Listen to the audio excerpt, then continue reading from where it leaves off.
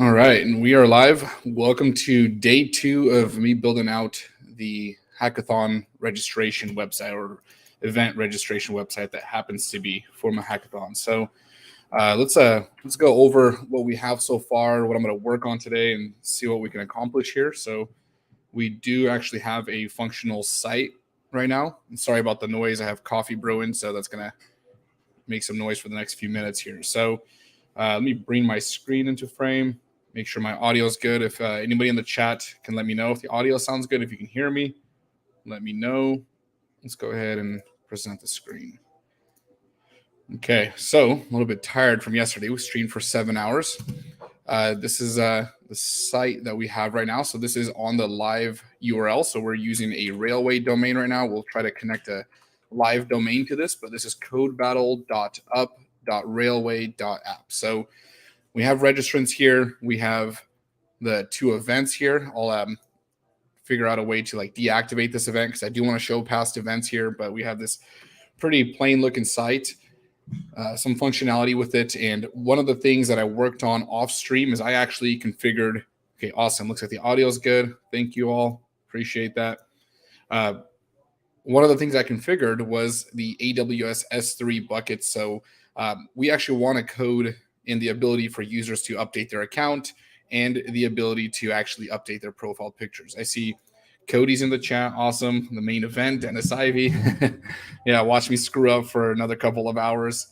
We actually got quite a bit done yesterday. Again, the visuals aren't that good, but the site is working. So if you look at this image right here, so I'm the only one with a profile picture. In fact, I'm going to have to zoom in. This is stored inside of an AWS S3 bucket. So I actually used a bucket that I already have for my personal website, and I'm just uploading images there, and then later on I'll just move them into a new bucket specifically for this. But if you look at that domain, which you probably can't see because it's so zoomed out, but that's on an AWS S3 bucket. So anybody can actually see that image, and that's publicly available. So that's probably one of the first things I'm going to do here. If we go over the priorities list here, we got pretty much everything we needed for the MVP, for at least having people, at least giving people the ability to register. I mean, if you look at the site right now, people are registering. We have 2 registrants for the October hackathon. Go ahead and register if you're trying to participate. Registration is officially open. We'll go ahead and post that in the chat. So that is the link to this website, and you can register. So people are testing things out. You can see the test account. Well, actually, it's off screen, but somewhere right there, you can see tests on the bottom left. And yeah, I mean, we have an MVP done. I mean, that's what an MVP is. It's usually a pretty crappy product, but yeah. So quick background, this is for the hackathon that I'm doing, for the one sponsored by Agora. So I was going to do the announcement today, but I'll probably hold that off till tomorrow just because I'm a little bit burnt out, and I figured I'd rather just work on this site for a little bit, and then we'll continue on with the actual event announcement. So those details are here anyway. So if you go to the actual hackathon page, you can go here. This will take you to my site, and here are all the details to what the challenges are, the prize money, and so on. All right, so let's go ahead and look at this list. So we got all this done, login, registration. We have our account set up. It's hosted. We have a Postgres database.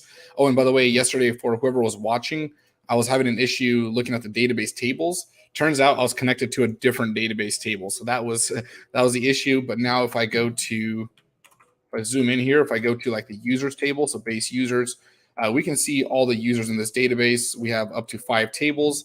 And on the site right now, we're only registering or rendering out about 20. In fact, what I'll probably do is quickly render out the complete total here. So for today, login and registration, the UX and error handling for that, we definitely need to take care of that. If you're trying to log in, you need to know why it's not working, if it's not working for some reason. And we want to make sure it just looks a little bit better. So this login page, I mean, that can work, but this looks terrible. So we want to fix that up. So we also want to make sure the user account is visible. We want to make sure that users can update a profile picture. Right now, I'm the only person that has a profile picture here. We want to fix that. And then password reset, we'll see if we'll get to that. Search and pagination for users, some styling, maybe a custom domain. So that's kind of what I'm looking at finishing up today. So before I get started, give me 1 second. I'm going to step out, grab my coffee, and we'll be back. It'll be about 30 seconds.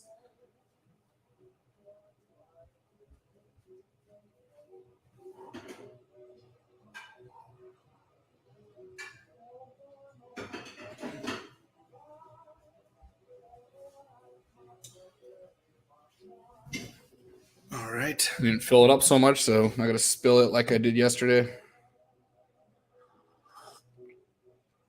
All right. So let's just see how many users we have, and then let's get to that login form. So let's just go back into the code. Again, this is a continuation, part 1. In fact, I probably link that up after the video. I'll make sure part 1 is linked up just to kind of give people context for whoever hasn't seen it.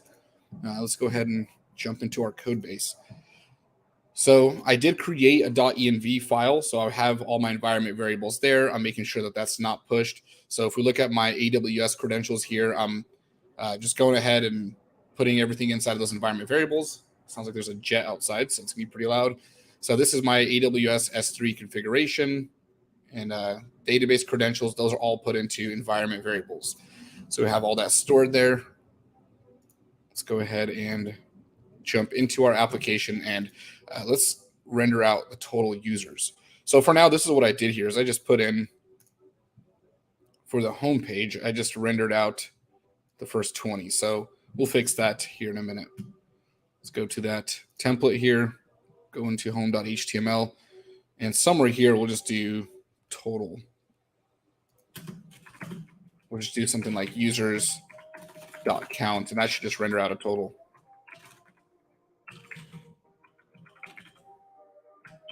Got some old school music playing. I don't know if y'all can hear that, but I really enjoy it.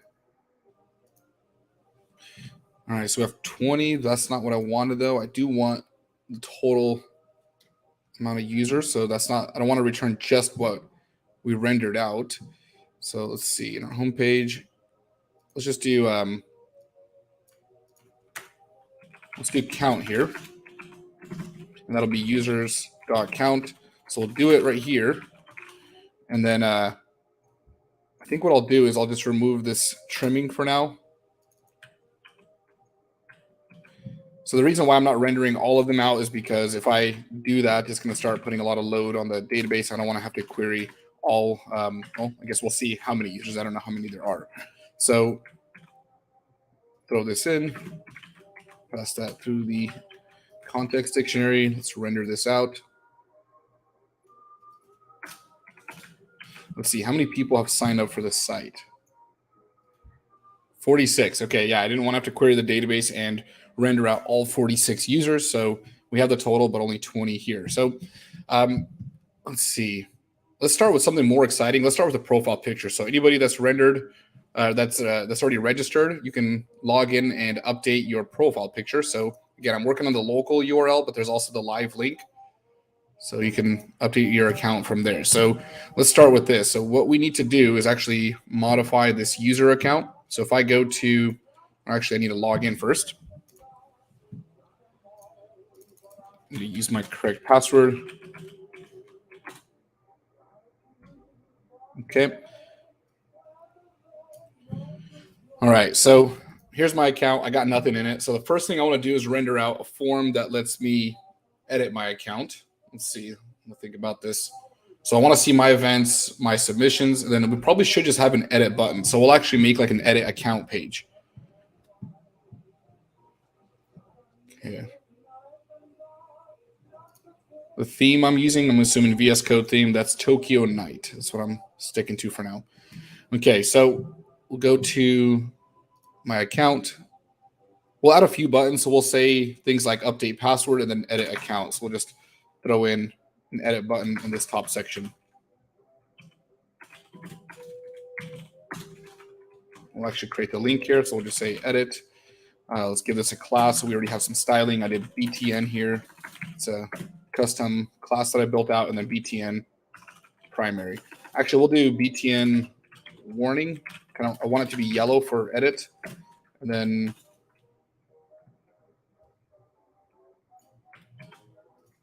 we'll do update password or reset password. And we'll also do like a password reset if you forget it. So like you actually get an email, change the password from there. So that's definitely important. So we'll just do that later though. We'll see if we can do that towards the end. So reset password. Check this out. Cool. So we have the two buttons. This will be our account. Real quick, let's just render out our events here. Looks like I haven't registered for any events. So what I'm going to do here is add in, I believe it's an empty tag. So empty just means that we don't have a query set. So we'll just do empty like that. I actually haven't used this in a while. So if we don't have any events, we'll just say something like, you haven't registered for any events.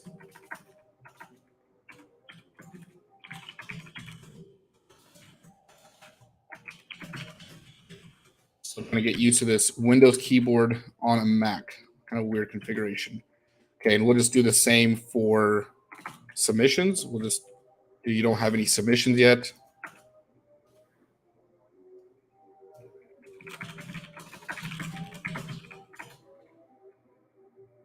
We'll just do, you haven't submitted any projects yet.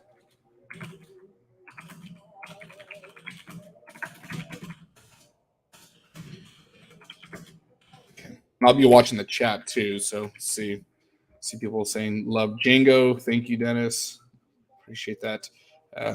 Can you gain all data using this? What do you mean by that? I'm not sure what you mean by that question. How to get the code? I'll provide the source code later. I just want to make sure I don't have any major flaws in here. Okay, so we have these alerts. You haven't registered for any events. Perfect. That's exactly what we wanted. We have Vrax.js. You were in the chat all day yesterday too. Good to see you. I'm assuming it's nighttime for everyone now. Now it's not morning. It's actually evening or noon for me. It's 12:45 p.m. right now.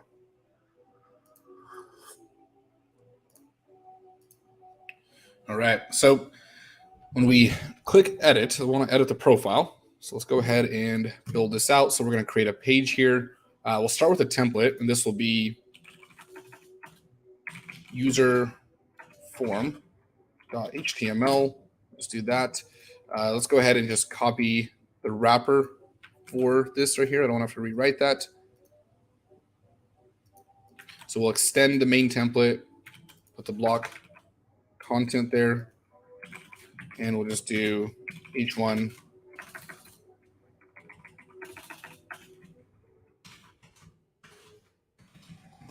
edit account. So we just want to be able to see it, and then we'll render out that form here. Okay, so we're editing the account.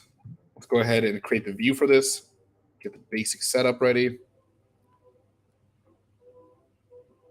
Let's see, I want to put this view next to my account somewhere.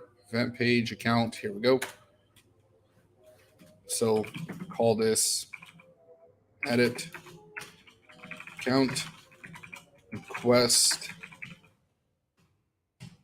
Someone's telling me to sleep. Oh, you're talking to someone here, 3:45 a.m. in Taiwan. I was gonna say I already got my sleep, not too much, but decently rested up.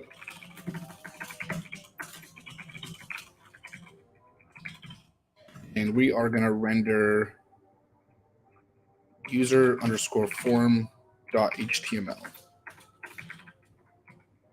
Pass in the context dictionary. Okay. Let's get that URL here. It'd be kind of cool if you can like make a view and just like pre-fill a lot of this data. It's really annoying to create that URL. Maybe allow you just to customize it, but it'd be nice to be able to click just like enter, confirm, unless you want to modify something. Okay, let's see. We're going to do edit underscore, what do I call the view? Just edit account. Now, I don't think I need a ID here. We'll just do edit account because we're just going to get the currently logged in user. So there's no reason to modify this unless we need like the admin to modify it. I don't know if we want to. For now, we'll leave it like that. We'll just throw in an ID later because I do want the admin to have the ability maybe to reset a password, change some kind of settings. Okay, we'll just do edit account. Actually, I don't like underscores. That doesn't look good.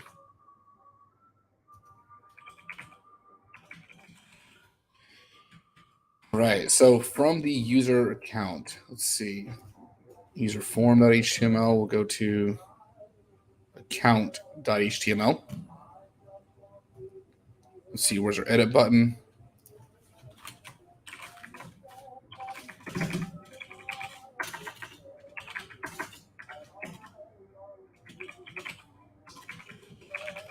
Okay, so this will take you to that page and we'll render some data now. So refresh it, we'll click edit. Here we go. We have our account page. And what we need to do here is we're going to start with a model form. So we'll look at the model first, see what we need to do here and what we want to allow a user to modify. So we have our user account. By default, a user should be able to change their name, email, username, bio, not hackathon participants, their avatar. Yeah, I think those are the main things. We'll see if there's any other settings, but let's go ahead and create model representation or form representation of this model. So we already have the user model here. So let's do class user form. We've got a model form. Oh, wow, got a donation. Wow, I really appreciate that. Generic binary. I wish I'd be able to call you by your name, make it more personal, but appreciate that. 1050 in Kenya, 134 in Nepal. Use edit account or account edit. Yeah, well, let's see. I guess I could do that. Yeah, we'll maybe update that URL later.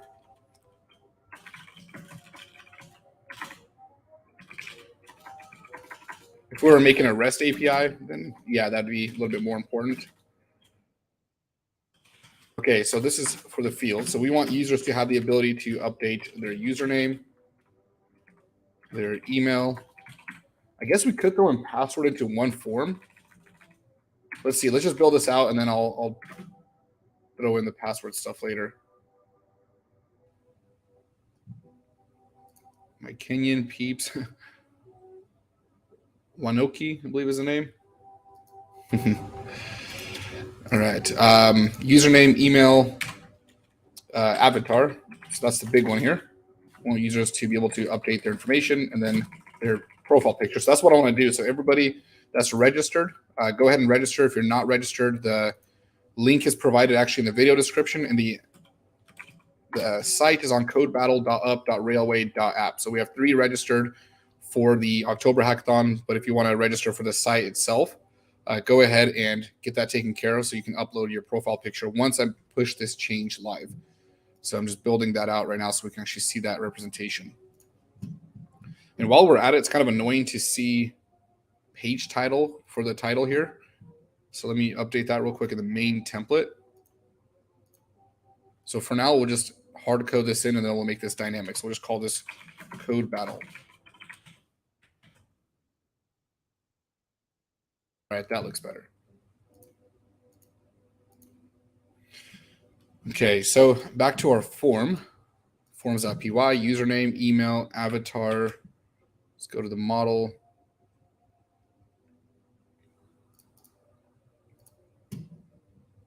Bio, that's right. We also want that too.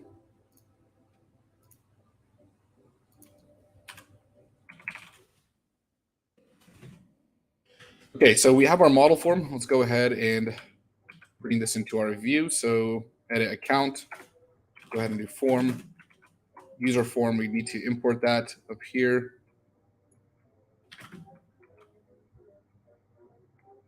So user form, I'm going to go ahead and pass that into the context dictionary. And let's just render this out real quick. So close out account.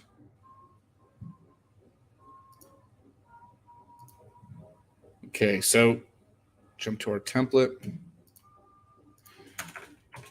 Let's go ahead and create a wrapper around it. Give it a class of section. We'll give it some styling.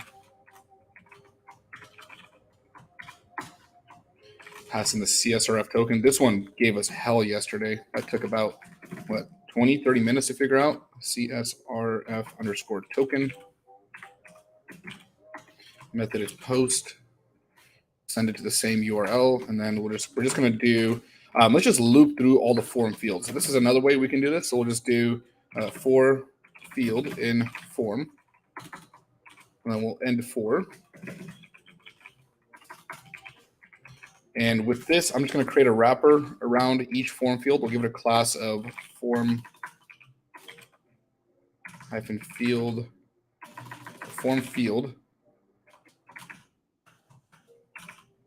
wrapper. So we'll call it like that. And then in here, we'll first set the label. So if we do this, we have to manually grab each attribute here. So we'll just start with field.label, and then we can just do field for the next one. And that's going to give us the entire input value based on what it looks like in the model form. And then we also want a submit button. So let's go ahead and throw that in. CSRF underscore token. Somebody's asking about it. I'm not sure what the question is. Okay. Are you asking what it is? Okay. All right, we'll get the input. We'll do type of submit. And then let's see. Value, we'll just do update. Update account for the text. Type form wrapper. Oh, I did. Oh, I meant to do form field wrapper. Good call. Appreciate that.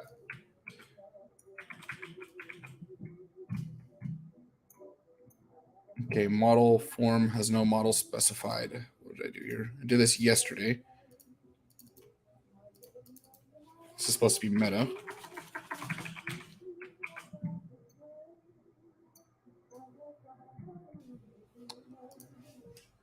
It looks like somebody was calling out the error. CSRF underscore token. Let's see, did you forget to register?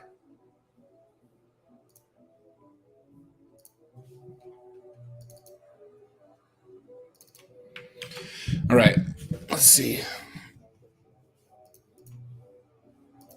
Oh, that's what you were doing. Okay, see, I didn't catch that. I appreciate you calling that out because I knew where to look right away. Then CSRF like that. So I just spelt it wrong. All right, there we go. All right, so we have our form. We'll make sure it looks better later. Okay, yeah, I'm seeing that in the chat now.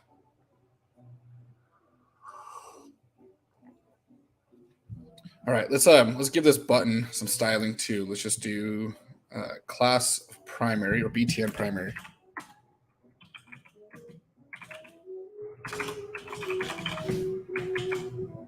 Will be the modifier on that. Okay, and I definitely want to have no border on that. So let's go back to our CSS and fix that. Let's see. So let me figure out where I was working yesterday. So it's all in static. Okay. So the button here, we definitely don't want a border, so we'll do border none for now.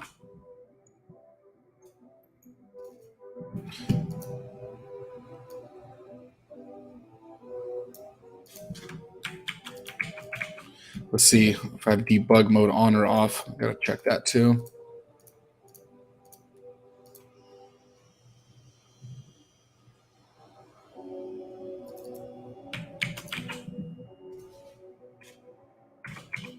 Okay, there we go. So that looks better. Okay, so right now, if I edit my account, so I want to pre-fill this data. I want to see what I currently have in there. So we're just gonna have to get the current user. So inside of edit account, we'll just do user. Actually, we can just do instance right here. So instance is equal to request.user. We'll get that user, so we should be able to see that information here. Okay, so this is my information. I see Dennis.jpg. Cool. So when we submit this, we're gonna have to do a few things that are a little bit different because we're sending an image file. I'm actually gonna pull up some source code that I've worked on before, but from one of my old courses. But I believe it's let's see, we have to send content type, I believe. So it's content, maybe. It's like multi-part form data. Let me check this out. Give me a second. Let's go to my my Django 2021 course and see what I did here. So we'll go to my profile.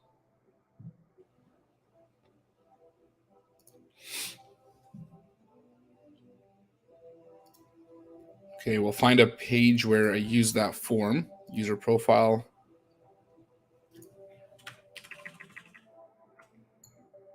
Let's see, somewhere here in the form field. No, that wasn't even a page where I have that. You know, I'm just going to do a Google search. So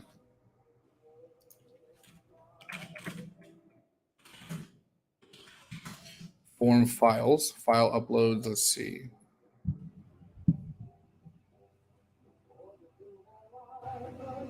So in the template, it's not showing me any template code. Guess I'll have to go back here and find it.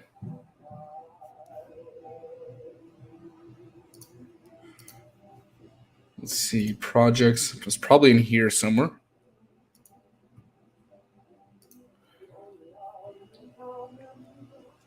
Ink type, that's what it was. So let's just copy this right here. So this basically tells the form that, hey, we're going to submit some files. So go ahead and process this. We need this if we're submitting a file field. And one of our fields is an image field. So ink type, that's what it was. Ink type is multi-part form data. So on the back end, though, we submit this. We actually have to process this. So let's go ahead and check this. We'll just do if request.method is equal to post.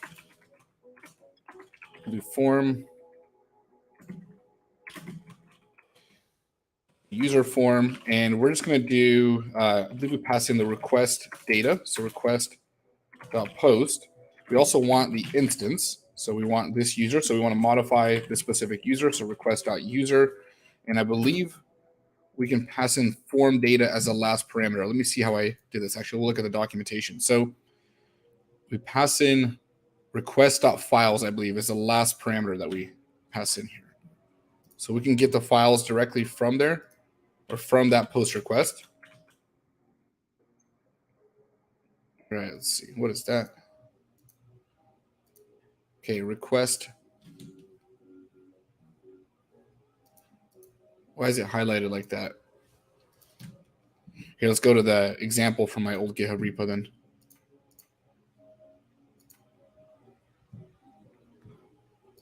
We just bought the course on Udemy. Awesome. I hope you enjoy it. It's got a lot of good feedback from that. So I hope you learned a bunch.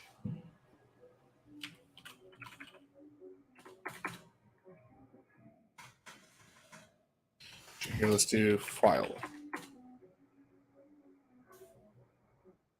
So request.files. So I just submit that with the form itself.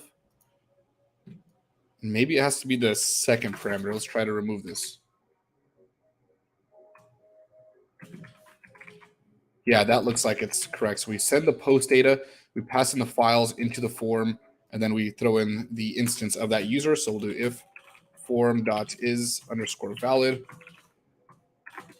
form.save, and we'll just return the user back to their page. So we'll do return redirect, and then we'll send the user to the account page.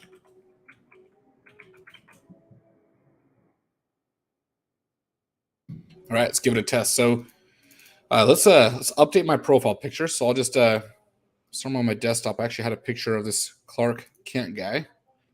My coworker looks like Clark Kent, so I was trolling him, and that's why I have that picture. Okay, so update request object has no user. Let's see.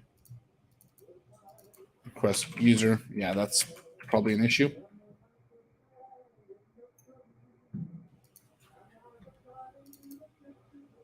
Oh, so it uploaded. So right here we see Dennis Ivy, and if you look at that, that is now my account picture. So what I'm going to do here is oh, and it should be on an AWS S3 bucket. So the way I have it configured, this image should be hosted remotely. So we'll just open up the image. Yep, that's on an AWS S3 bucket. You probably can't see that URL, but yeah, let me try to zoom in. Actually, maybe I can zoom in. No, yeah, so it's up there somewhere. Let's do that. There we go. So that's the URL for it. Oh, you probably can't see any of that. Okay. All right, so let's go ahead and change that back. I'm going to change my profile picture back to my original image. So we'll go to my account. We'll edit it from here. We'll do edit. Let's actually get my. In fact, let me just do this. I'm going to use my Twitter profile picture. We'll take this image, save this on my desktop, and then we'll use this. And we're about to push this live so everyone can update it. And at some point, what I'm probably going to do is I'll crop the images as I save them, just because if somebody submits a massive image, that's a lot for me to store. It's really going to slow down our website. So we want to be able to process that image and basically make sure it's a smaller file as opposed to being something like 5,000 by 5,000 image or something like that. Okay, so we got that taken care of. Let's go ahead and make this push. And I still haven't figured out how to run collect static or add in build commands with Railway. So I'm just going to run collect static right now. And then we'll make the push. So Python manage py collect static. I want to make sure that all my changes are being reflected. Okay, let's see. Status. I have automatic deploys on. We'll just do user edit form.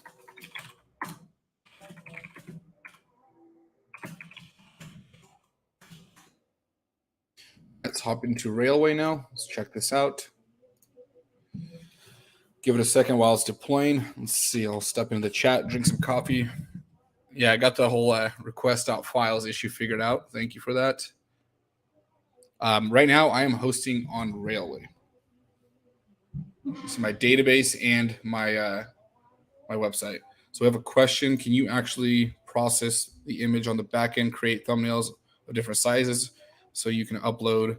Yeah, you can. I'll have to look that up right now. Let's see. Robert, you can use Pillow. So I already have the Pillow library installed, and I think you're correct. I think I can actually look that up. So we'll just do Python Pillow package.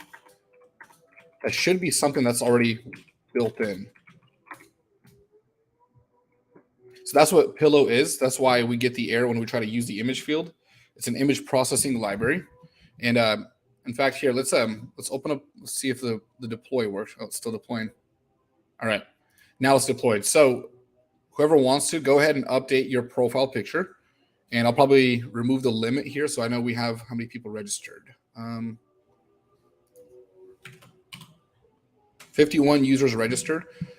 So if you update your profile picture, you should be able to see your results. So what I'm going to have to do is actually make sure that all images are, or all profiles are represented, or I'll add in some pagination here because we're only showing 20. So if you're any one of these 20 people, go ahead and update that picture, or I guess you can test it yourself and see. So we'll update. In fact, here, let's do this. Before we look into the Pillow thing, let's go into a profile and let's actually render out your picture. So you can go to your own account and see a picture. So that way you can test it. So in our account, let's go ahead and throw in like our picture at the top above my account. So we'll go to, let's see, models, forms. You know what? Let's just try rendering all of them out.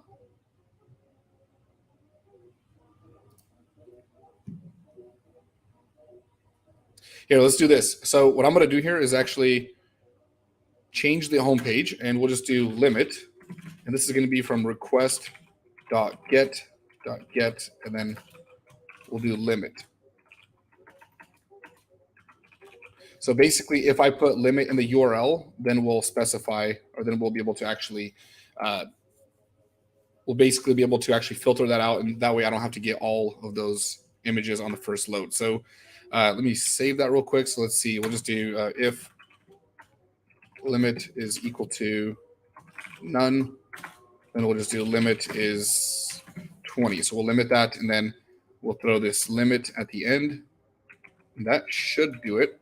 So let's check this out. We'll go to, I probably should make sure my server's on. Okay, so let's do limit is 100. Let's start with that. Not supported. Maybe I should wrap this in an integer.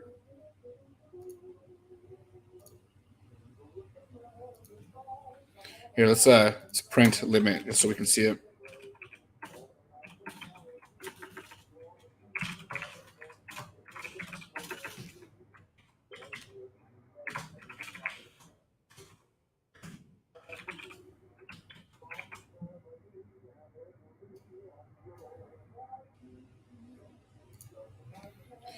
See, is it even coming through? Yeah, it is. So we'll just do int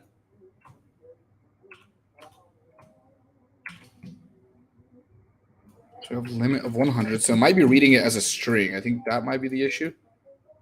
Okay. So here we go. Now we should see all 100. Oh, awesome. Okay. So we see Sujoy updated his profile picture. Or looks like somebody updated their profile picture. So the bottom left, let me just go ahead and show you that. So we have Sujay uploaded, Don uploaded their profile picture. Awesome. And so far it's just me. So we'll go to the account page right now. We'll change that. So you all can't see this unless you put in limit, but I haven't made that push yet. So we'll add this to the account page and then you can see your own profile picture be updated. So let's do this. We'll go to account. Let's fix this real quick and then we'll move on. I want to make sure it works without limit too, actually. So let's go to the home page. Okay. INT argument must be a string, not a none type. Okay. So we'll do INT or 20 like that. I think that should fix the issue. No?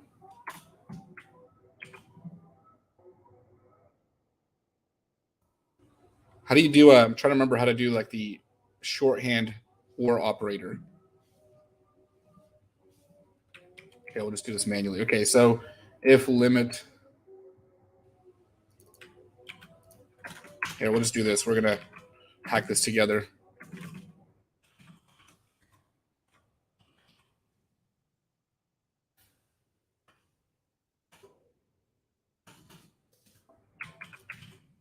And that should do it. Okay, let's throw on limit is equal to 2. Let's try that. Okay, it's all working. Perfect. Oh, I see some more updates.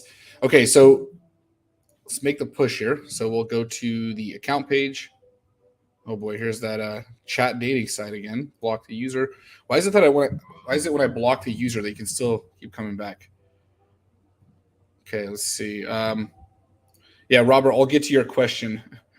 I'll get to that in a second because I do want to do that right now because if people are uploading too big of an image, that could be an issue for me. So it'll really slow down the site. It's pretty risky. So somewhere here in the account page, keep just losing my train of thought here.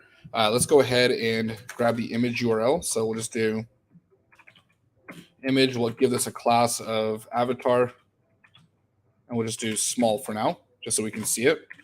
And the source will be, oh, what did I click? So source is going to be user.avatar. Actually, I'll just wrap that in quotes here. User.avatar.url. So we need that URL. And there's going to be a hack to fix that together too, because there's going to be some errors if somebody doesn't have it. Okay, so perfect. So we have that. For some reason, the styling isn't working though. So let's do avatar, and then we'll do LG for large. And let's check the CSS out. User avatar SM.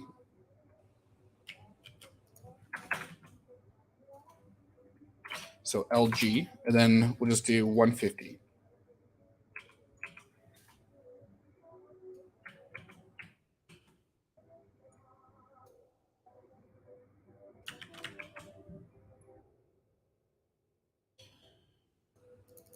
Okay. There we go. Okay, so I'm going to push this change so everyone can see that. We'll just have to run collect static one more time until I figure out how to go around that.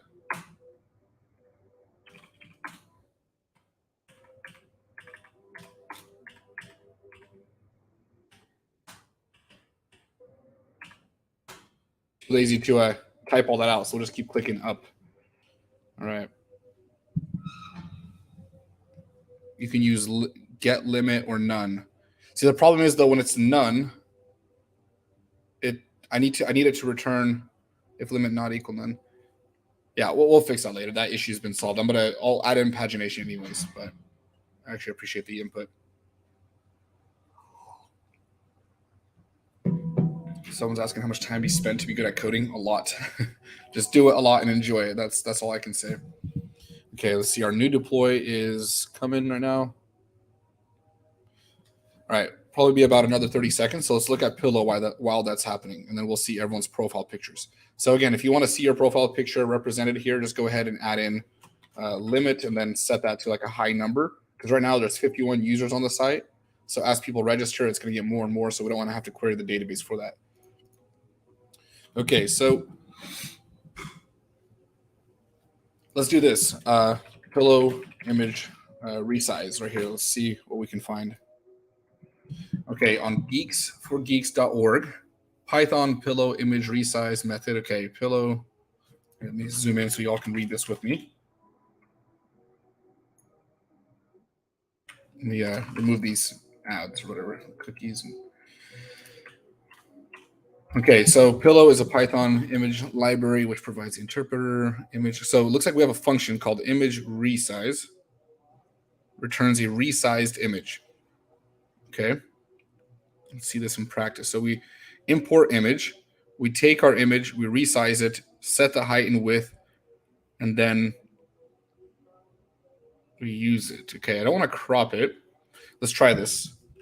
Let's see. So back here, I need to grab this image first. So let's try just resizing a current image. I'll just make my current image really small. We'll start with that. Oh, and here, that push should have been made. So if you resize it or refresh it, you should be able to go to your account now after you log in.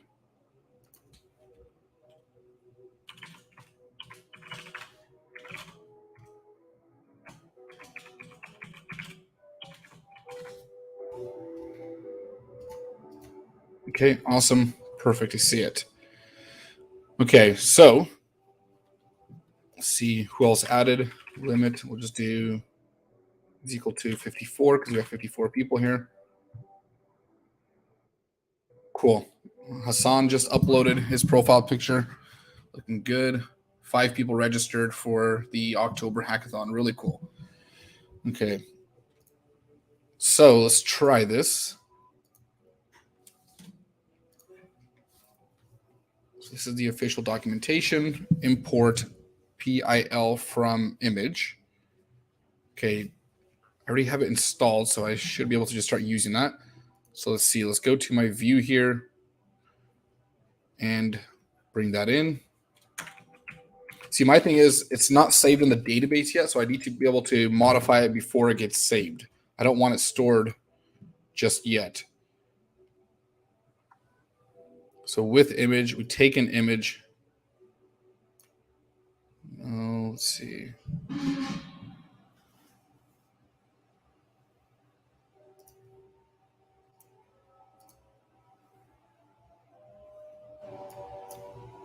Okay, image open, image show, resize.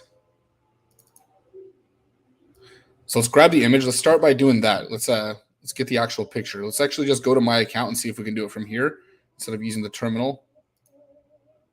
And we'll see if we can just render this out. So somewhere in my account page, let's go to image here.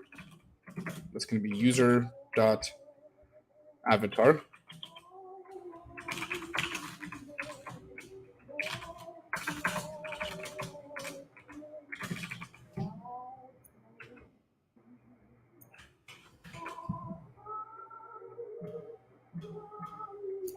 Just open up the page and that'll trigger it.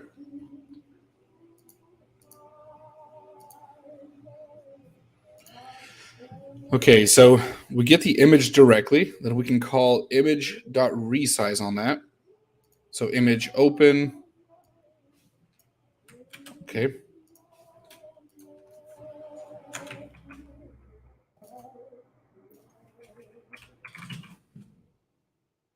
It's going to be image open. We'll use the user.avatar, pass that in. And what do we do with that? Okay, so we do image.show. First, I want to print this out, actually.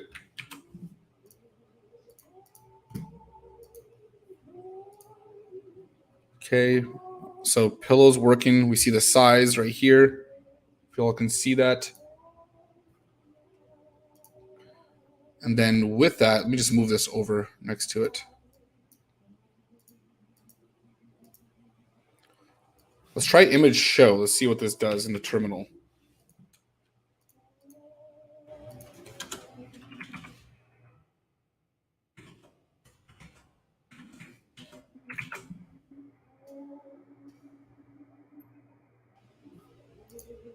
I feel like it's going to break something.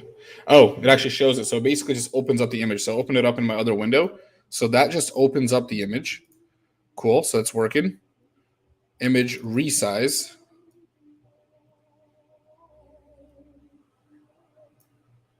Here, this should shrink it. We're just going to use this and see what happens. So image resize, and then we're basically saying take the current image size. Go ahead and let's see, multiply it by 0.5. So we're shrinking it by half, basically, it looks like. Okay, let's try it. It broke something. Let's see.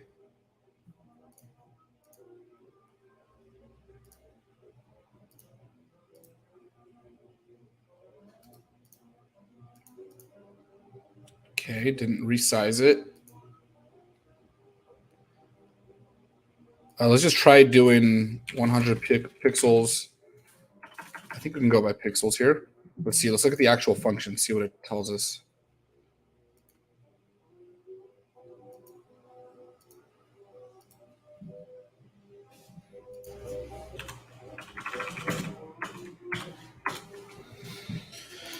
All right. Image resize. New size. Okay, so we just throw in dimensions like that. So you don't go by pixels. It looks like it's already set. Let's try doing 10 and 10. We'll just make this image really small. Do I have to save it when I do that? So image dot resize image show. Okay, let's just call image show right after and see what happens.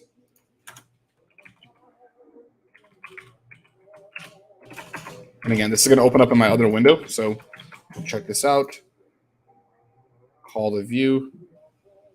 Let's see, unknown sampling, resampling filter 10, use image nearest one binary. Okay. Am I supposed to throw in pixels there, maybe?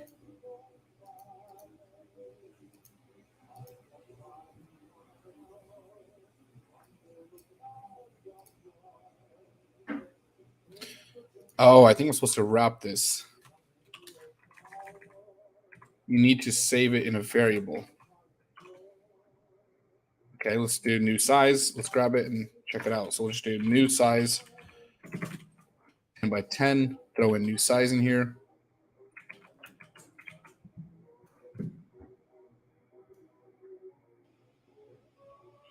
It looks like it's the same size. That's not 10 by 10.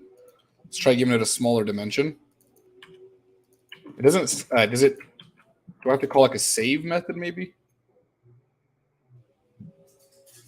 Oh, getting the same image.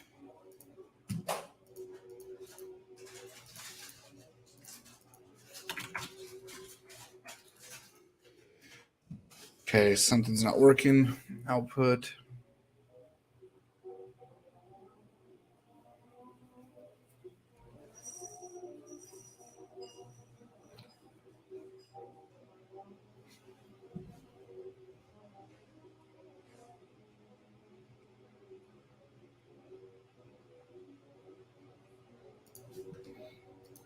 I mean, let's try it. I don't see a save method, but I'll just look at the official documentation in a second. So we'll call save. I didn't see that. Let's try it.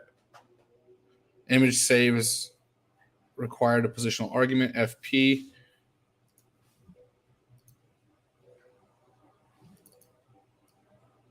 All right, let's look at the documentation. Go to Pillow. Maybe I can. Yeah, so none of these are showing how to save it.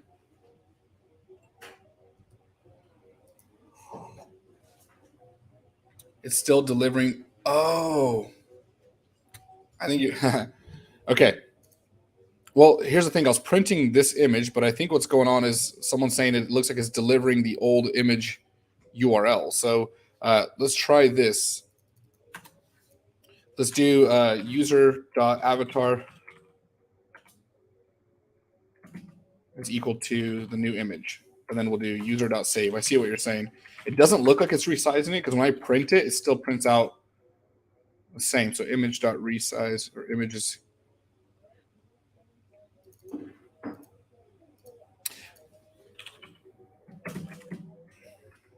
I see what you're saying. Okay. All right.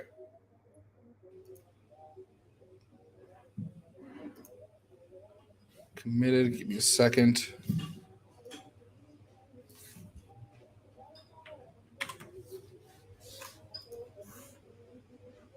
Let's do 10 pixels by 10 pixels. Let's try this one more time. Oh, it's working. Look at this. So we have the new image and it's really tiny. Pretty much can't see that. It's all blurry. So perfect. Awesome. Good job. Good call, whoever told me to do that. So first of all, I needed to set the new variable. So I never updated it. So I can remove show. And then I think I could just do user.avatar is equal to the new image. So we'll try this. If this works, then what we need to do is figure out how to grab that image file from, let's see. We need to be able to grab that file from the form. That's what I was trying to say. Okay.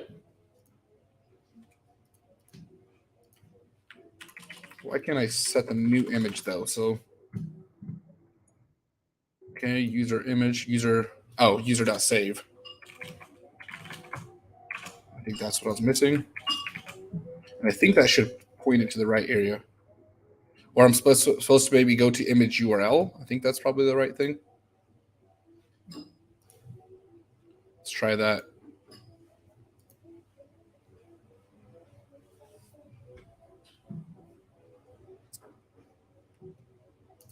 Okay, so let's do this. I think I have what I need here, and I don't need to do it right here. So we'll comment all this out, and we'll just go ahead and bring this part in right here.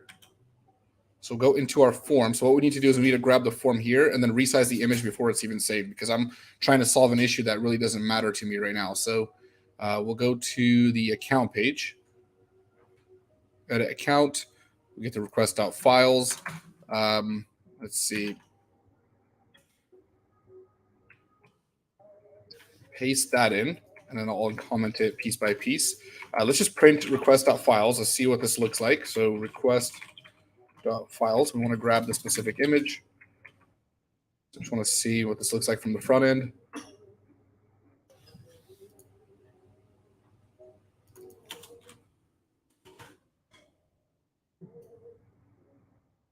You have to go to my account. Image is not defined. Let me just remove this error, not the error, but the variable.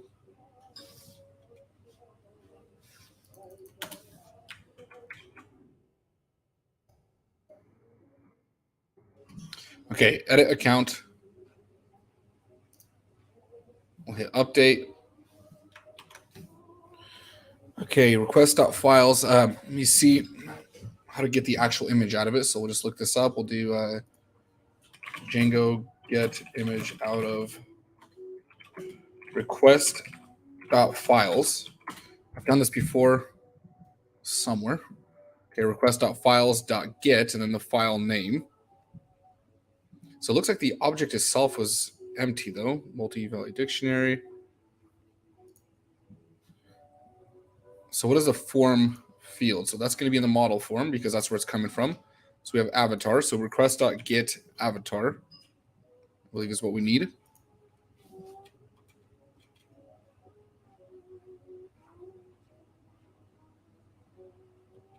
Edit account.get.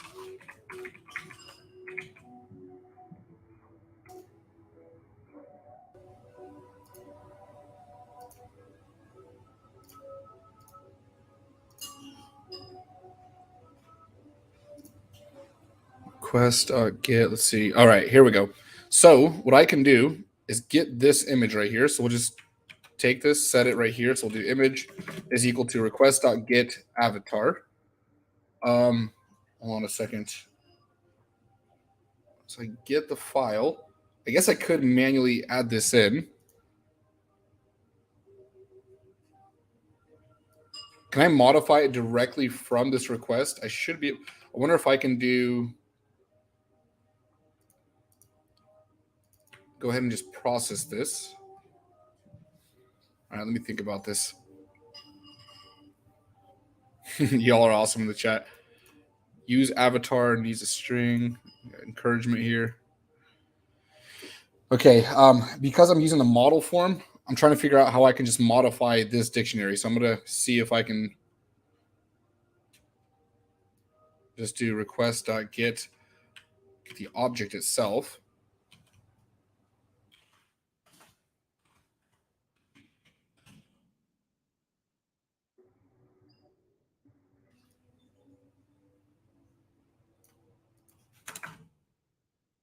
Okay, let's do this. We'll grab the image. We'll get image file. We'll open it. Then we can do new size. Set that. We'll call image.resize.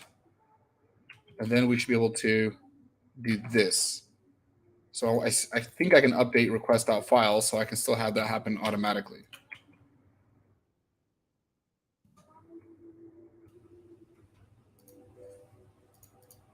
Oops.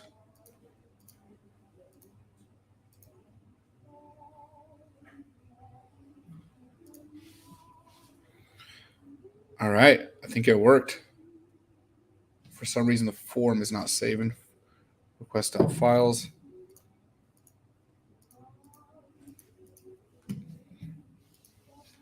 Something froze here. Broken pipe.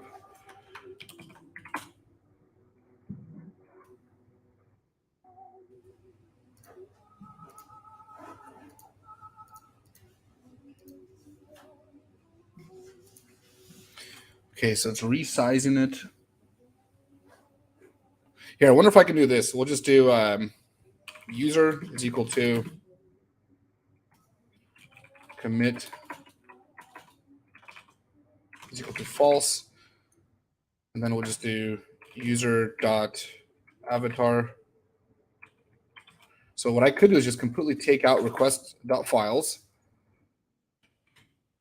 and then manually just update it. So user.avatar is equal to the image.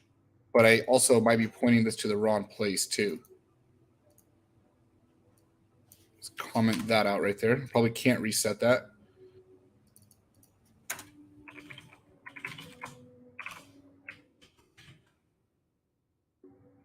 Maybe pre-save receiver signal. Yeah, let's try that in a second.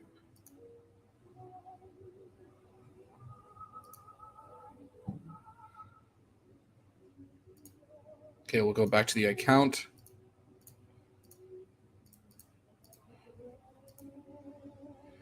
Okay. Let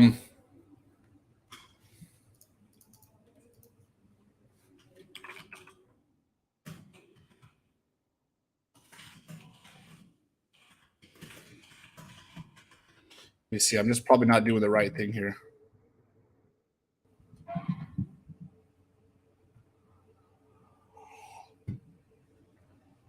So image field path.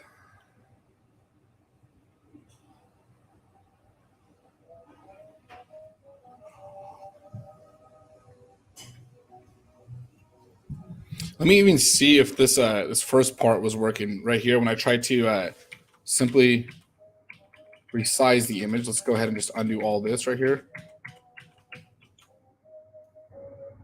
Like, is it possible to resize it and set it? We can probably start here. Let's just take all this out right here. Let's ignore it and see if the error is happening here.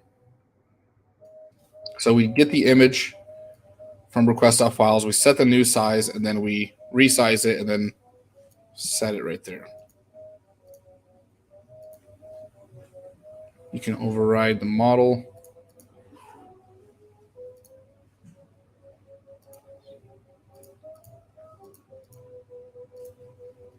Okay, so let's see. Let's read it.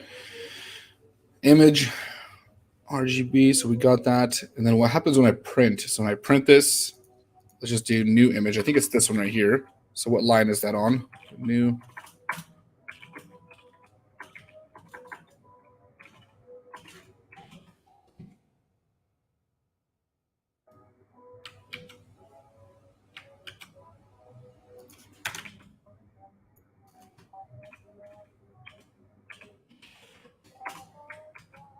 Get the original here.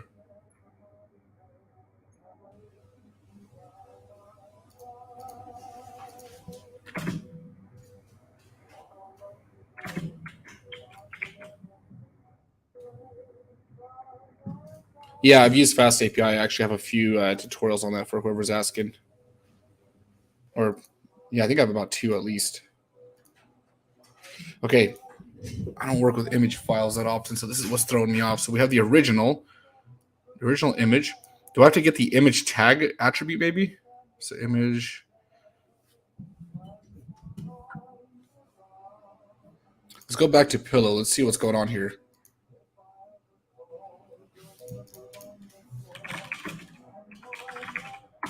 Because it looks like I get the image in one, and then I get this object right here. So I need to find the actual image attribute for that.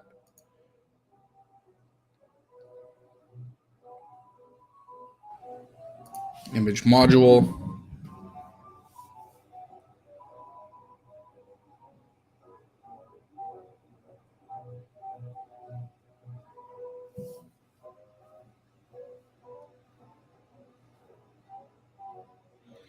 Okay, Django or pillow image file.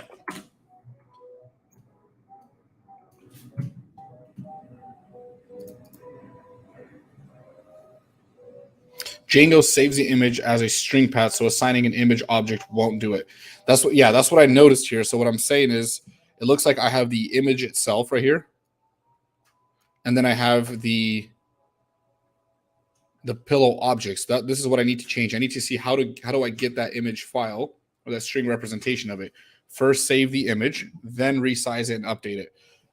The problem with that though is that I'm still uploading a massive file. So let's do this.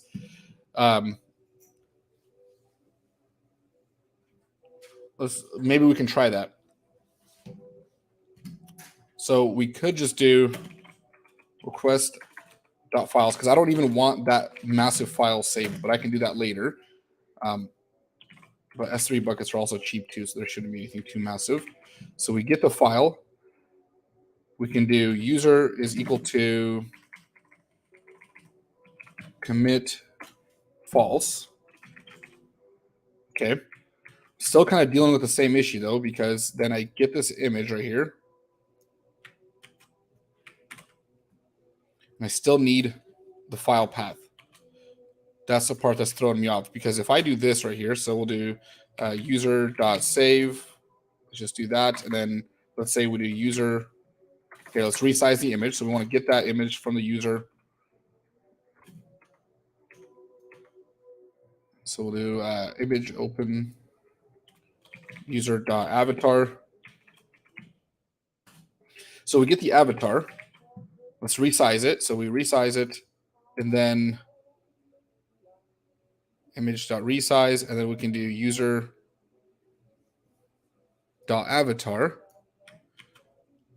And the problem is here is, let's print out just the image, because I still think that's still going to be the image object. Django resize import resize image field. You can do it in the model. I'll look at that in a second. So let's just try image.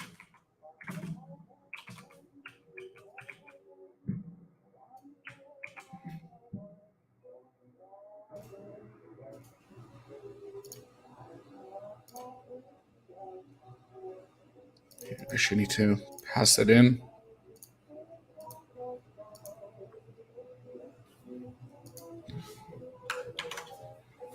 Yeah, I'm still getting that object. I need the string representation of that before I can do anything. So it really doesn't solve the issue. So I'm probably still going to use this method after I figure this out. So I need to figure out, how do I get all the attributes of an object? Let me just look that up in Python. So Python object attributes, or maybe even turn it into a dictionary. It was dot value, dir.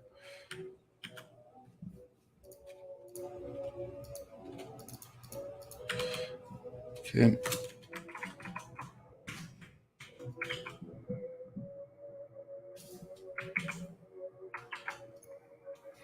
All right, let's give this a shot.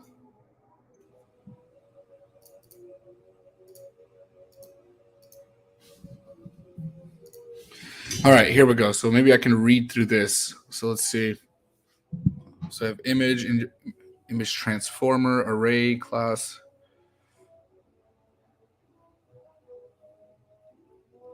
Size, split, thumbnail.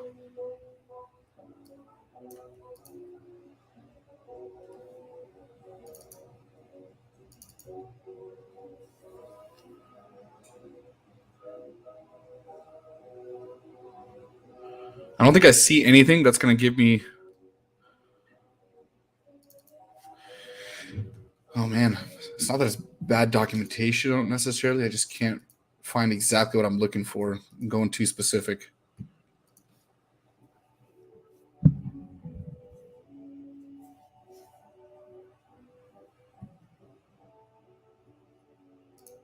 I'm trying to crop an image. Someone's just joining here, saying what's happening. Just joined. Okay, post image resized, image field. Really? That works? Okay, hold on. Let's give this a shot. This might be even better. You might be onto something. Let's try this. So we'll go into our models. I did not know that. Okay. Resized image field. Resize image field. And then I would specify size. Let's just make it small. Make something noticeable to 10. 10 by 10. Let's try that. Upload to, okay, so we have that. That's already set up. Link, no. Okay, cool. Let's try this. Let's try to rerun these migrations. Hopefully we don't get any. Oh, did I do that in the right place? Okay, yeah, I did. Okay, so I'm going to have to remigrate that because it looks like I have a new field now.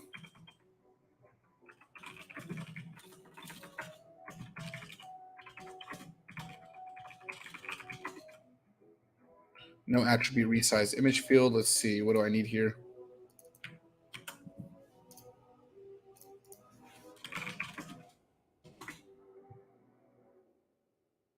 Django resized.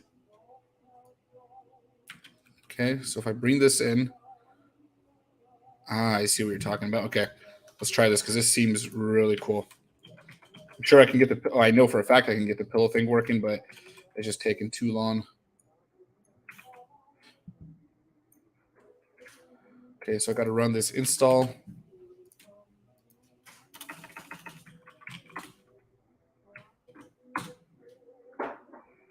Okay, then I import it. So that's optional configuration. Django resized. Let's bring that in to our models. Really appreciate that suggestion. That is really cool. If it works. So we'll see. Okay. And then when I use it, I don't need to do models, right? I can just throw in, resized image field. So this isn't for models anymore. I've done this with JavaScript before on the front end, and that's usually where I'd like to handle it, just so it doesn't even have to hit the back end. But if this works, then great.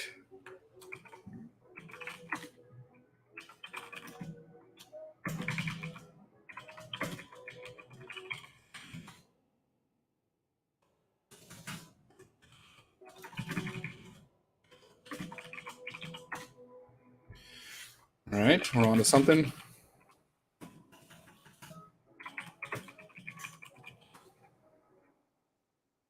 Let's check it out. Edit account. Let's go ahead and throw in a new image. Nice. Resize import. Okay, yeah. Perfect. So you see that blurry picture? That is awesome. Now I can actually specify a size. So let's just make every image like, I don't know. Let's see. The image probably shouldn't be more than 400 pixels maybe. Like look at this one. So we have one submitted. Let's open this up. That learning on the go. So this right here, this is a little bit big. So this image doesn't give me the size. Is there a way to inspect it and see the size here? I forgot how to. Either way, it's a really big image. I don't want a picture being this big. So what I'm going to do here is go ahead and modify this field. And I don't think I need to rerun the migrations when I do this. But we're going to go ahead and set this to 300. So again, the issue for anybody that doesn't understand is when I'm uploading these images to my S3 buckets, that's where I'm hosting these images. It's going to be a lot to host such massive files in there if people are using it. I can't really control what they're uploading. So I crop the image before, and that way my website loads faster. I don't really face any errors with that. I don't put a load on my site. So I'm able to make sure all these images are rendered and cropped. So let's go ahead and redo this. So if I save that, and then I'm going to go ahead and push this live. So that way anybody that's uploading an image has a cropped image. Let's go ahead and update it. Awesome. And then this one shouldn't be more than 400. So if we look at this picture, let's actually go ahead and save this real quick. I'm going to use this as my own profile picture. And then we're just going to go ahead and upload it.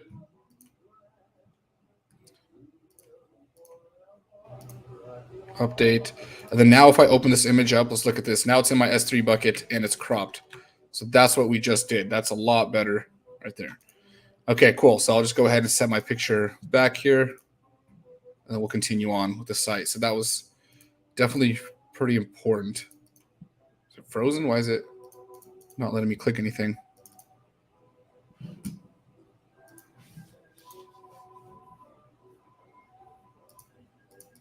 Won't let me like select anything.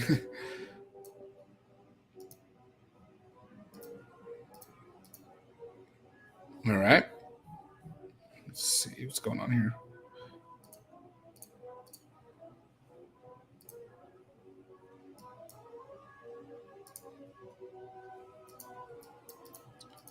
Freaking Macs. Okay.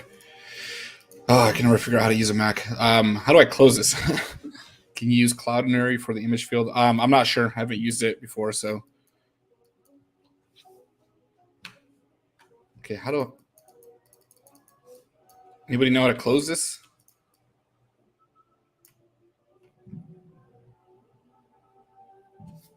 Okay, give me a second. I need to figure out how to close this window. Yeah, it just like froze up. Again, this is why I don't use Macs.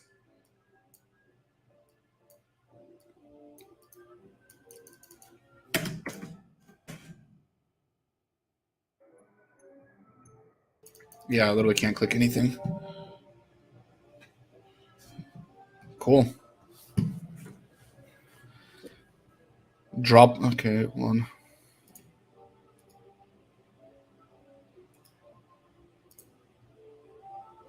All right, give me a second. I'm about to close all of them out right now, and then I'll join.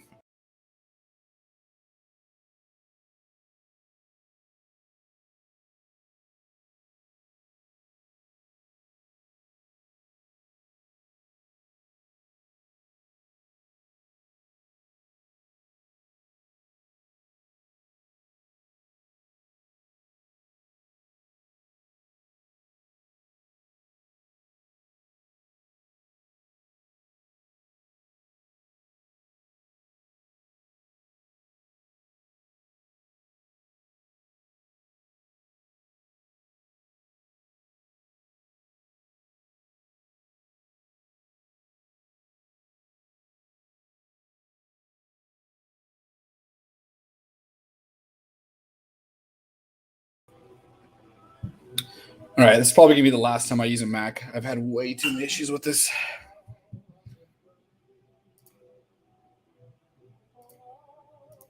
I had to close everything out just to reset it. Okay, so we got the image stuff taken care of. Let's go ahead and make this push now. Let's make sure everyone's images are being processed.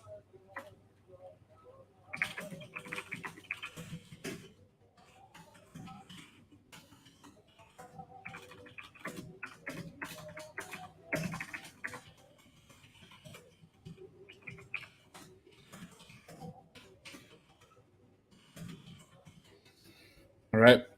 Made the push. Command Q on Windows, maybe.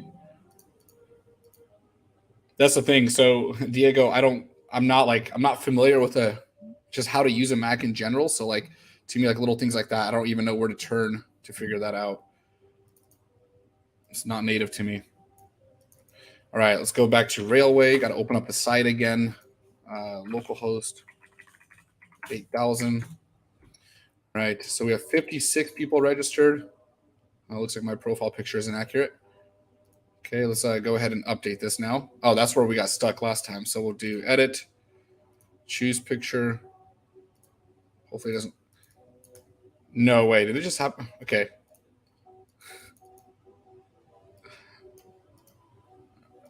All right, there we go. It worked.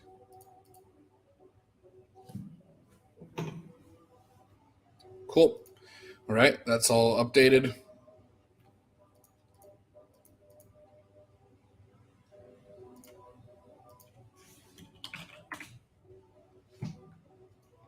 In my dashboard, see what's going on.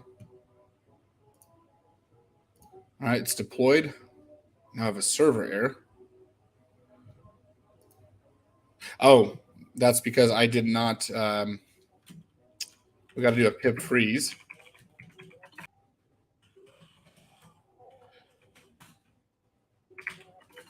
I added a new library and I didn't add it into requirements.txt. That probably is the issue.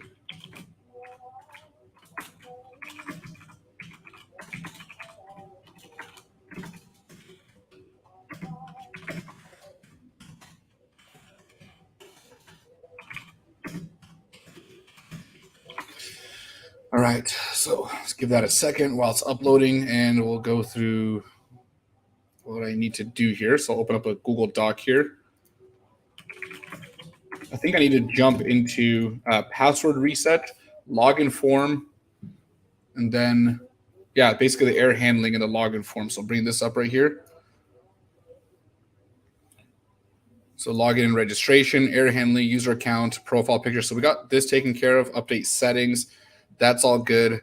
Let's finish up the user account here. I want to allow the user to reset their password and then maybe render out a few different things here on the account page and a profile page too. I want to get some details going here. Okay, still building. Let's try this. Let's do limit and we'll do 56 for this. Cool. We got, actually, no, we don't have any more profile pictures.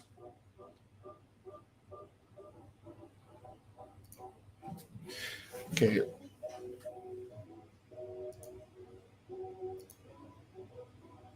Still got the error.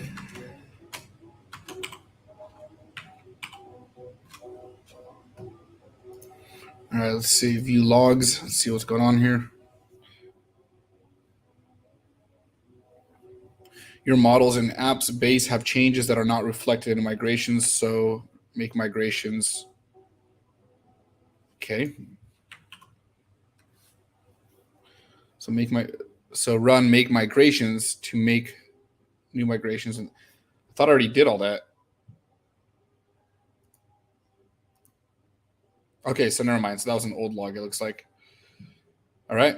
And we have 7 people registered for the October hackathon. Awesome, awesome, cool. All right. And images are being processed now. Okay, so let's go back to the account page. Let's take care of some stuff here. Close this out. So first of all, when we go to a user account, we'll render their bio and information about them.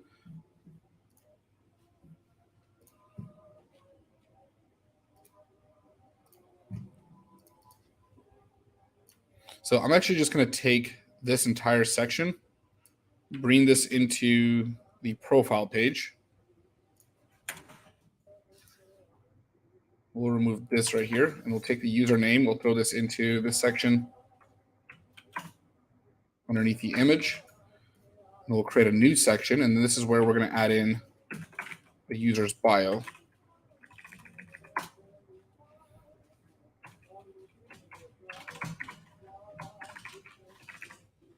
user.bio.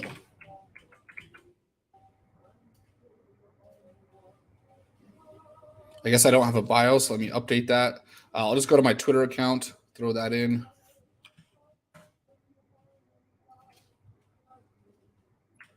We'll grab all this.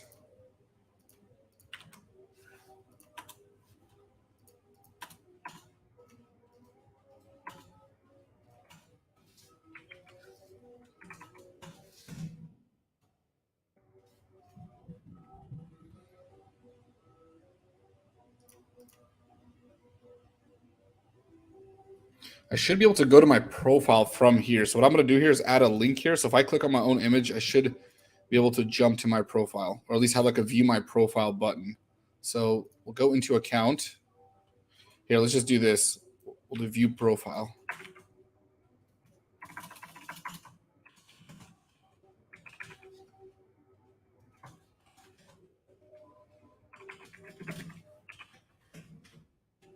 Profile, and then we'll just take the request or the user.id.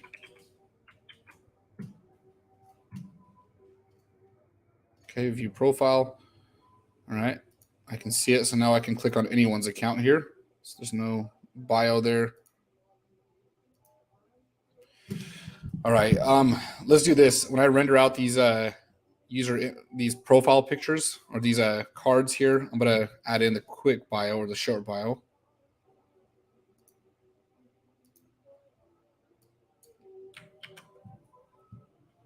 So we'll go to the home page.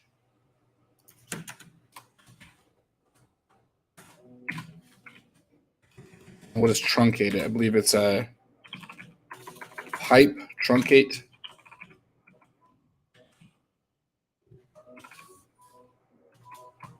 Like that, I think.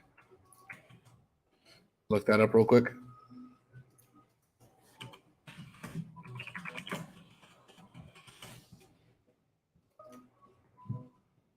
Truncate chars like that. Okay.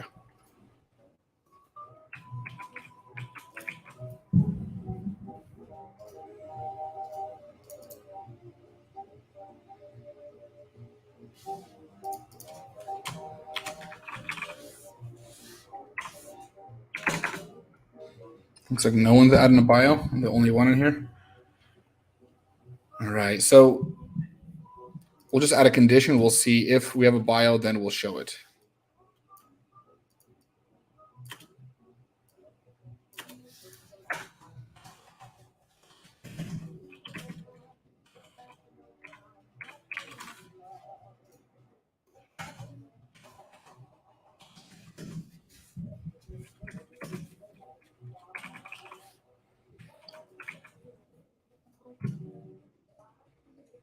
Okay, there we go. That looks a little bit better. Let's just grab this. Let's throw this into the event page. Someone's saying I got blazingly fast internet. I think it's pretty fast, I guess. Check my internet speed in a second here. Okay, we'll go to the event page.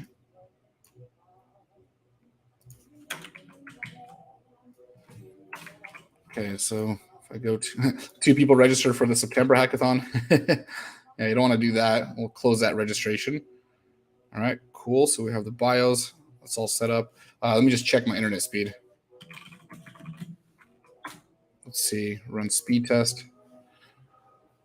250, 60 megabytes per second. This is download.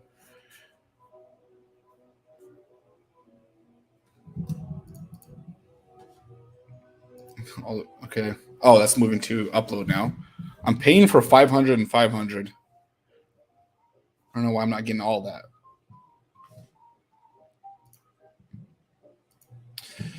Okay, so back to my account. We have the edit account, reset password. I'm trying to think. Should I put password reset here? No, I think that should be its own page. Let's just create a template for that because we don't want to pre-fill the password information. So we'll just do account. Let's just do password like that. Password.html.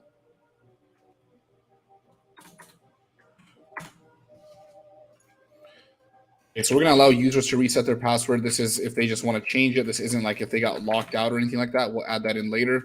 So the end block. Let's add in some title for now. Reset.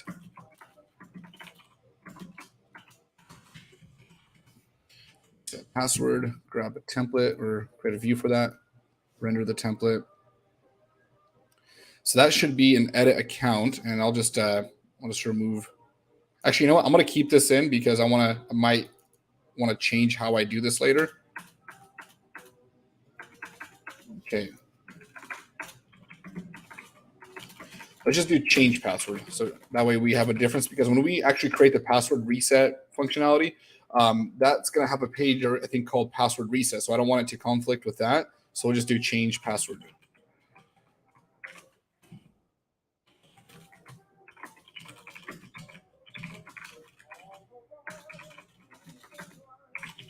Request and change.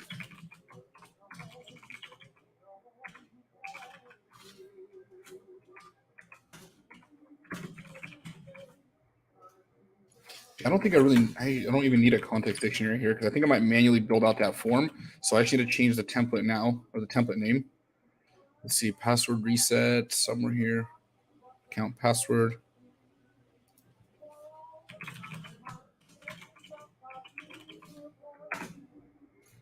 Change password. I'll go to the URLs now.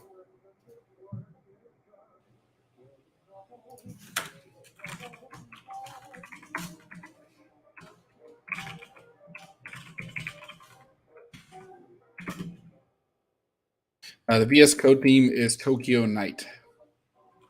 I'm actually kind of bored of this one, though. Let's change it real quick. There's another one that I really liked.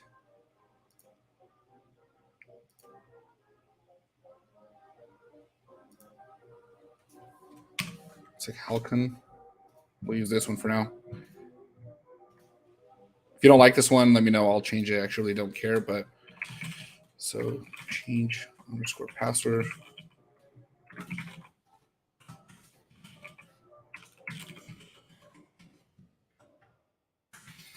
What do you guys think about my music? Let me turn it up.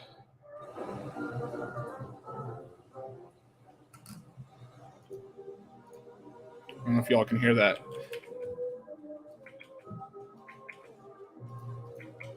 Change password.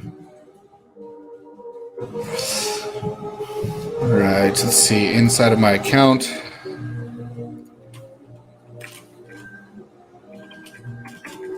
The new one's beautiful, or the old one?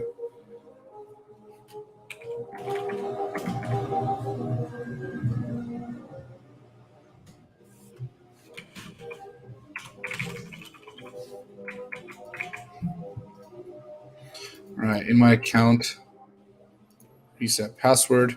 All right, let's build a form. So in here, we only want the password itself.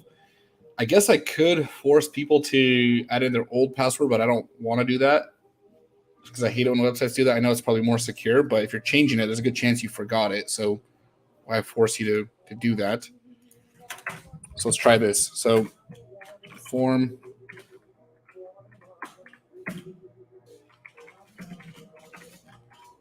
Method is going to be post.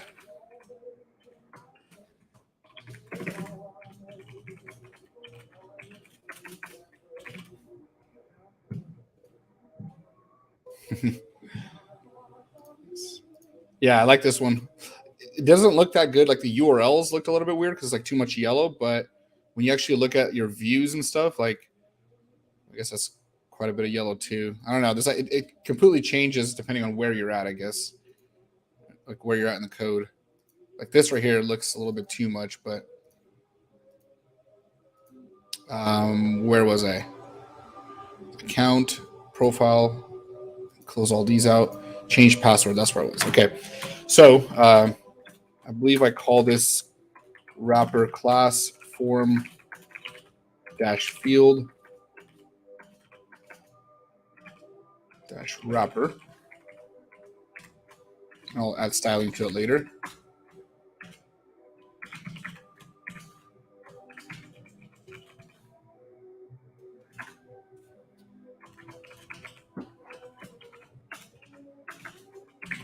So the type is going to be password. We don't want anybody seeing that, just in case. Name is going to be password 1. We're going to do this because we need to make sure that the new password they set matches. We want to make sure it matches it so they don't accidentally type in something that they don't want. Yeah, this project will be available on GitHub, and I'll probably make this available in the next push. I don't think there's anything that's risky for me. I hit all the credentials. I just want to make sure. Okay, so we don't need this div, so that was extra. So we have password, and then we'll just do confirm password or re-enter password. And then we'll call this one password 2. Let's get that submit form. We don't need a label for that.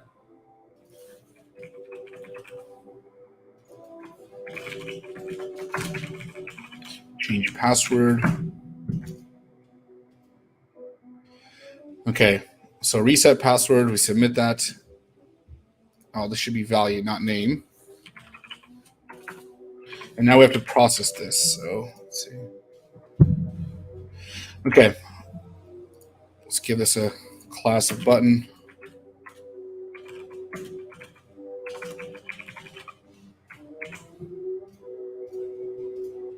Cool. Okay, so in the view now, when we get this, we're going to have to manually do everything.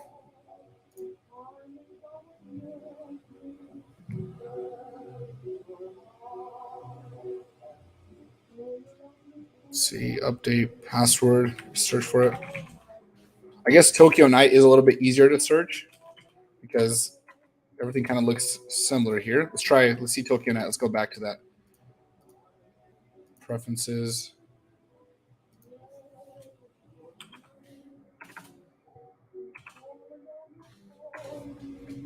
I only see a difference. We'll leave it like this. Okay, so on post, so if request dot method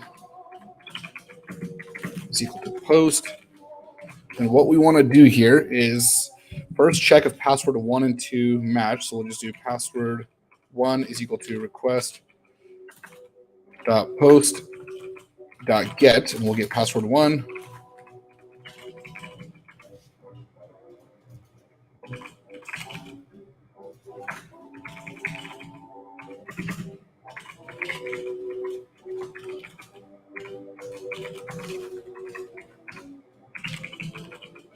So password 2, and then we'll check if they match. So if password 1 is equal to password 2, and I'm trying to figure out, will this work? Let's just check. We'll just do print or return HTTP response passwords matched. Okay, so first we'll check because it's a password field. I'm just wondering if I have to change it to a different. No, I think it's still going to be a text field. It just won't be visible in a form. Let's just try this. Okay, we'll refresh it. We'll just do 1, 2, 3, 4, 5 for the password. 1, 2, 3, 4, 5. Let me zoom in a little bit. And then when I hit enter, passwords matched. Okay, so that does work. And then if I try this, if I do 1, 2, 3, 4, and then 1, 2, 3, 4, 5, and then some random characters. All right, it doesn't work. Well, it shouldn't work.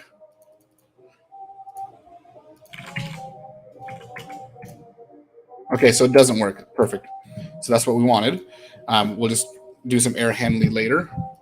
So passwords match. So if they match, then what do I want to do here? So we want to go ahead and do user.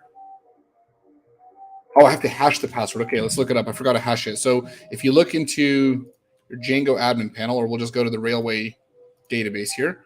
So if I go to my Postgres database, you'll notice that there's going to be passwords, but they're all hashed, so you won't be able to use them. So there are these long characters right here. That's just to make sure that there's no like string representation of it.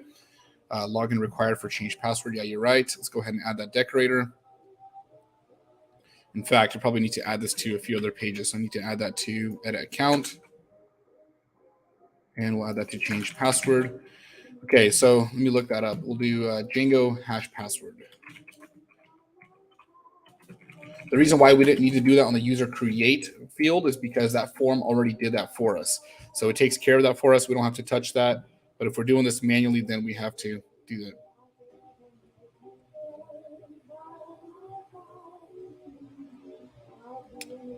Let's see. How to encrypt Django password. There's a function for it. I've used it before. Project. None of this looks like what I need. Somebody knows in the chat.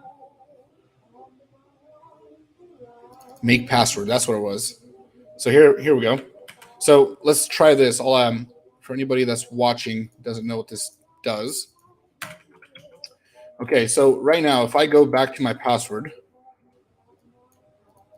we don't want just do pass like that, so we don't want it to throw an error. We'll just do password 1.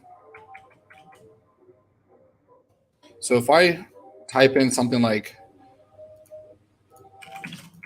some random characters, I can see this password, and that's how it's going to get saved in the database. So somewhere here, we're going to see this. So I just randomly generated some characters.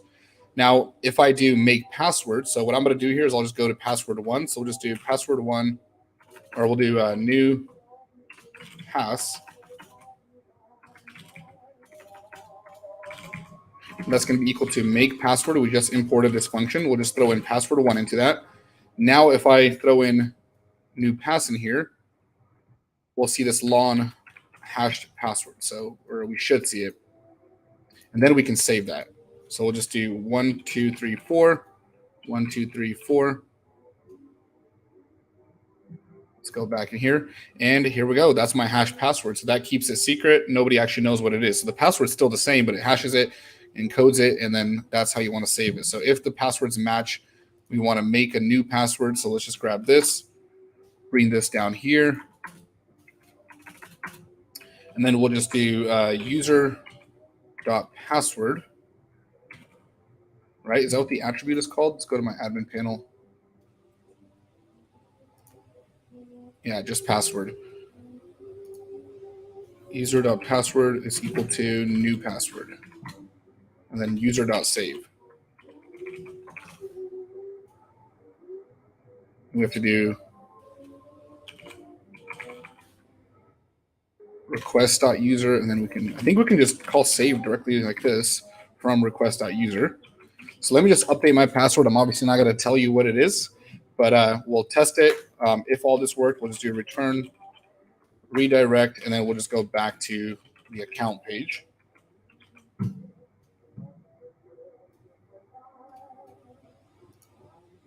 Okay, let's try this. So we'll just do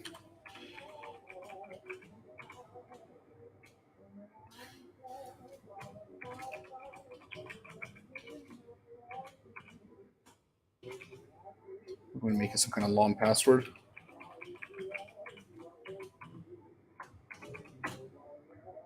All right. That should have reset it, and then I have to use this new password again, and I think it does log me out. Awesome. The new password worked. All right. So we're going to go ahead and you can use user.setPassword. Oh, you're right. I totally think you're correct with that. There's actually a method, and that set password method will encrypt it for you too. So I'll look that up real quick. So it's Django user set. We'll just do set password. Yeah. So the set password method is going to go ahead and do all that for you. So we'll just do set password, throw in the new password as a string in there. That'll do it, and that takes care of it. Cool. So we have password reset. Let's go back into our account. Yeah, I'm totally going to have to hire a designer for this site. All right. Let's see.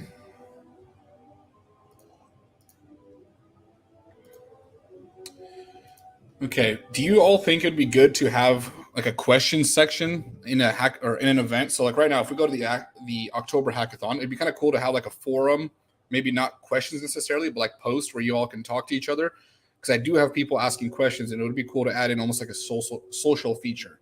I know it's not top priority right now, but I feel like that would be pretty cool to add here. Okay, so password reset, update settings. So we're going to refer to that other password reset as in forgot my password functionality.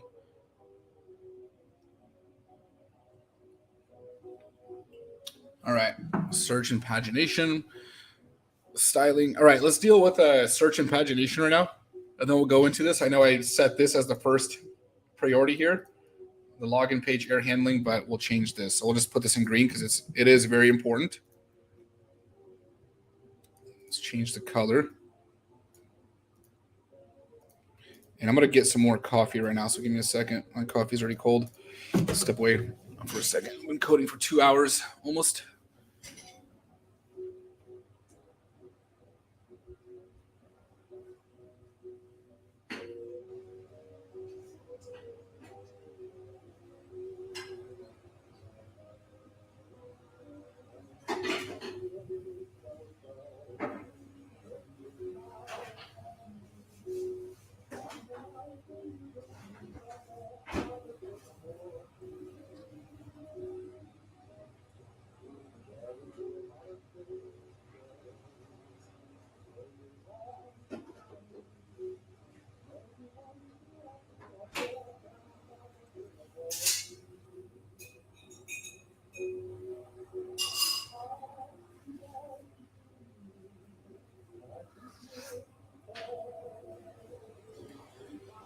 All right, load it up again.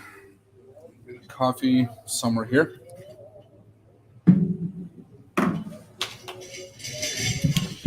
All right, let's do some search and pagination. I don't know why I'm putting my headphones in. I don't need that.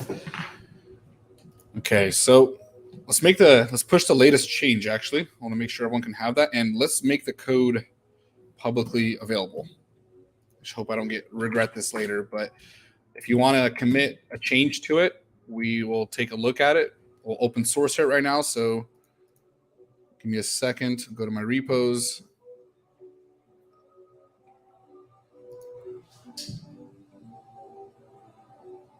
I don't have anything that I need to hide in here necessarily. I think I'm pretty good with that. So let's just grab this repo. We'll paste it into the description. So give me a second, and then I'll make it public. So I'm going to do this on my other screen. Put this into the video description.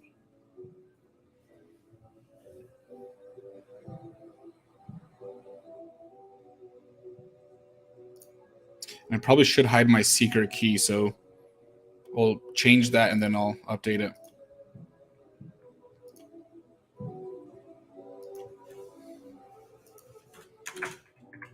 You know what we could do here? Instead of putting this in the chat here, well, actually, no, I'll put it in. So we'll just do, I was going to just link it up on the site, but what if the site's down and then you can't find the source code? So we'll save that. So the GitHub repo is now in the description in the video. And then I need to go in here and I need to change the visibility or privacy settings. And I wouldn't recommend following the code too much right now. There's a lot of stuff that we just hacked together. So I'll make this public. So it's not exactly going to be the ideal project to follow. All right. And it's going to be public here.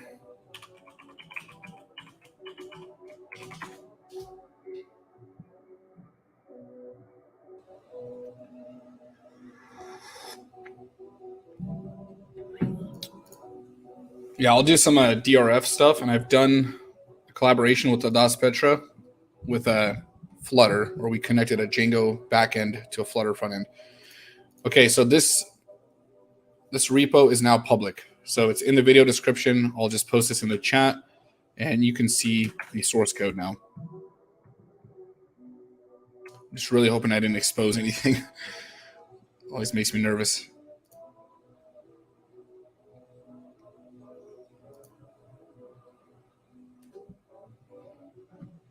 Okay, we have the secret key hidden.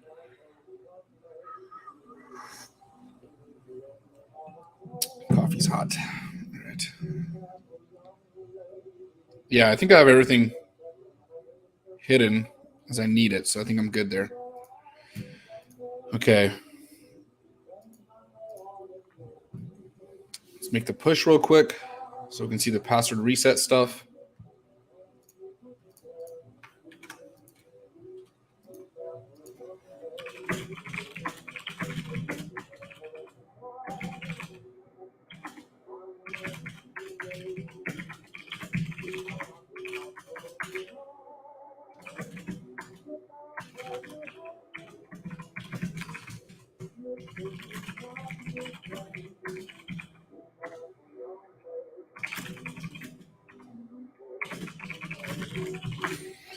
All right. I should ignore this folder. Let's see. Do I even have that folder? Oh. Is there a specific reason for that? Can you explain that maybe in the chat? I'm actually not too familiar with that.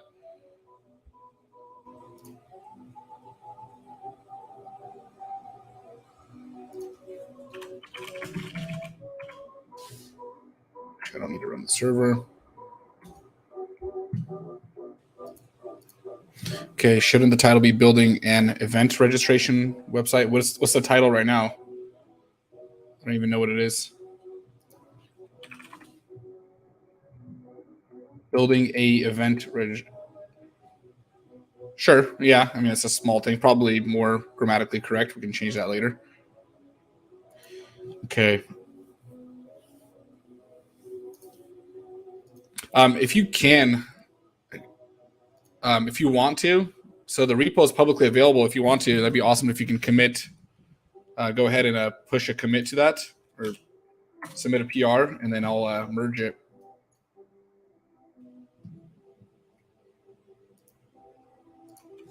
Okay, give me a second. Let's jump back into this.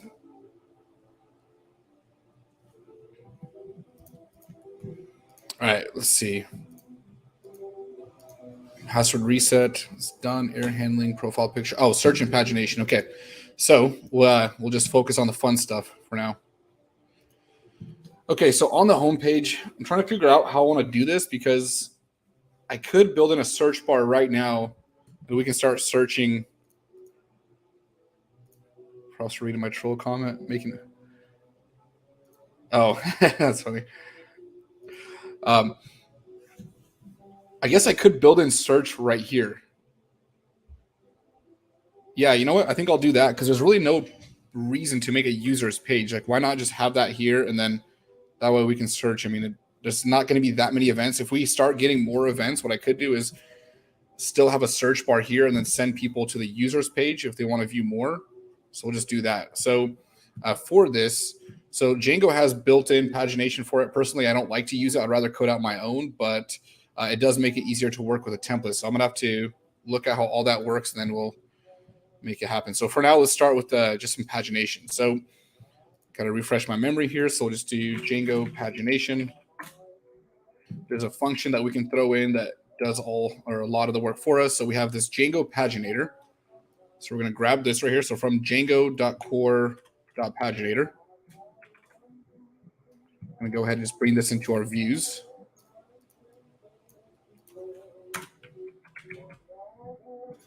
And then what we're going to do here is we're going to take the query set, throw it into the paginator, and then we tell it how much we want to paginate. So basically what the results are going to be. So at this point, it would be like, hey, only allow 2 results. I believe that's what it is. And then let's see. Then we have all these attributes like number of pages. So it tells us all this information about it. All right, let's do this. So we'll take this right here. I'm just going to copy and paste from the Django documentation.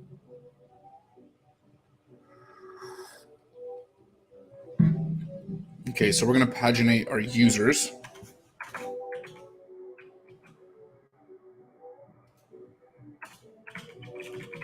We'll change the name to paginator instead of. Actually, you know, I guess P would work. So let's say we only want 2, right? So what we'll do here is we'll take our users and we'll throw them in here. We'll have to take users above here and put them above here.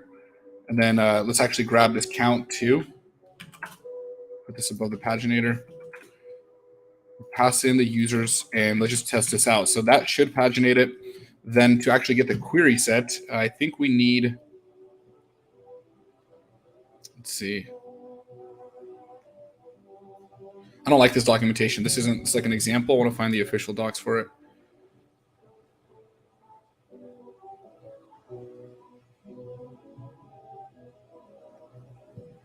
Yeah, class-based views have that, and then, but it's so abstract that you don't even know what's going on with it. I don't really like it.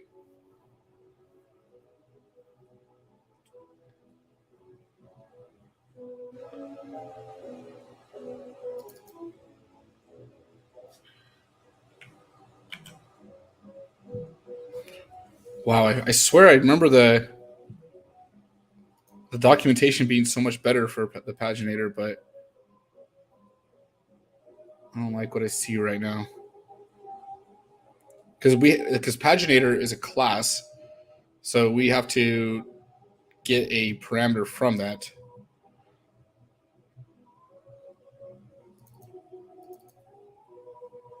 So we have to get the query set. Objects list, I believe that's how it goes. So let's try this. So I think we can do p.objects list for users.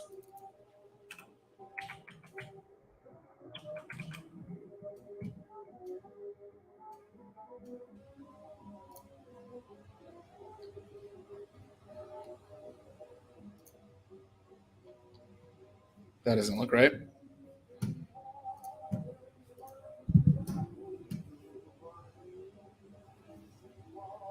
Number of pages, page count.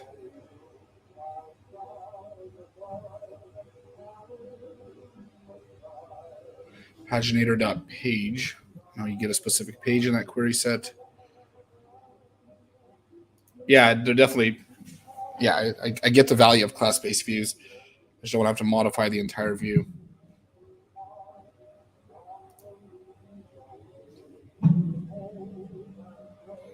Okay, we'll just go back to the official Django docs. It's somewhere in here.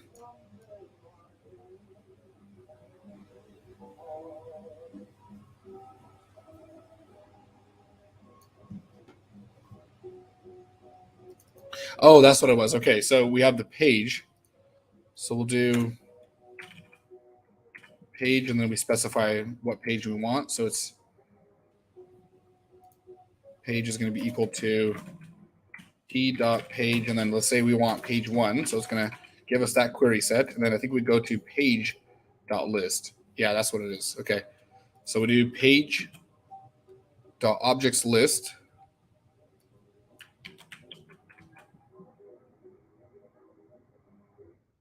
Okay, there we go. So if we're on page 1, we see these two, and then it just kind of continues from there. Let's say we wanted page 2. That'll still give us 2, but the next 2 in line. Okay, perfect. So it's paginating that.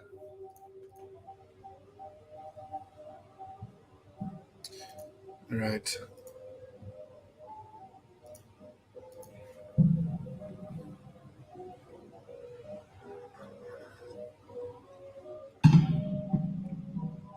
I guess I could, instead of throwing users in, I could just throw in the actual page. I just want to see the example, how to use this in the template. And yeah, this is how it would work with class-based views right here. You can literally just tell it how much to paginate by, and it'll render that list. But I'm rendering out 2 lists too, so then I'm going to have to start customizing it. Okay, so page object. Let's do this. We're going to call P page object.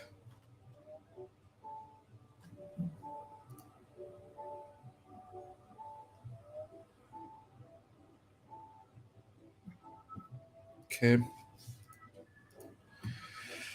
All right, I just need to think here.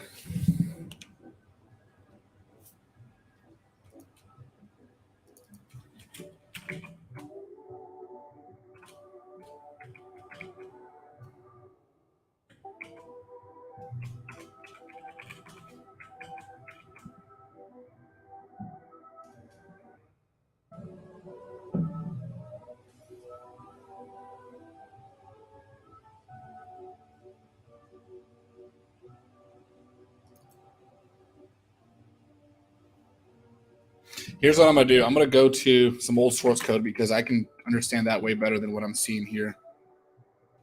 Maybe I'm just landing on the wrong page, but that is not really. look too good. So I did this in my Django 2021 course. Let's find it here. We have our project. So I definitely paginated these. Let's go into the views now. Okay, so we have the paginator. I imported that. Search projects, paginate projects. Okay, so I put that into a function. So I'll have to find that. That's going to be in utils. Okay, so we get the page from the request. That's right. So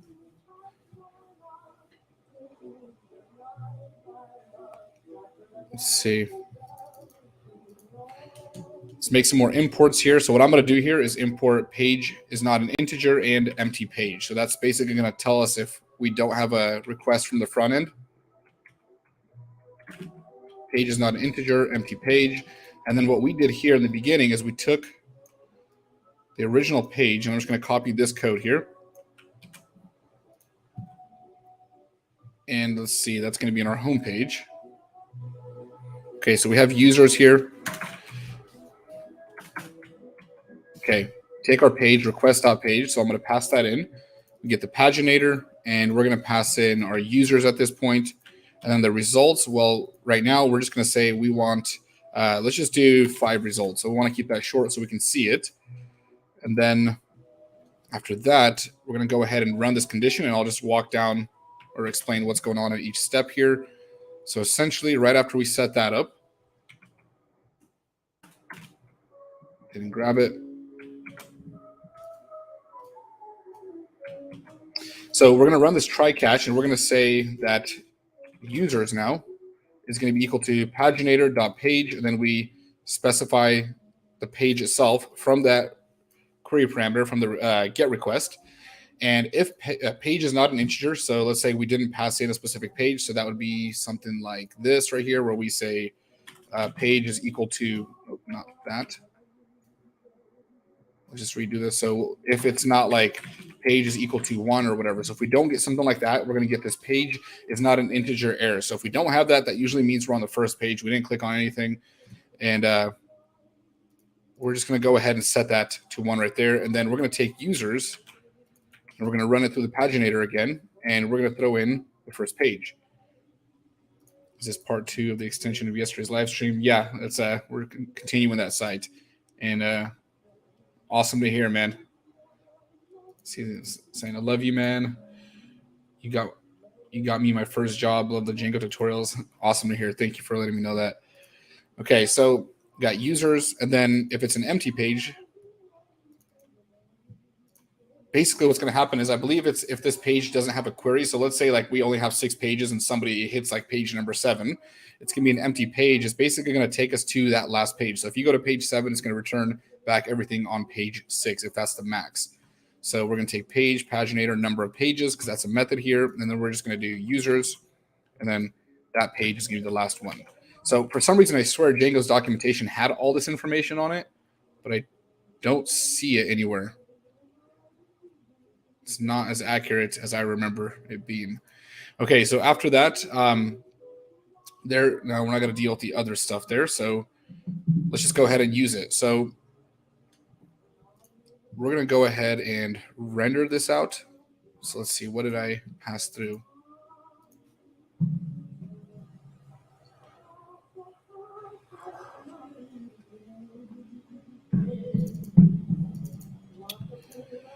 Okay.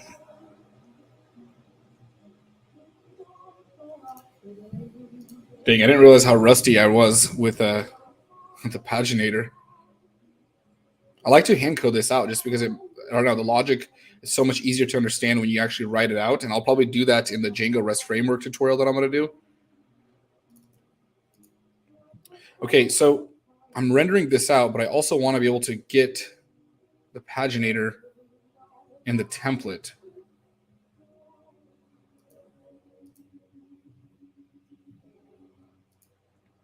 Let's go to the view. Let's see what we do here. So with that, then I can just render out projects or users at this point.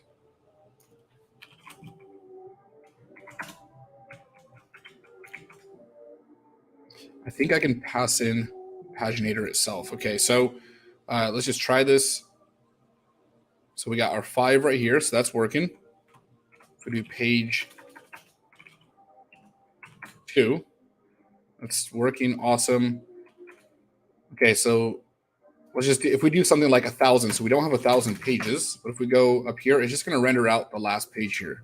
So it just defaults to that. Now, to actually use this, I believe we want to throw in the paginator object here somewhere into the template. Got a range here. Yeah, see, I think what I did is I actually made a custom range. So let's go into the documentation and see how they show it. For page and page object.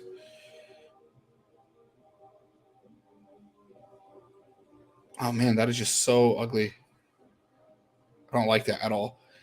All right, let's just try to make this ourselves. So what we're going to do is we're going to make a page range. I'm just going to hack this together because I don't like what I'm seeing. Let's see how I made. So basically what I want is a range. So I want to know exactly how many pages I have. And then we're just going to loop through, iterate through it, and actually manually just render out that range ourselves. So we'll go back into this old project. We'll take a look at how I did that, and then we'll repeat that.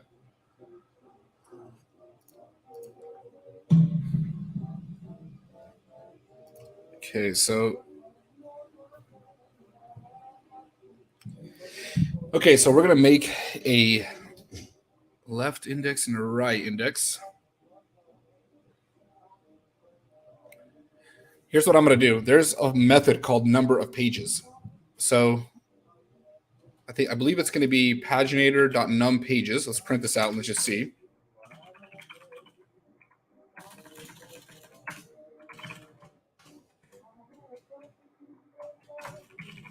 So we want to know page count. We want to see how many pages we actually have.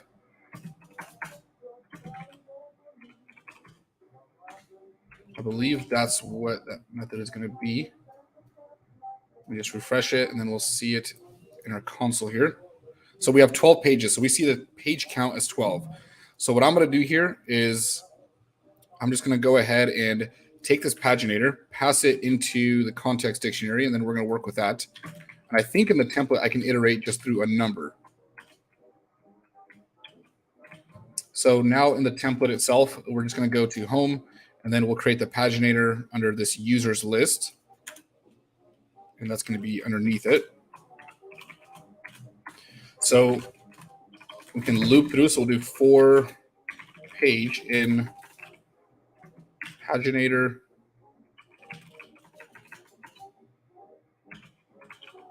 dot num underscore pages. Yeah, num pages.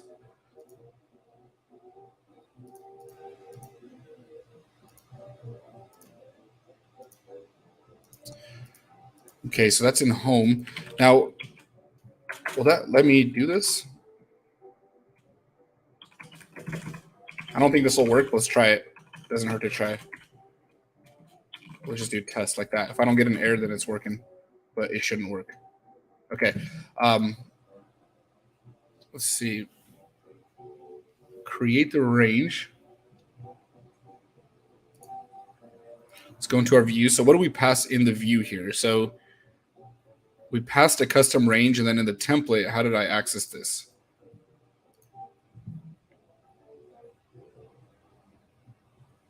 Oh, yeah. Looks like I had a custom section here for my paginator. Yeah, I'm already using the project. We already have a live link. It's linked up in the video description. This is going to be, yeah. So if query set has, okay, other pages, query set, okay, for page and custom range. So it looks like we returned a custom range. So we returned a list. If page is equal to number of pages, okay. Here's what I'm going to do. Let's open this up in another page, and I want to see how I make that range. Because I could just manually create the range real quick.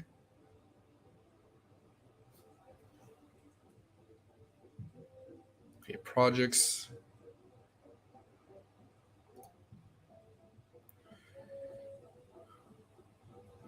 Okay, custom range.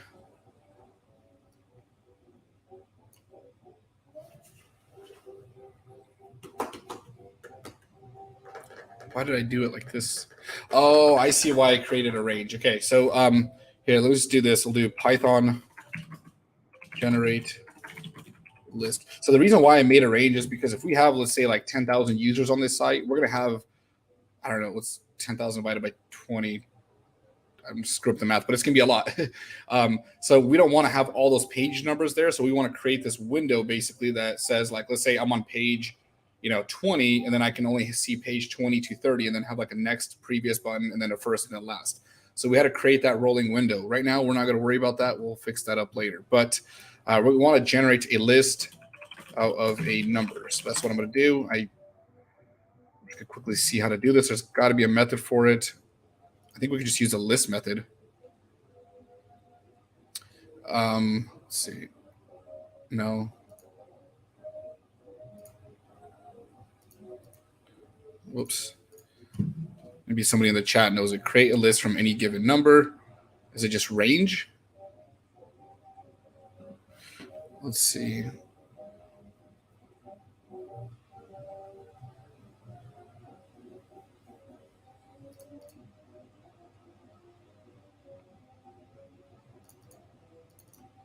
Okay, that's using NumPy. I don't need that.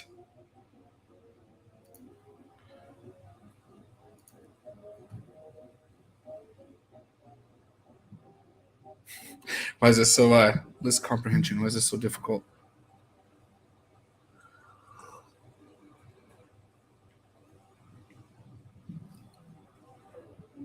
I know there's a method that just basically says, here's a number, make a list out of it.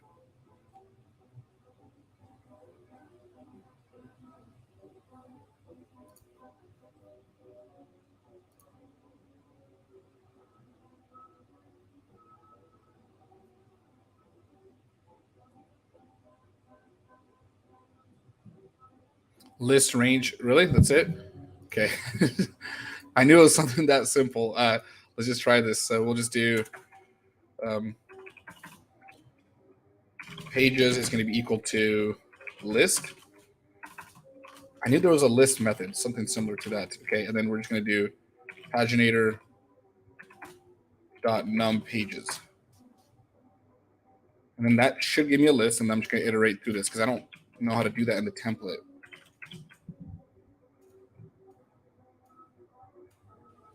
Oh, and I need to fix that.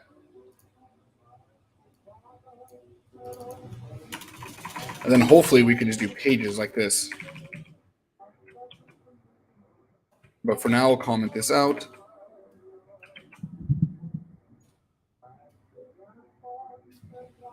Okay. I appreciate that. I'm going to try to read your name.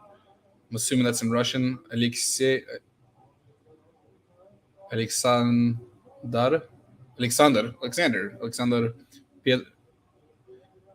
Peru. I can, like, for me, like reading Slavic, well, Slavic, it looks like either Russian or Ukrainian. I can't tell, but I can like read the letters. I know the alphabet. My parents forced me to learn it when I was little, but I don't know it too well. Okay, so let's see. We have pages. It starts at 0.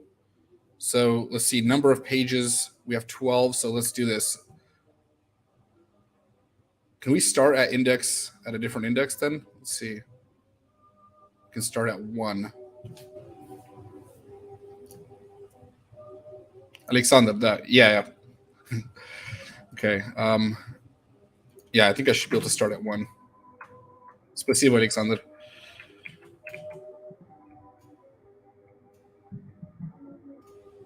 Okay, I think that's more accurate.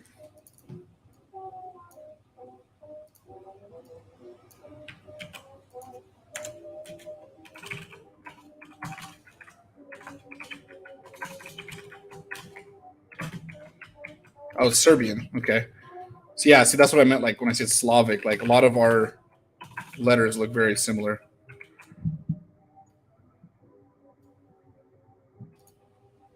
Okay, there's supposed to be 12 pages. I think I can do this range from 1, and then just do paginator number of pages plus 1. So that should give me 12.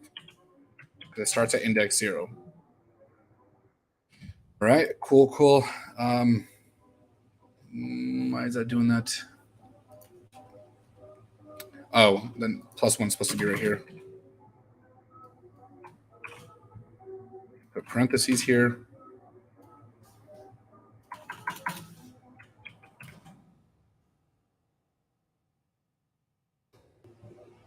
All right, cool. That's it. So now what I can do is go back in here, go to my home template, and we'll just do 4 page in pages.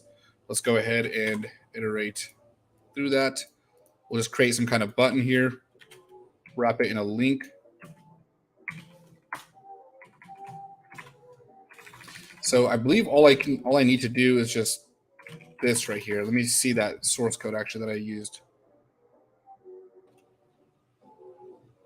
So yeah, I just do the question mark. So I add that as a query parameter. We'll just do page is equal to, and then page, like that.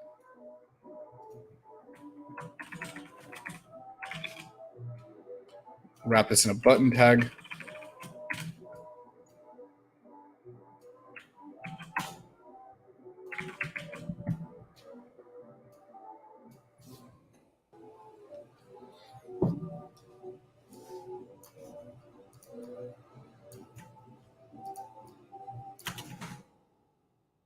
All right, for some reason it's not showing. This is on the home page. Oh, I didn't pass in pages into the context dictionary. So let's just remove all this. Let's take our pages. Yeah, we have a lot of code to clean up too. So for anybody using that source code, let's see, are there any PRs maybe? Somebody submitted a pull request. Actually, I have it open on my other browser. Somebody already forked it. Okay, so let's go back in here. All right, we see those numbers. Why is it off screen? Let me just wrap this.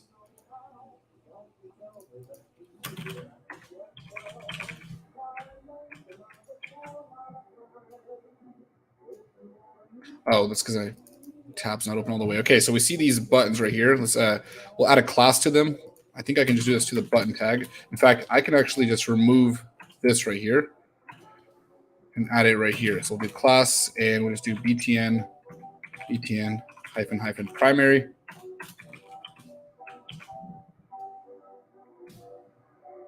Okay, and we'll just make sure they're displayed in line. So we'll just do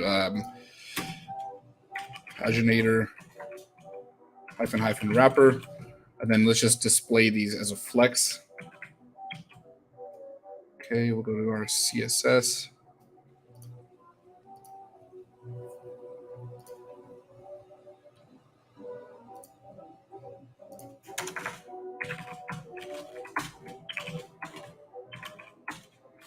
And we want to make sure they collapse. We'll do flex wrap, and we'll wrap it.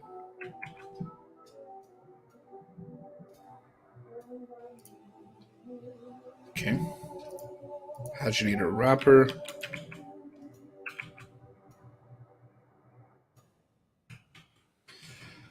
Don't have debug mode on, so I should see these changes apply. There we go. Okay. So now it's working. I'm actually working through the paginator. Awesome. Cool. It's all set up. All right. I guess I could add a search bar here. Let's actually do this. Let's return the top 20, not top 20, but just 20 results. I do want to return back a little bit more. So we'll do 20. And that should give me less pages. So right now we have 12 pages. And now we have 3. Okay, so that looks a little bit better. Again, we'll get some help with styling here soon.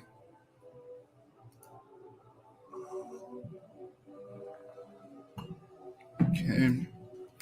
All right, so we got that. So we have we could add search right now, but that's really not that important. It's not really a top priority. Let's go into this and just cross out search or pagination.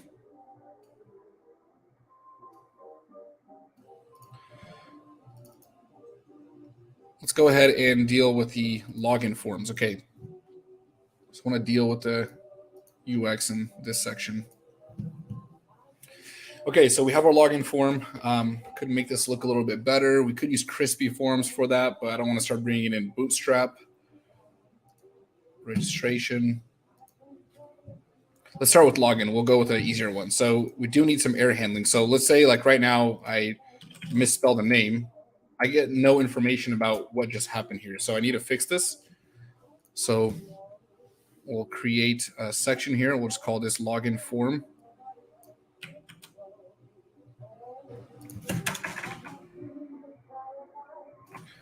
Login registration styling. Okay.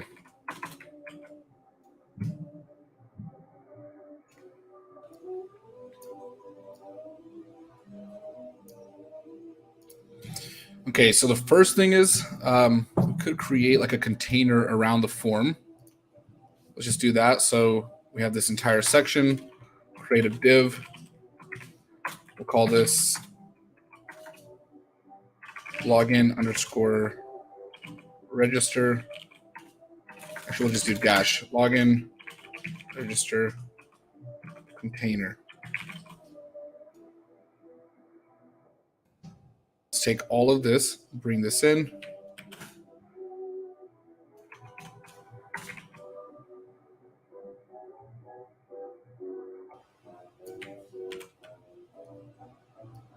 And this class will be added to both of these. Let's go ahead and put this up here too.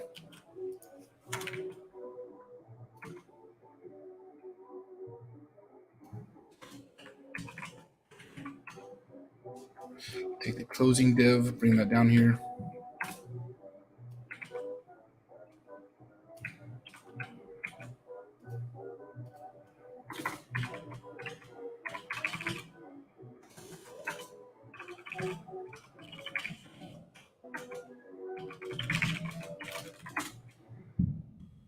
See, for a width, I think I can just do like a max width. We'll just set that to 600 pixels. So max dash width, 600 pixels.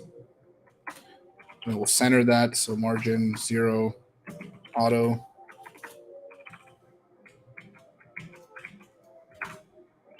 Border, just add some styling here. 1 pixel, solid. And then what I use for the border color, I know I use that somewhere here. So we just take this RGB value.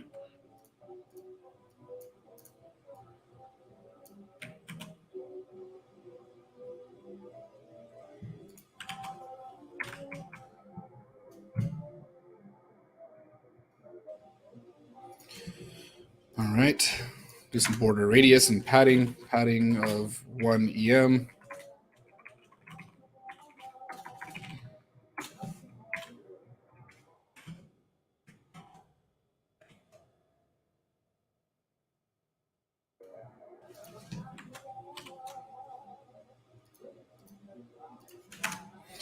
Okay, so in here, want each form field to have some space. So we'll just do form. Did I do double hyphen or just a hyphen here? So form field. Okay, so here's what we're going to do. We're going to iterate through this. And for a login form, we'll just grab one of these like submission forms. Maybe the user form. Okay, so I called it form field wrapper.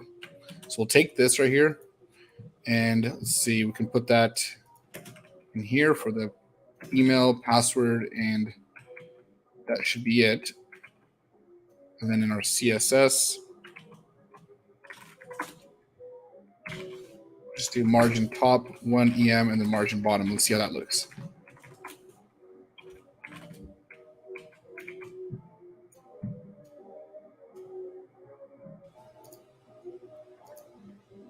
Okay, I also don't want there to be space around this. So let's just make all our input fields 100% in width.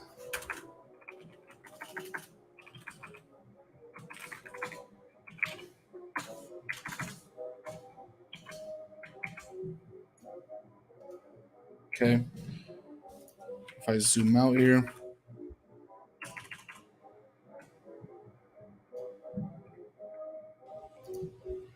Okay, let's also style the button too.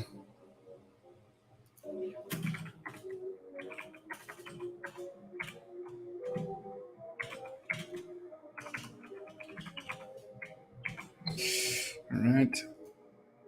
Cool. All right. Still looking bad, but it looks a little bit better. Actually, here, let's do this. Let's take this right here. And I'm just going to leave this one as a link. That shouldn't be a button. I realized that was supposed to be added right here. And we'll take this form field wrapper and put this above the submit button.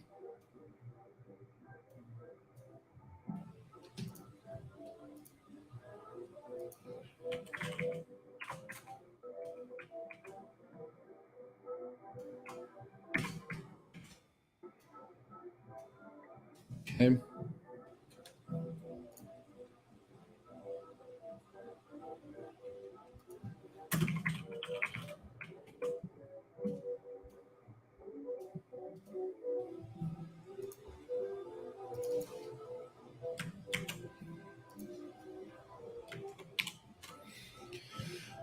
All right, so if we go to register, okay, let's just wrap some styling around all of these too, separate these. So we're going to put this div around all of those. And instead of just rendering out the form like this, where we just did as P, let's just loop through each one. So we'll do for field and form.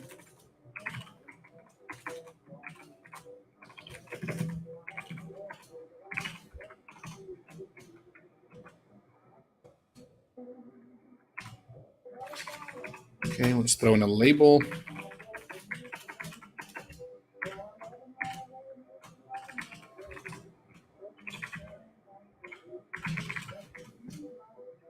And then the field itself.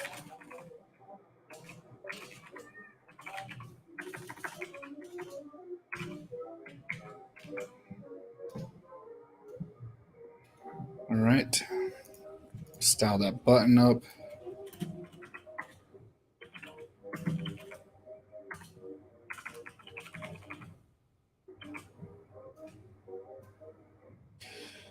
Okay, so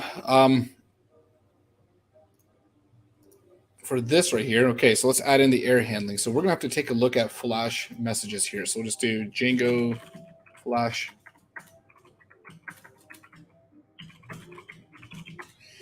Yep.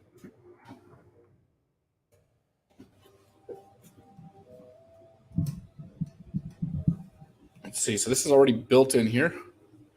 So we just have to make a quick import and then we'll render these out. So from Django.contrib, import messages. So we're going to put this into our views.py file. So we're going to get temporary alerts, regardless of whether they're success alerts, error alerts, whatever we need to do with it. We can customize these messages and styling to them.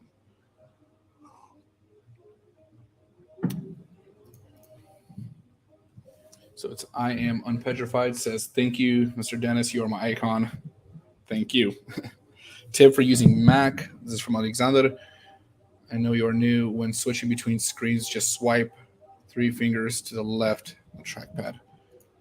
Oh, you're saying because I keep doing this? Let's see. I think I customized them recently. Let's see. If I click on this, I think what I have to do, let's try this. I have to create like a new window. So let's bring this up. All right, there we go. That should be better. Good one.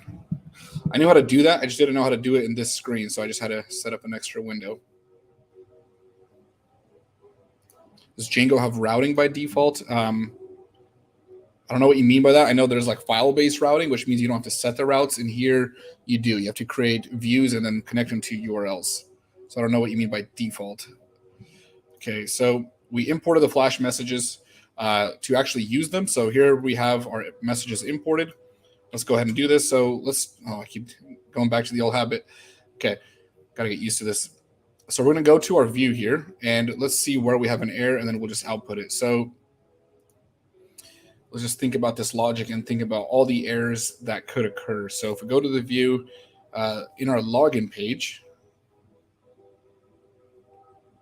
I just realized I should let people create or upload a profile picture when they first register. So I'll have to modify that form then, the registration form. Okay. I'm like tempted to do that right now, but I'm going to wait.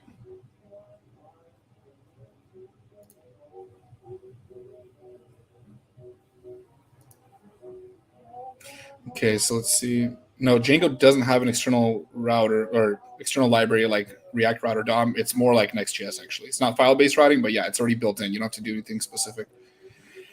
Okay, so login. Let's go to the login page. Okay, so if request.method is post, we authenticate a user. So if the user is none, let's start with the first, or if the user is not none, let's start with the first error, and we'll just say else. So this means that we added in information and there wasn't a user. We'll just say return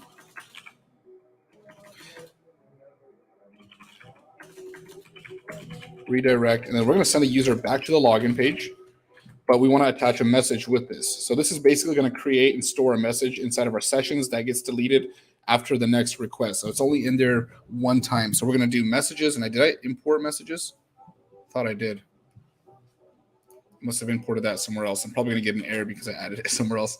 Let's see, did I put this into my login page, or no, I guess I never added it. Okay, so we're just doing from django.contrib.messages, and then now we can use this. So in the login page, we're going to say if we couldn't find a user, so we authenticate a user if the user is none, so else, we're going to do messages.add, and we'll just do, I think we can do error. That's the message. So these are all the different ones. So we'll just do an error, and we'll say user does not exist. And then we attach that message to it.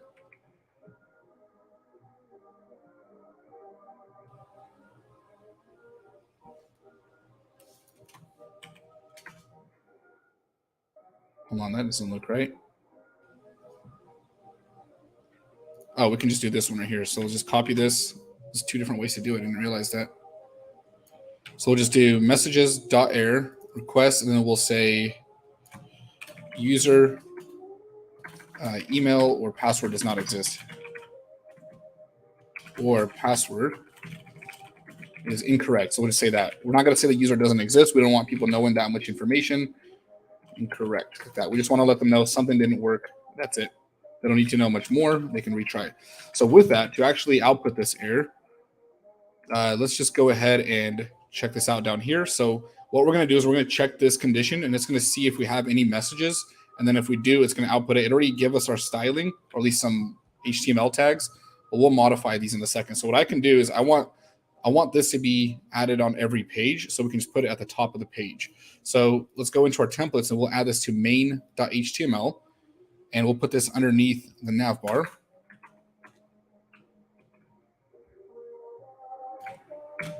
And now we have a class of messages, and then we have the information about the message itself here. So the message gets added to our sessions, and then right here, if we have a message, we go ahead and find it, and we render it out. So let's try this. So let's try some false information. There we go. We see username or password does not exist. So what I can do is I can actually style the messages according to the error. So if messages tags, class message tags. All right. So let me look at the tags here. I think the tags is going to be the type of message. So I want to inspect that and see. So we see error. So we'll start with that. And then we'll say, I want to make error red. So we'll put this in the global settings, just underneath button. So let's start with warning red.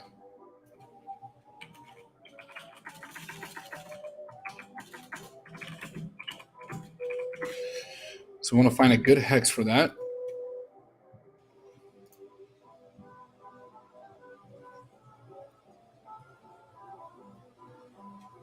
Let's do this one. I like this shade.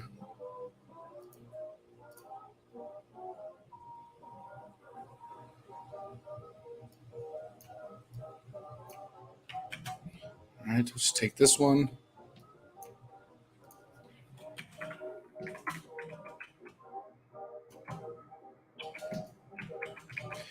All right, so now if I try this again, so what's going to happen here is if I refresh, that message goes away. Use a user that doesn't exist. Now it's red. So we'll fix the styling as far as where it's centered. But we also want to do success here.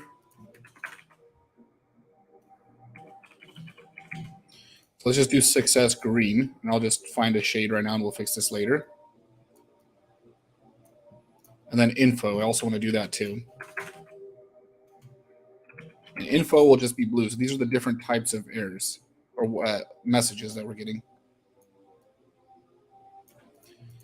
Okay, so if a user has successfully logged in, we also want to throw some kind of message in. I know that they're going to understand that they logged in because they'll see a different interface. But for now, I just want to be able to kind of work with Flash messages. We'll just do success, and we will say you have logged in.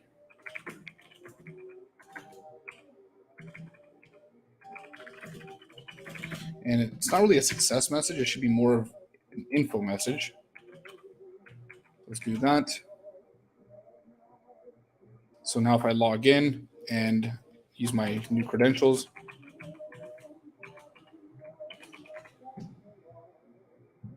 so there we go. We see that message. Awesome. Let's say I want to change my password. So I'll do reset password. And I'm just going to use this real quick also here. So let's see.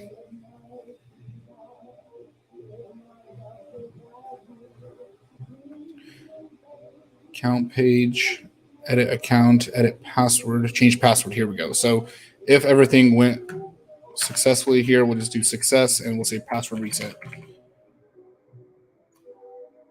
You have successfully reset your password. All right, let's try that.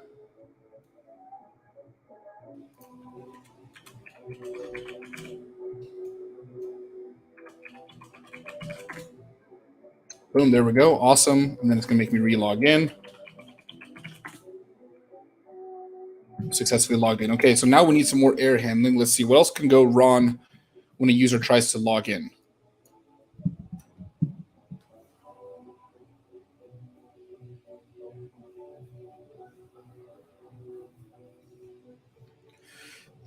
Okay, so if the user is not none, we just give them this error. I think that's pretty much it for login. But let's talk about registration. Okay, so let's just copy one of these. What can go wrong on registration? So first thing is, so if form is valid, so the only thing I can see is something going wrong. Maybe here, let's try this. I actually think that form by default gives us error handling. So let's see what happens here. So we'll just do register. Let's try. We need an email field.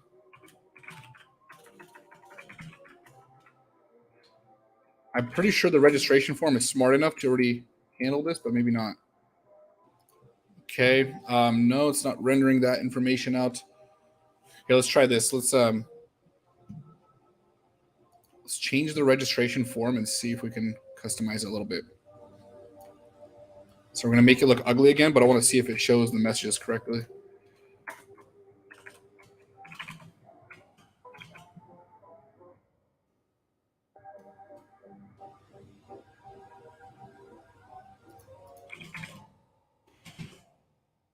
The two password fields didn't match. Okay, so I'm pretty sure the registration form does give me those errors. I just need to find a way to retrieve them.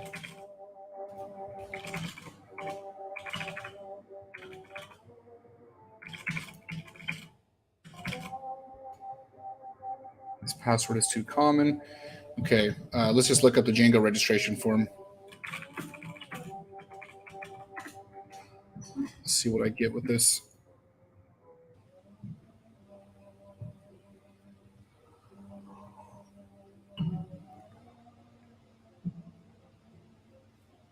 Oh, that's awesome. Someone's actually coding along with it. Oh, man. In that case, I'm sorry for all the casual talk and slowness of it because there's a lot of dead air, I guess, where I'm not coding. But hopefully we can get something out of all those sections. Okay, so user creation form. Let's look that up.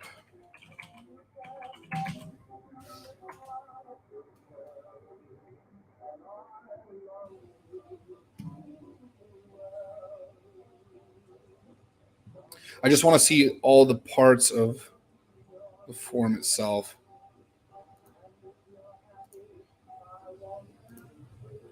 Yeah, let's look up user Django user creation form source code. I want to look at the source code and see how the form is actually made.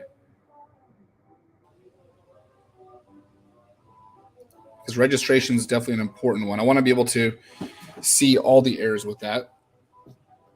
Here, let's try this. Maybe I can try to register as a user that already exists.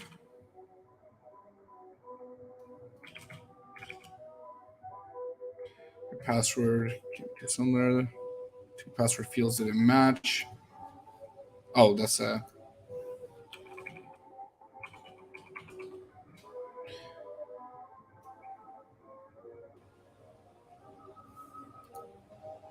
okay. So this is the default user creation form.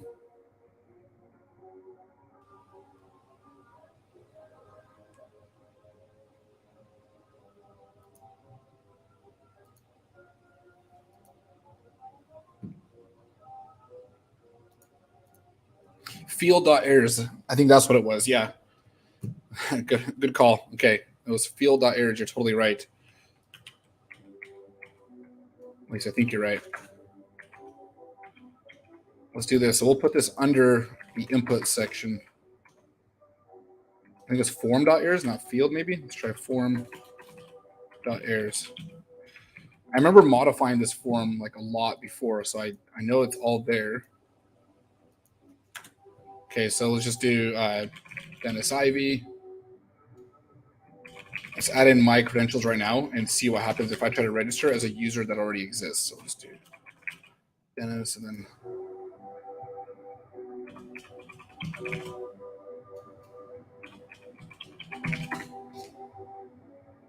field.errors maybe. Let's try this.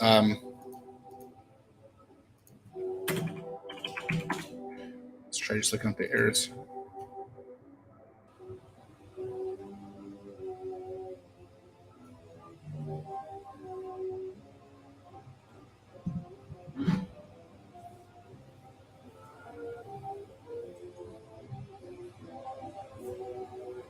Man, we're so close. I know it's here somewhere.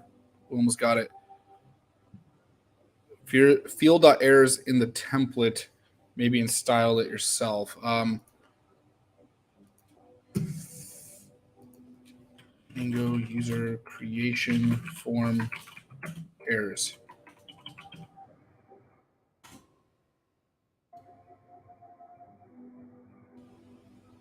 Find it here.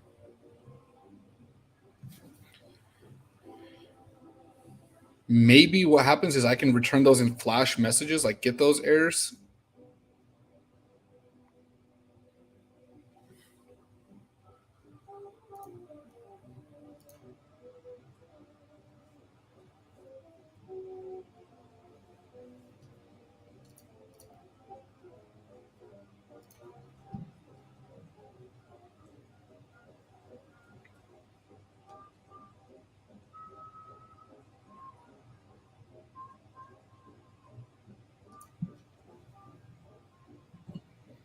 Okay, I'm not looking up the right things.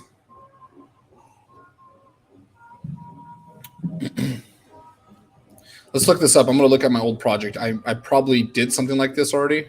And I just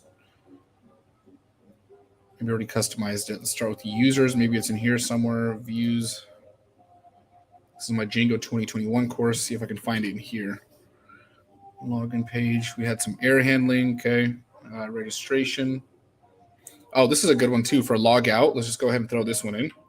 For whenever a user logs out, there's just a bunch of errors that we'll have to go through.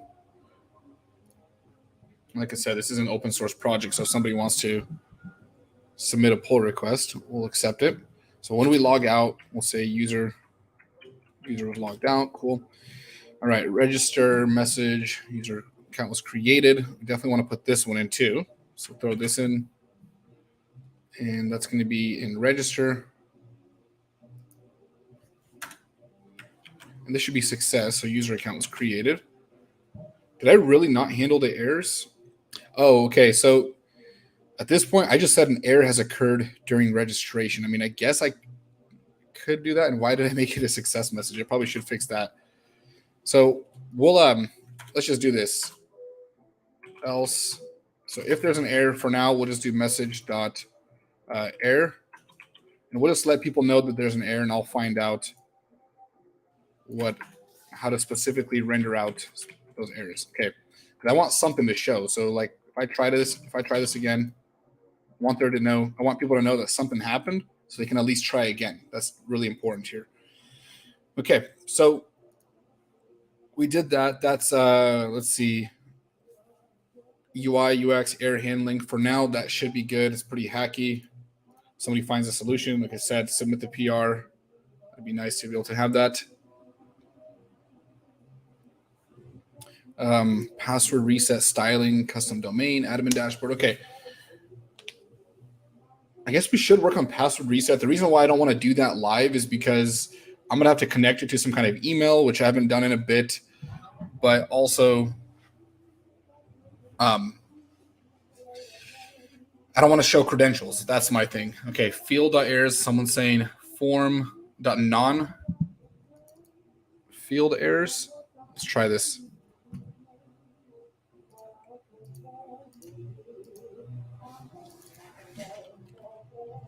Non-field errors. Why does it doesn't really sound familiar to me. I feel like when somebody gives me the solution, I'll see it. And let's just put this in an H1 tag. We'll make this large so we can see it just in case.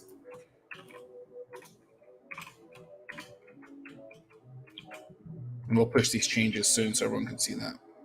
Okay, let's do register.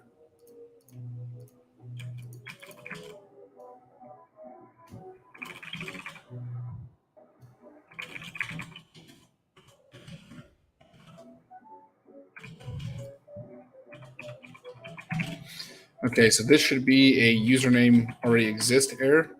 An error has occurred. No, that's not it. Non-field errors missing S. Oh, I think I have to loop through them. I think that might be a list, especially if it's plural. I think we're getting close. That's the cool thing about live streaming, I guess. It's annoying to debug, but we're getting there. Didn't write it correctly. Let's see. Let me double check that before I do this again. Form non-field errors. I'm pretty sure that's going to be a list that I go through.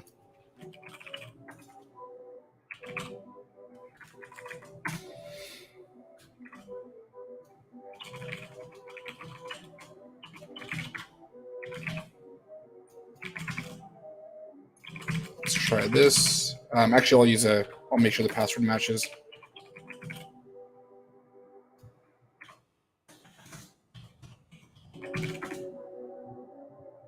Huh.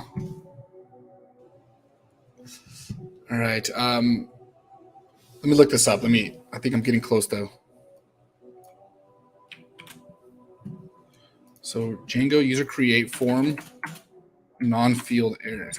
I don't remember non-field specifically. That keyword doesn't make sense. Formatting form.non-field errors as text. For error. Oh, maybe I have to loop through it. Maybe it just doesn't output it that way. That could be it. Missing S and errors.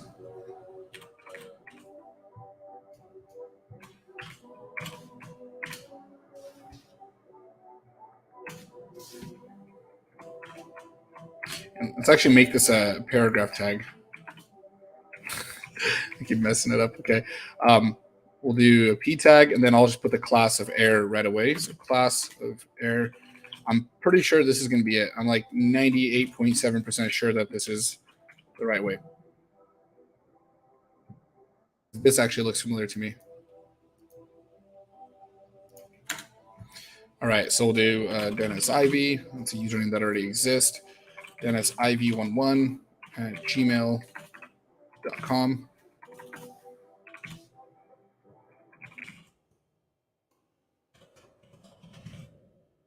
So annoying. I wish I could just autofill this.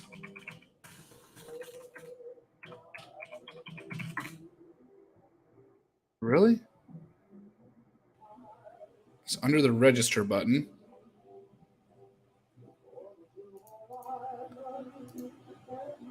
For error in form.non-field errors. When you call this list of errors, this text will display. Simply loop through the list. Okay, let's look at this source code error. Am I rendering it as form? Is that the for field and forms?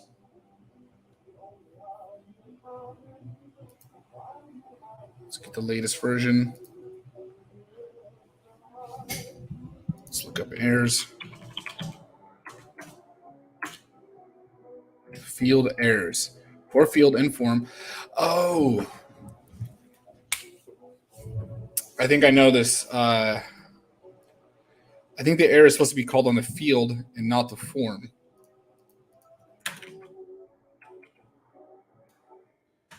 But now I'm not so confident because I said that last time.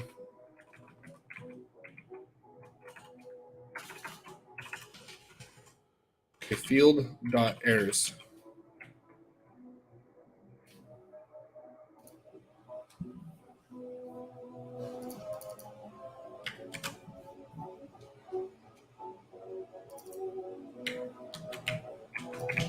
Because it's supposed to show up in every single field and tell me exactly where it's happening.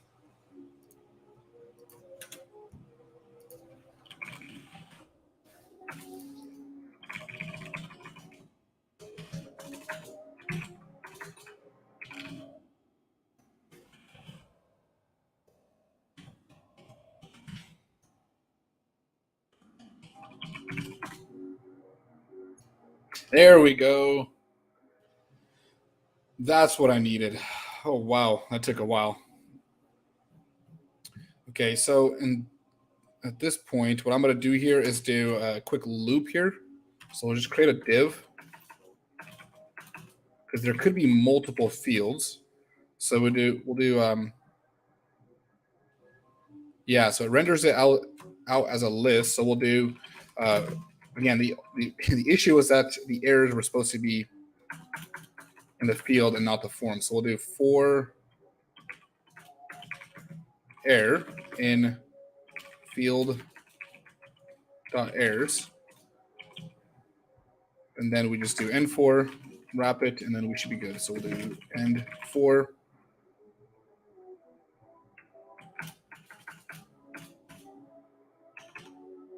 And we're just going to do error now, not errors. And then let's give this a class of error. So it's going to be red. There we go. And I guess I don't need, well, the error during registration is fine.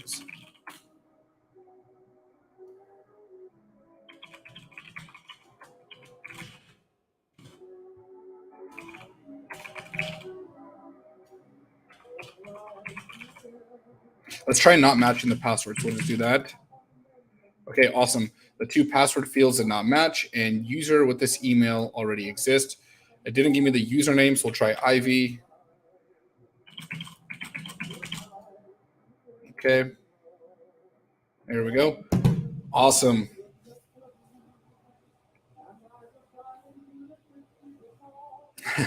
Yeah, except for we're debugging for a while. Someone says, Geeks says, I like this kind of coding video tutorial. Coding and handling debugging. Yeah. It just gets frustrating on my end. And it could get boring for people to watch too. Okay, so we have that. We have all the error handling. Let's see. Do that. Password reset. Yeah, I'll do password reset off stream. I have a tutorial on that. Just look it up on my channel. It's also my Django 2021 course. So we'll take care of that a little bit later. Let's see. What are we doing right now? Password reset search.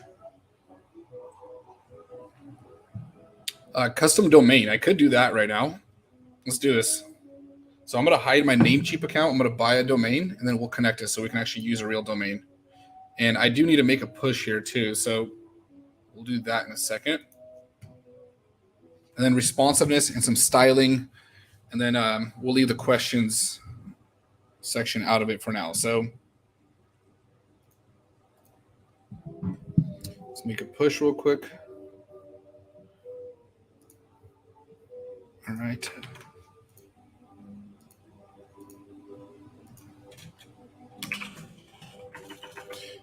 Okay, why is this bar in here?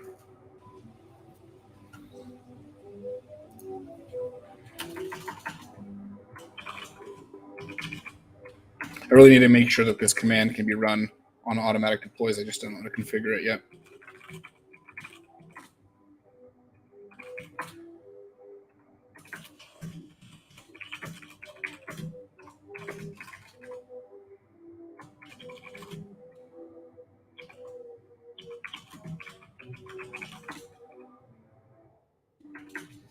Oh, I didn't add yet. Dang it.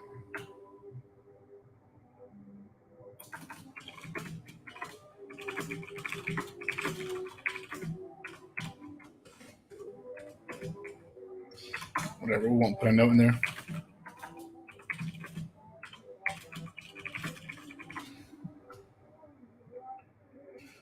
All right, let's give that a minute to deploy, and let's see. So while that's happening, we'll watch this on Railway. Let's go ahead and buy a domain. So I'm going to go to Namecheap. I'm going to buy a domain. And I think I want to buy the domain like Code Battle or something like that, because that's the name of the site. Code Battles, maybe. And again, I'm going to do this off screen so you can't see all my other domains. There's some domains that I'm working on that I don't want people to see. Okay, we'll just do codebattles.com. We'll try that. That costs $3,000. I'm not doing that. Okay, let's try codebattle.com. 2,000, not paying that. Codebattle.dev.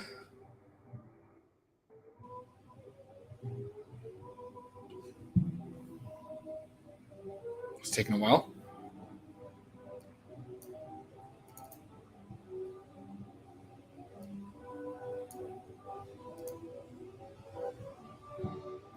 Got Jose from Brazil. Good to have you here. All right. Why is that being so slow?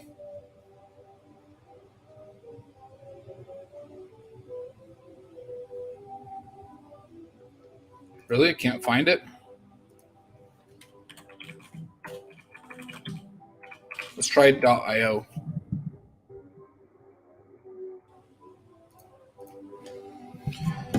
Codebattles.com, premium codebattles.code, codebattles.net. Oh gosh, for some reason .net domains give me a headache.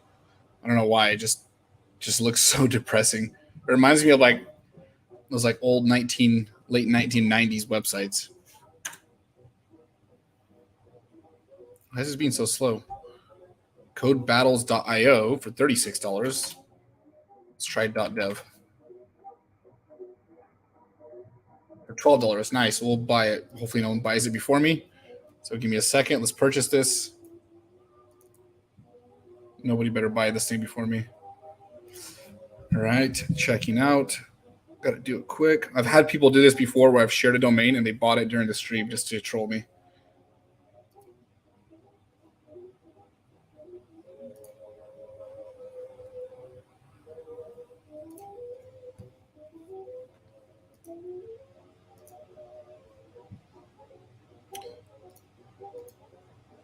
All right, so the site is live. We have 61 users registered. Awesome.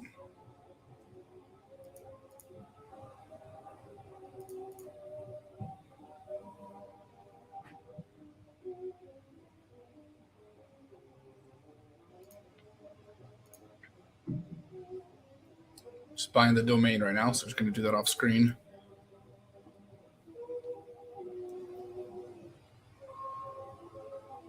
Processing the payment.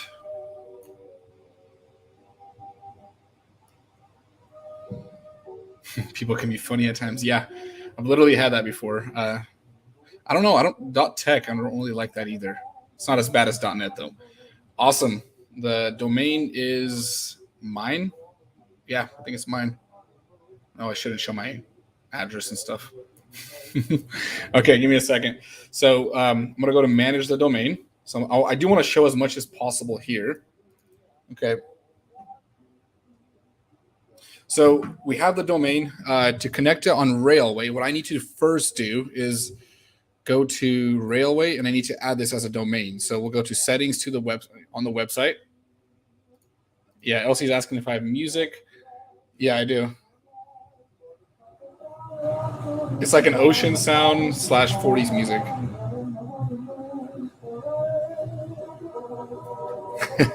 Who doesn't like that? Right. Someone's asking if I'm streaming from a different place. Yeah. This is, I just moved to this new place. Let's see, I got a balcony right here. I just closed the window. This is my new house. This is my TV playing.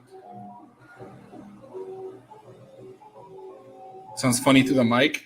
I guess I can try to switch the music or just turn it off. Oh, and this is my setup. This is my MacBook, which I can't stand. I really hate Mac, but I use it anyways because I need to get used to it. Oh, I got this damn light in my face.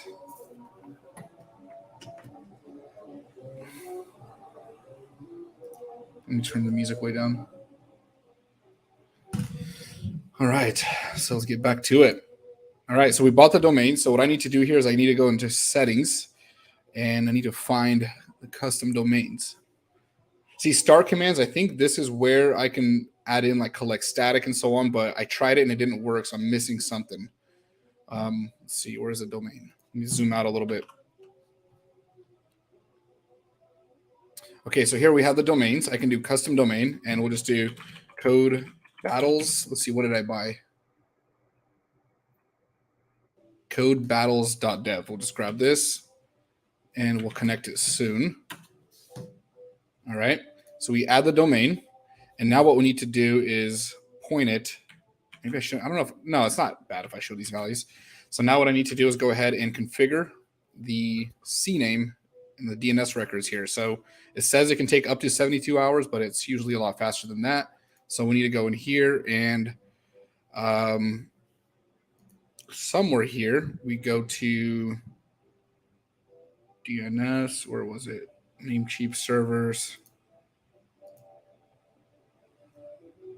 I'm trying to remember where I did this. I think it was in advanced DNS. So somewhere here. Choose DNS template. I don't need that. CNAME.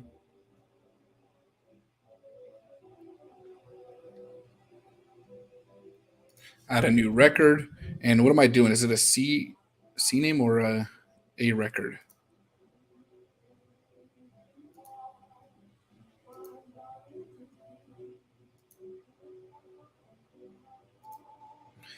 Okay, so I'm going to grab that. It's an CNAME. That's what it was. I haven't done this in a bit. So I'll go to CNAME right there. And then we do @ and then we set the target.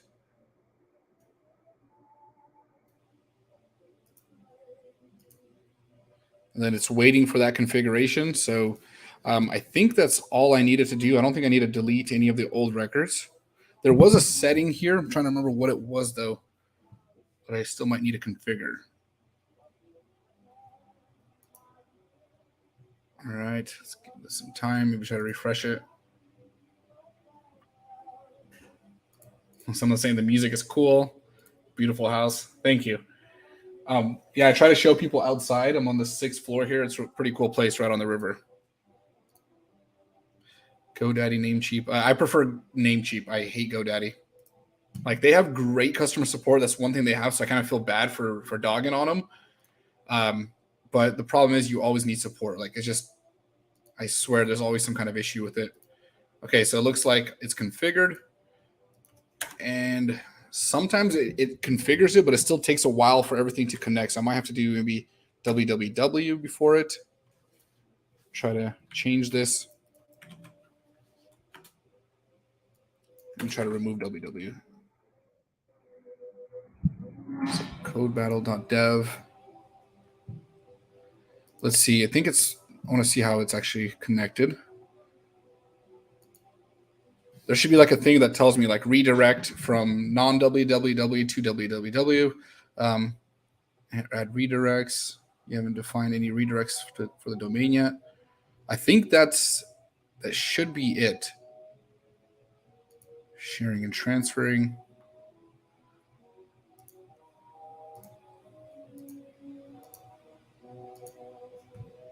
Yeah, it might take some time, but we'll have that domain soon. So we'll probably leave this alone and then check on it later throughout the stream.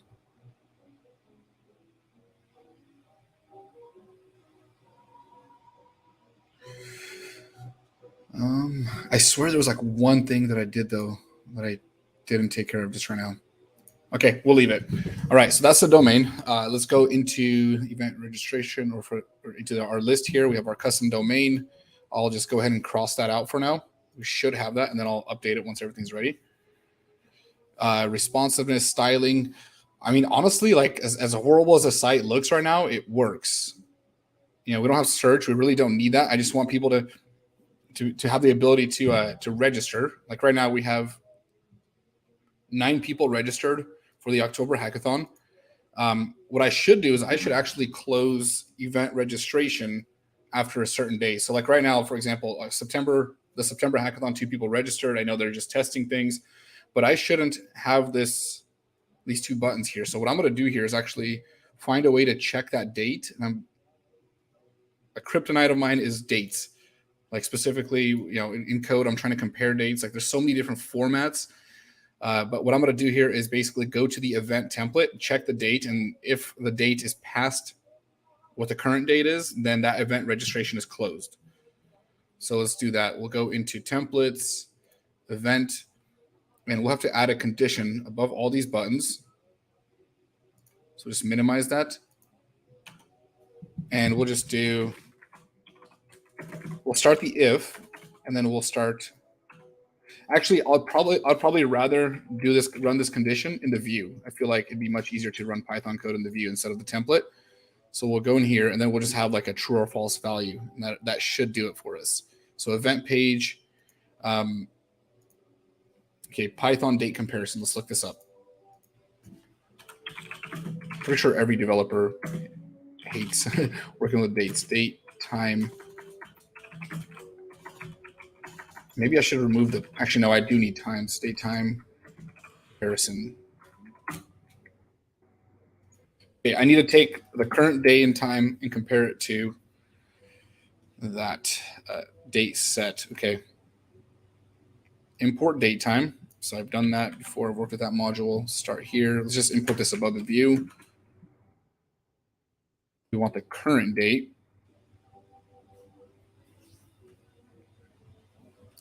Okay, date.today. That should give me today's date, but I also need today's date and time.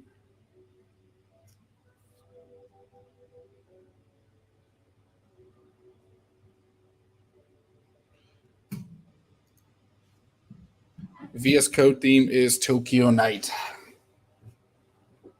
You should make some React content. Yeah, I'll do that. I need to update some of my React videos. Okay, let me find a better article. I just want something that's easier to understand. So I don't need all this context. I don't feel like reading a bunch. Python date time comparison.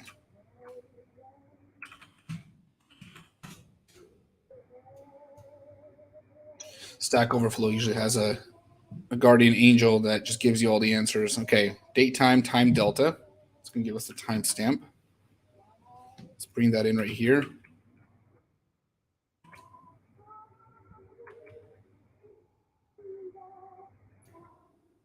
So I need to grab the current date. So past date is going to be date time now minus time delta present. Okay, so we need the current date. So we'll throw that in right here. I'll just print this out. Let's see what it gives us.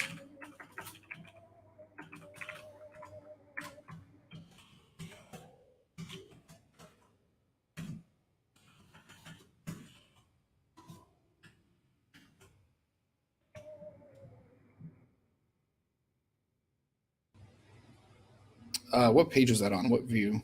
Event page. Okay.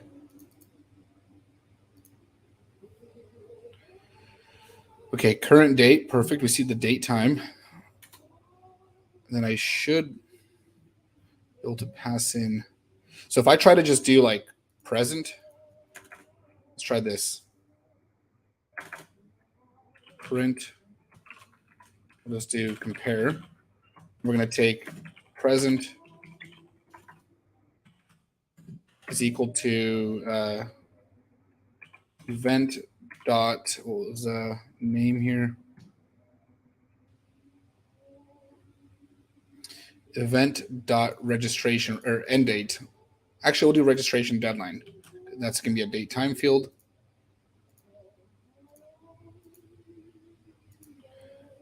So I just want to see if it'll even compare to it, or if it'll make that comparison. I need to add a comma there. VS Code theme is Tokyo Night.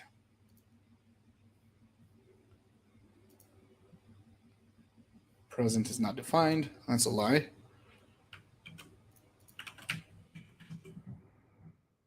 Okay. All right, let's see the comparison. False. Okay. I mean, can it really be that easy? I just don't trust it if it's that simple. All right, let's try present, and is the present greater than? Let's try that. Maybe that's where I had the issues before. Okay, can't compare offset naives and offset date times. All right, let's go back to this article.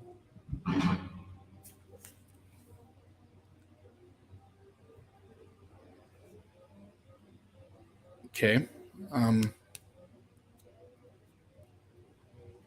Why won't that comparison work again?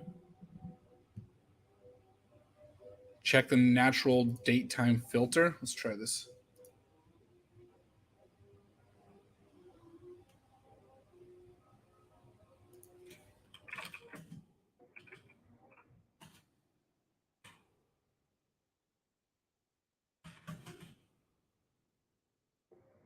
Natural time filter. You should convert the time. Let's see. For the current date or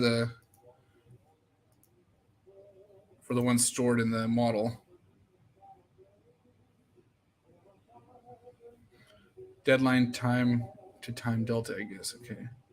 See, that's the thing. Yeah, I just I don't work with dates. I guess I could turn that into like a Unix, right? Value.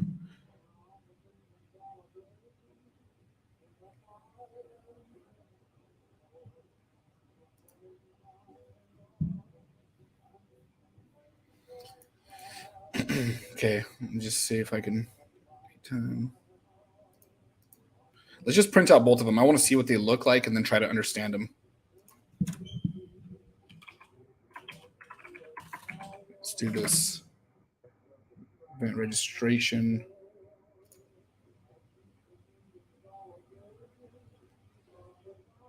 Just lost my place. Okay, here it is.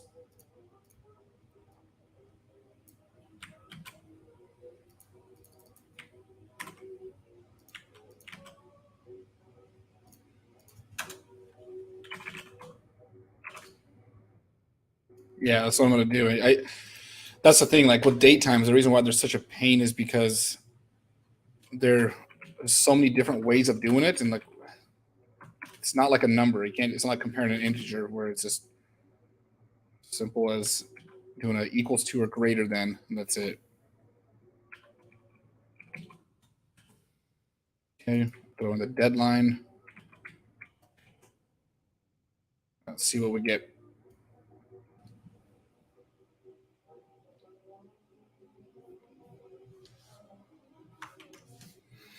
Okay. And they look like the same format. Let's just throw in a type and let's see. What does that tell me? Is that I hope it doesn't store like a string, because then that would make it hard to compare. I have to convert that. So right here, so for Alexander, so this was the 2 right here. Yeah, I mean they look exactly the same. You got the date and the timestamp. I just use the type method on it. Class date time. Is there a value I'm supposed to get out of that? Let's do Python datetime object.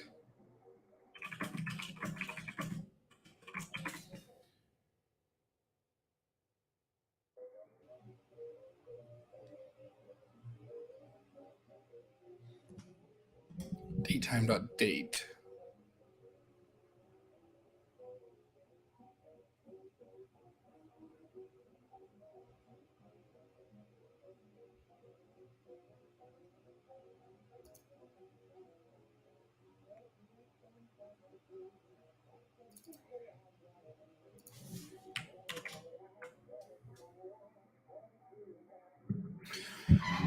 Okay.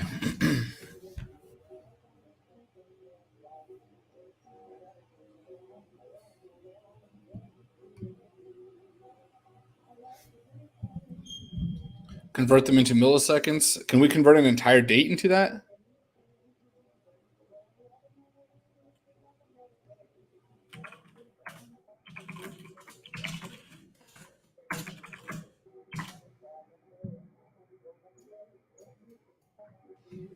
That would work. That'd make it easier because you just go with the integer and that's it. How am I doing this though?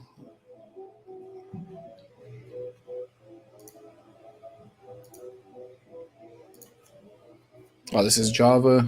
I don't need that.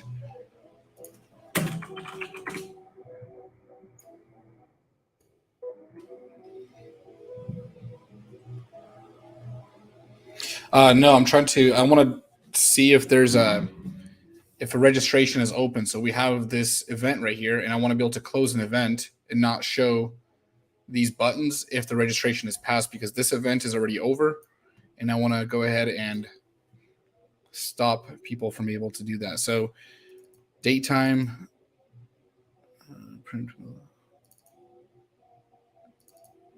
Strip time. Okay. In Python 3, this can be done in 2 steps: converting the time string into datetime object, then multiply the time stamp of datetime by 1000 to convert into milliseconds. Okay, so let me see this real quick. Datetime dot. Okay, let's try this.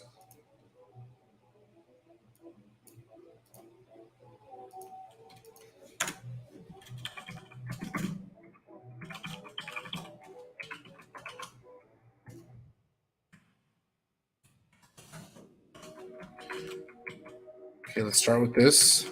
And I'm going to take out test.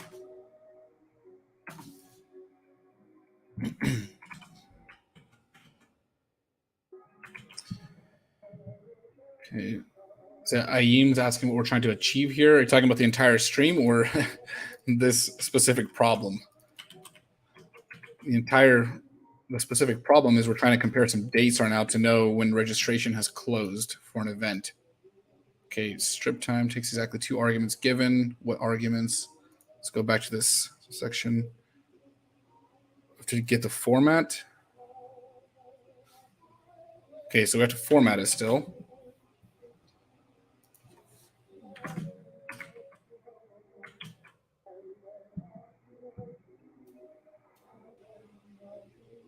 Okay. Argument 1 must be a string and not a date time. So we stringify it.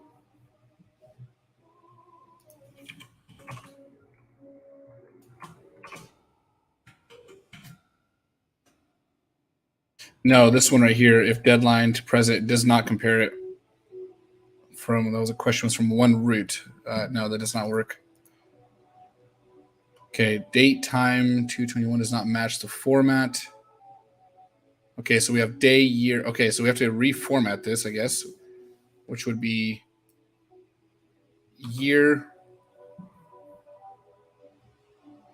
month, and then day. I think that should do it. I don't think we need this last section. I don't see it. Okay. Redefinition group. All right. And now you all see why I hate date times. Okay. Use from Django utils import time zone.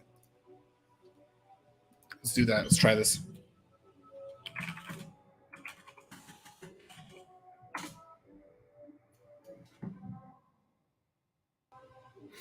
It's one of those things that you never face, so that's what makes it worse. Like you never deal with it. And then the one time you do have to deal with it, you know, which is every once in a blue moon, then it just gives you hell. Okay. So what time zone? How am I using this? So we get the current date. Now that's daytime now. Okay. So we have that. Then we take time zone down. Well, I'm not worried about time zone. Never mind. That's not what I need right now.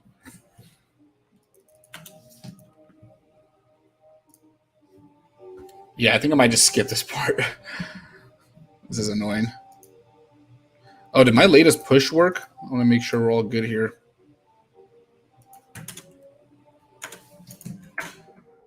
See if the domain works.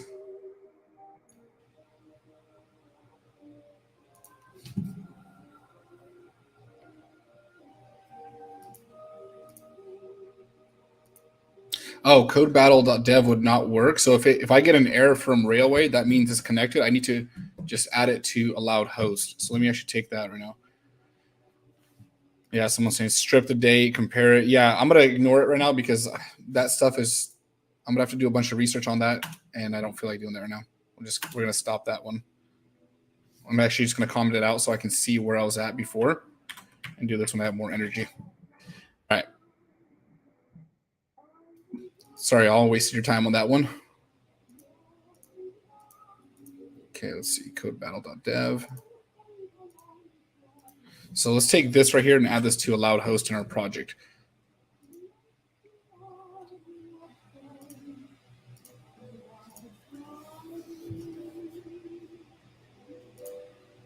Settings.py. I don't need this one anymore. I already took care of this.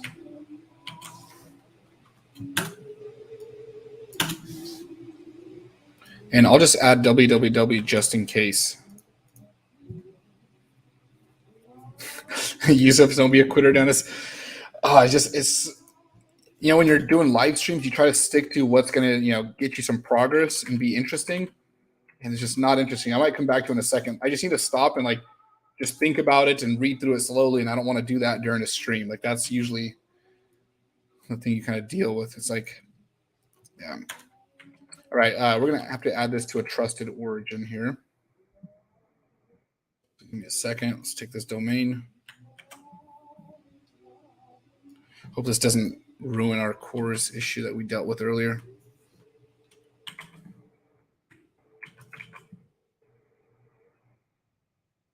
And I'm going to make this push real quick. So before we get to the other stuff, we'll just get to this right here. I want to make sure we don't have that same error that we had yesterday, because apparently when I added multiple origins, it threw an error on registration, and that was really annoying.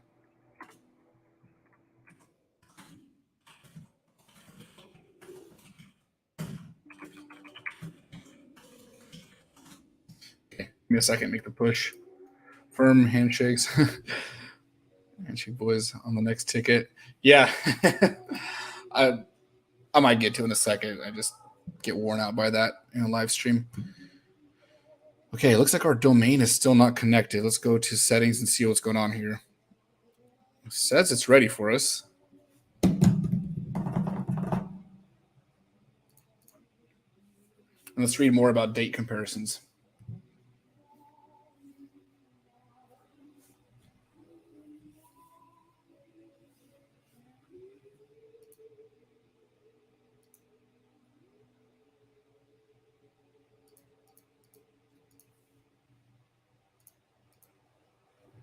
So that latest deploy work. So deploying. You already have a project for the hackathon? We don't even have all the requirements ready. If you understand what the requirements are, if you read through that, because I'm still adding to that, but if you have an API or a design ready, but it's not really consuming the API, so you couldn't do the design one, go ahead and submit it. In fact, do it, and then assuming it's going to be under Toby, once you submit it, I will check it out, and I'll actually even review it right now live. So go ahead and submit that.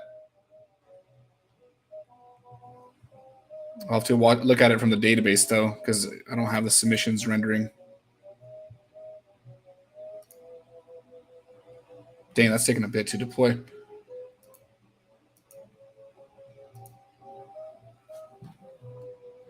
Let's just go back to the other list, though, and see what's going on. Responsiveness, event pages, questions. I mean, right now we have that date comparison, and we have responsiveness to deal with and styling, just to make sure the site is more usable. But I think it's pretty usable right now. It looks like crap, but it's usable. Like, I think anybody can understand it. And let me know in the chat if you submitted that project, and I'll look at it. That's from Toby. You can add the date check as a model property. Yeah, it's true. But the problem is I can't even compare the dates themselves. Like, all right, give me a second. I'm going to take a quick bathroom break. I'll be back in like 1 minute.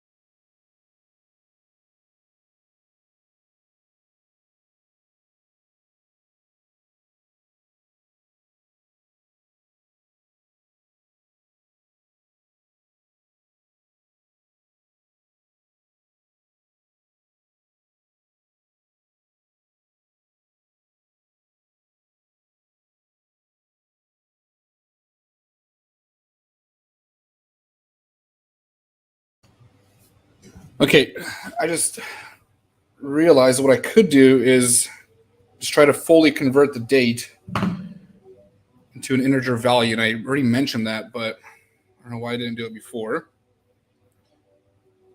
Maybe we can compare it that way. Let's see. Let's focus on that rather than comparing dates themselves. And somebody's asking about my fast food preference. Chipotle and Taco Bell, and Carl's Jr. But I don't do it that much. Okay, so let's start with that. Let's just go into. I think is it Unix? Is that the format?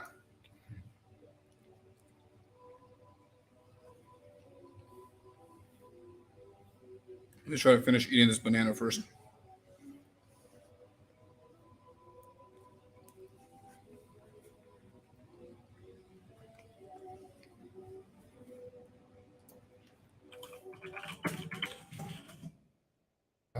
Number format. Let's try that. I feel like an idiot looking it up, but let's try number format in Python. You can convert date to timestamp. Yeah, that's what I'm trying to do. It's for time. Okay.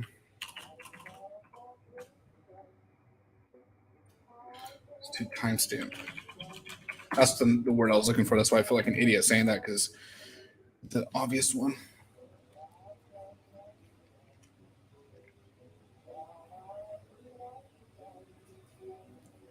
So let's convert it into a timestamp and then compare it.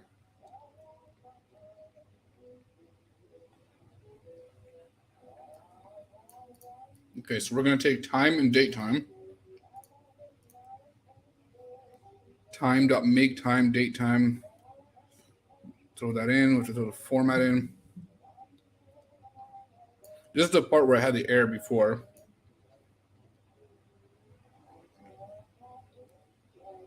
Okay, so I think we're onto something. Let's try doing this.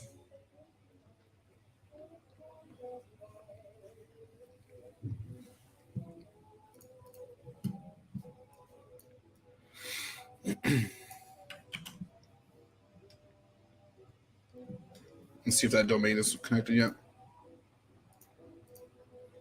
Still okay, never mind. That's good. Codebattle.dev, come on. Yeah, it's not connected yet.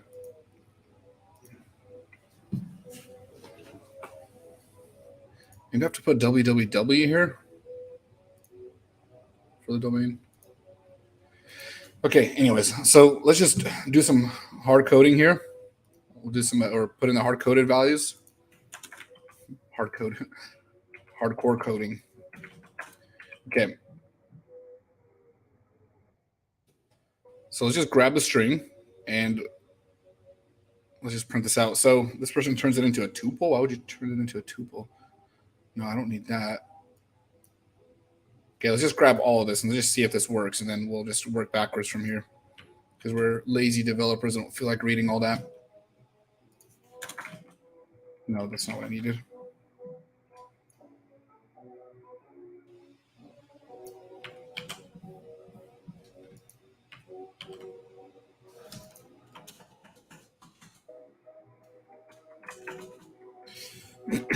Okay, so we have January 20th, 2020. We're going to print that. Let's just put a string in here. We'll just say test so we can see it.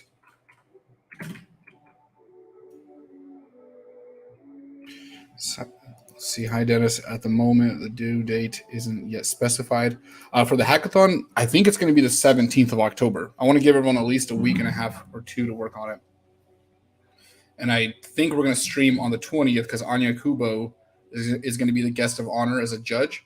And I want to make sure to respect her time. And I'm going to be traveling to Europe later in that week. So I need to try to fit it into that time frame. And I also want to give myself 3 days to actually 3 days to review the projects because I need to do that before the stream.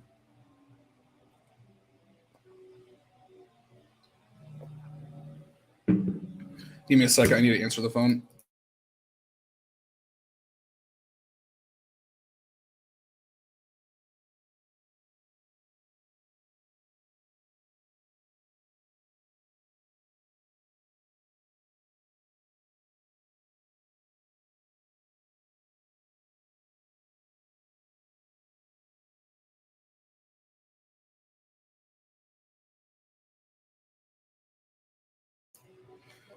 Okay. Let's just see what we got here.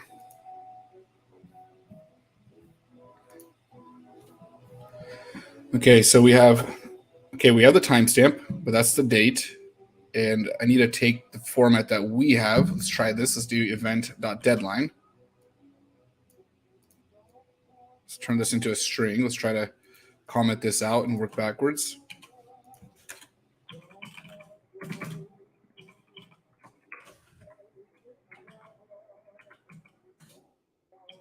Is it just deadline? I always forget what the model name was. Registration deadline.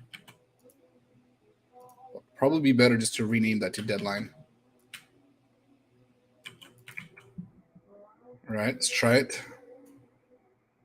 String is not defined. Oh, it's not string. It's wait. Strong. No, that's not right.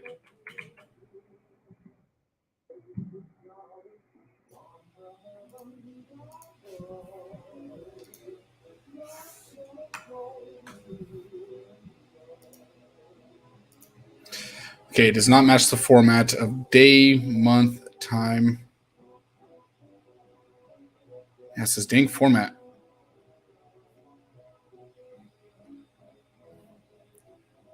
So we have year,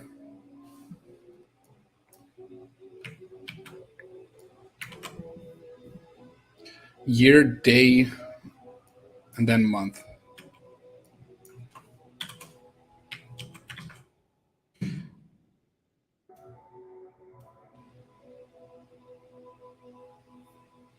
Let's just look up the entire formatting here.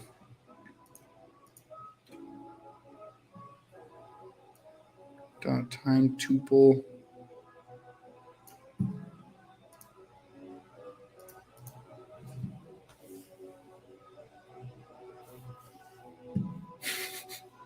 I hate this so bad. Okay, let's see. To convert date time object to timestamp, you can just use date object.timestamp. I swear, if it's that easy, I'm going to be pissed and happy at the same time.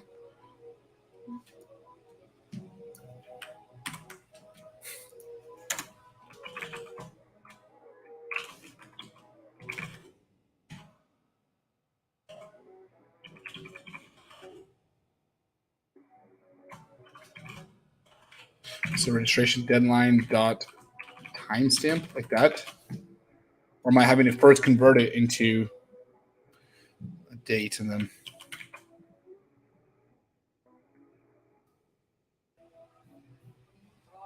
Are you kidding me?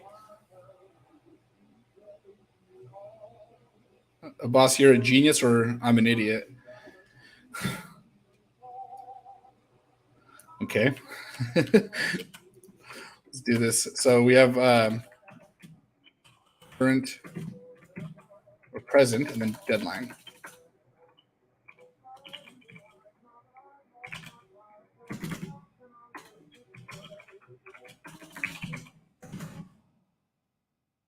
And let's see how do I make the current date. It's going to be this one.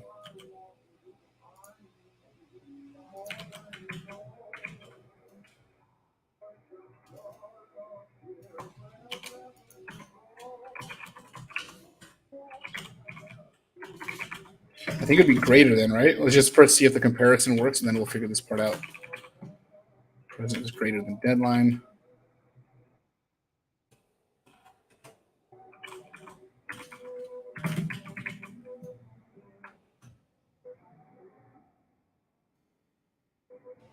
Okay, module date time. Okay, let's see. Oh, I need to convert it. That's right. So that's going to be date time now timestamp, right?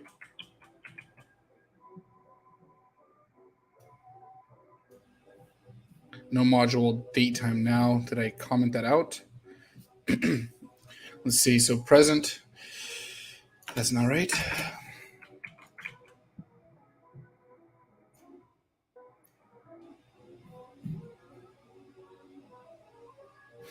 All right. Let's just see what present looks like. It's a just word. So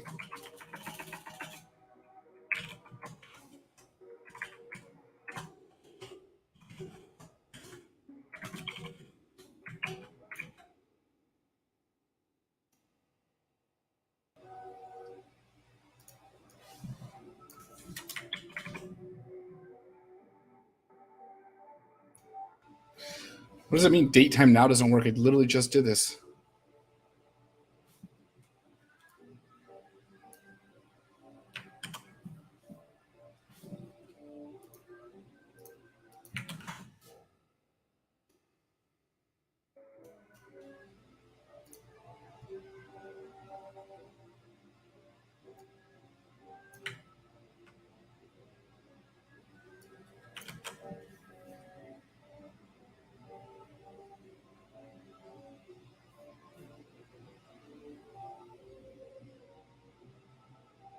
We just did this, so I know it's going to work. I just don't know what I missed or what I removed. One, okay, from date time import date time.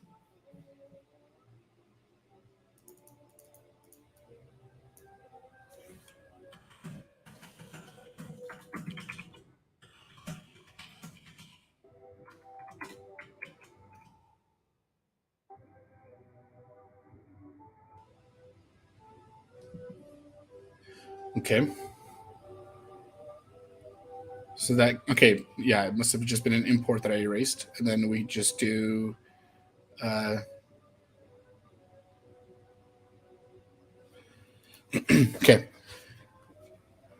timestamp.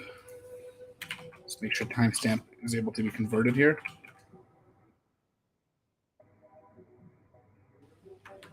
Okay, we got the timestamp, and then we do deadline. So we have present. So I'll just keep present here, but I'll comment it out. Deadline, and then we print test, which compares present to deadline.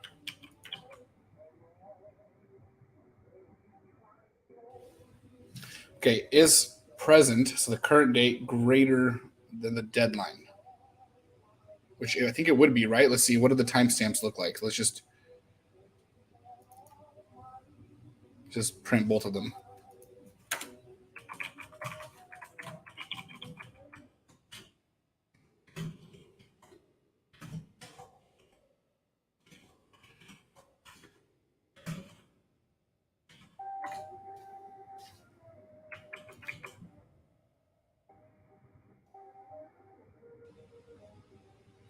Okay, so present, deadline. So present would be greater. And why is it telling me if it's false? Because present does look greater. Or does it not? Oh, we're looking at the wrong event. So present would be, okay, so September would be true. Yeah. Okay. Wow.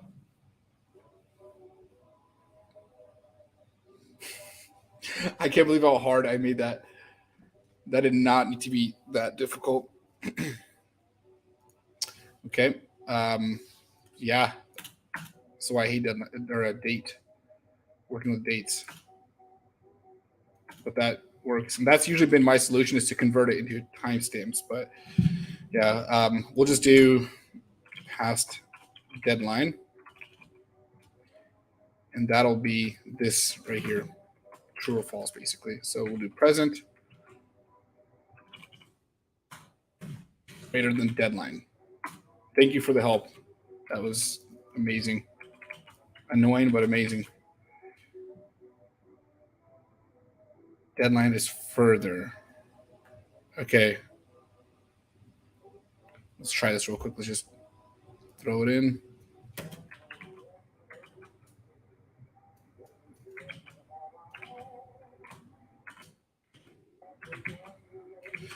We'll just throw it in the template and we'll debug it from here. So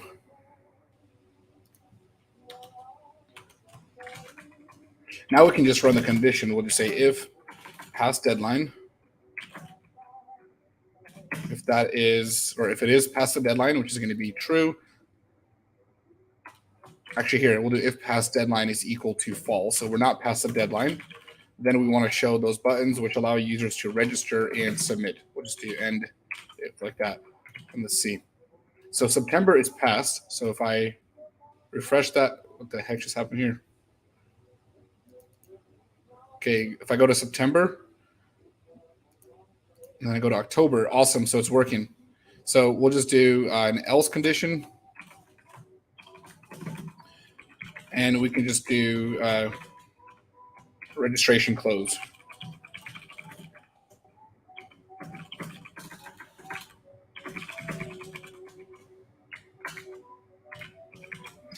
Wow, such a simple little feature, and that's congratulations, Dennis, Yusuf, appreciate it.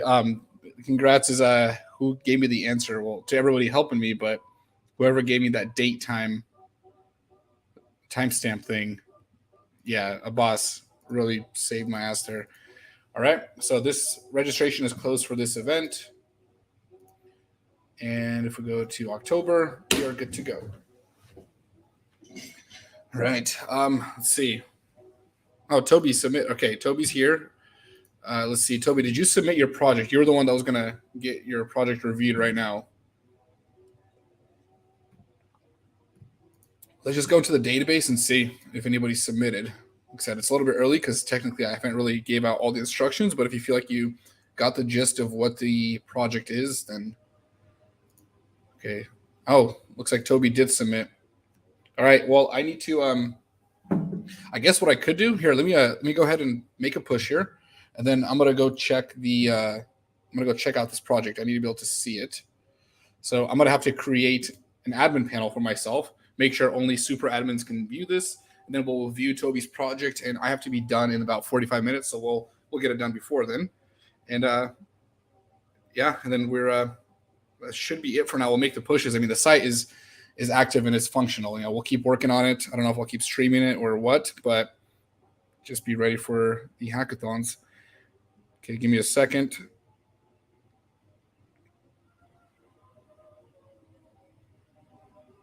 Yeah, I have to be done in about 45 minutes. Okay, so let's make this push real quick and let's see if that domain is connected. I know it always takes time. Yeah, codebattles.dev. Nice, it's working. Put that in the chat. So I think if I do www, that's still not configured. It sometimes takes time for that to work. Yeah, for some reason when I do www, it doesn't work. But this is the new domain, codebattles.dev.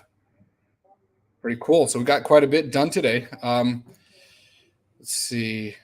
We have 10 registered for the hackathon. Let's view Toby's project. So let's see. How do I want to do this? So for this, we're going to create a dashboard.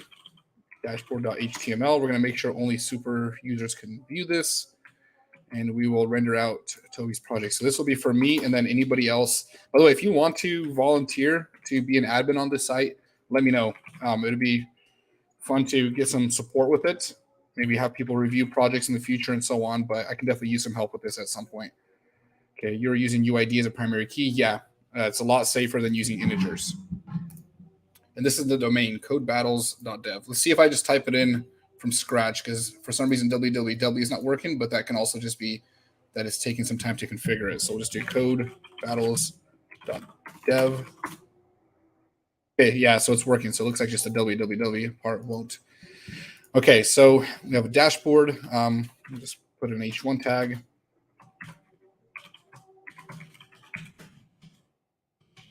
I guess I just realized I could just go to the admin panel. Let's just view Toby's project right now, and then later on I'll build out the admin panel. I don't need to do this right now. So I could just go to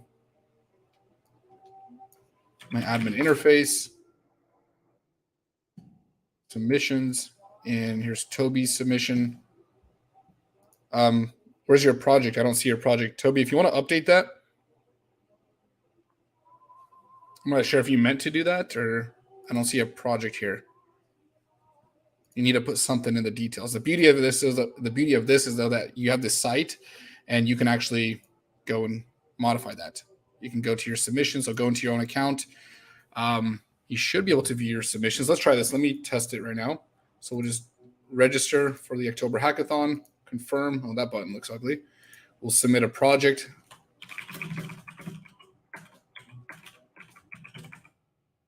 Yeah, the buttons look terrible. And then I can view my submission. So Toby, go to this section and modify that project if you want me to look at it. Okay, let's go back here. Go to the most important stuff. I guess let's just work on the most important parts, or let's just work on the styling, because we have most of what we need other than password reset if you forgot your password. But if you forgot it, just go ahead and let's see. Well, how should we handle this? I could create like a question section or a help section where you can like send an email. Okay, we'll leave that out for now. Okay, let's just work on some styling. So project submission. So this button looks terrible. October hackathon. Let me just think for a little bit.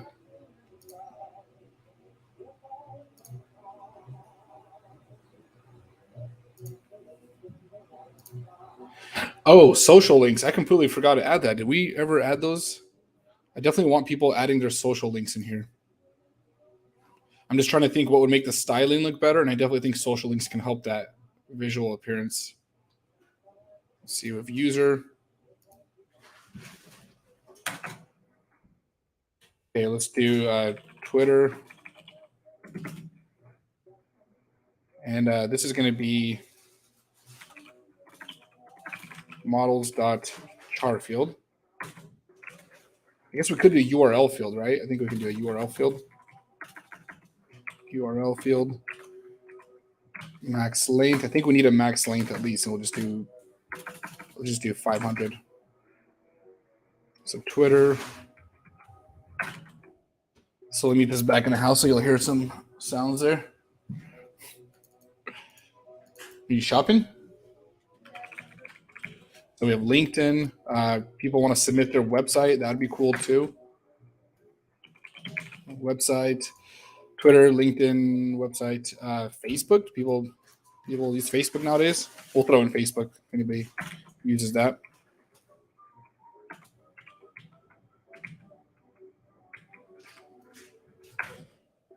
Any other social links you want to recommend?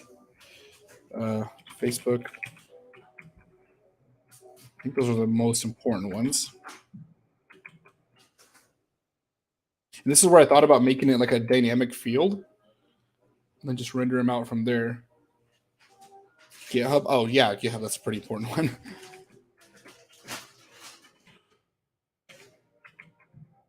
I think that should do.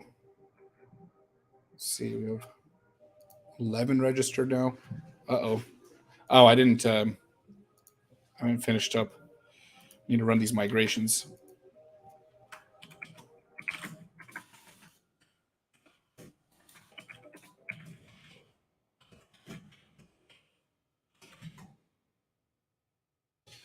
Add a default. Yeah, let's make these fields nullable. Definitely want to throw that option in. And let's also have a submission form for the image on registration. I want to try doing that. It's probably something I want people to do right away instead of having to go to their account. And then when you register, it probably should redirect you to your account.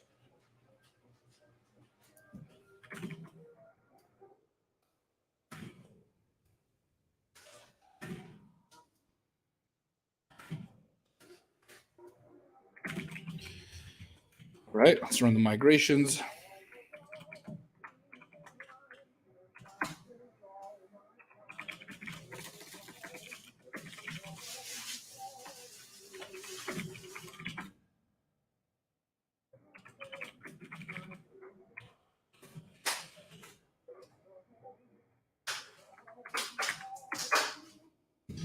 Okay, so now if I refresh it, got that. So let's see. I guess what I could do is I can add a method in here. We'll do a model method and we'll just loop through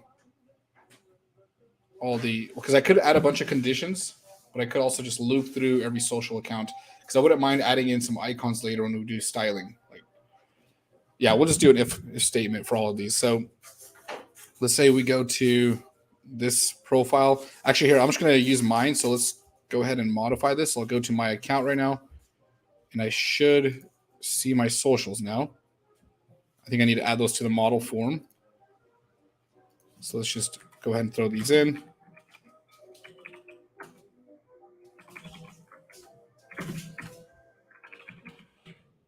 LinkedIn, Facebook, GitHub, website. Yeah, I definitely want to throw my website in there too. Dang, we're actually pretty close to having this be a functional site outside of the styling.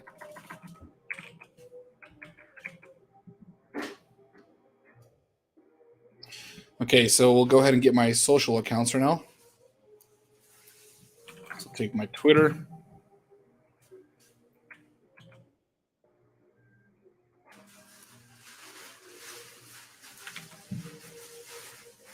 Get my LinkedIn in here.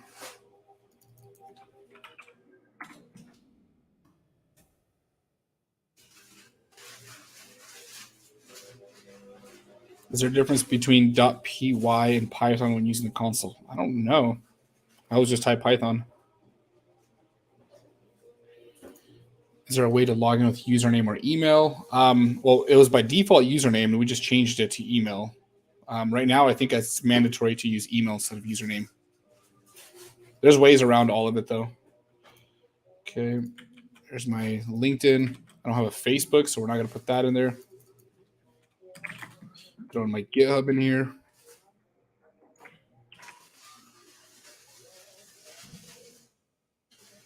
Let's see, gotta get my profile.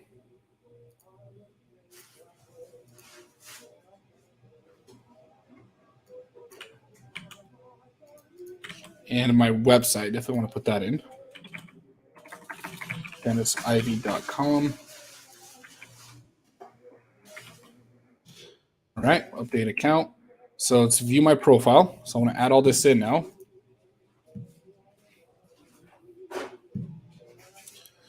So what I would imagine is there's going to be a section just right underneath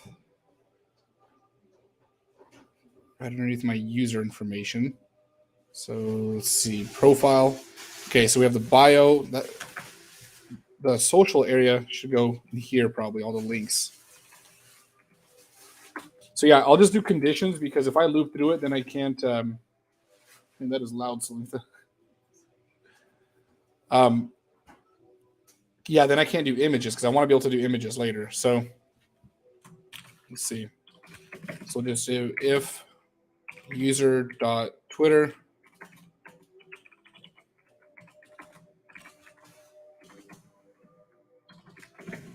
and if, and then we'll just do user.twitter. We'll just create a div here because later on we'll put an icon. So we'll just throw in a link right now, href, and then this is going to be a URL, and we're going to send the user to, let's see. Oh no, I'm not going to do that. We'll just do the URL directly.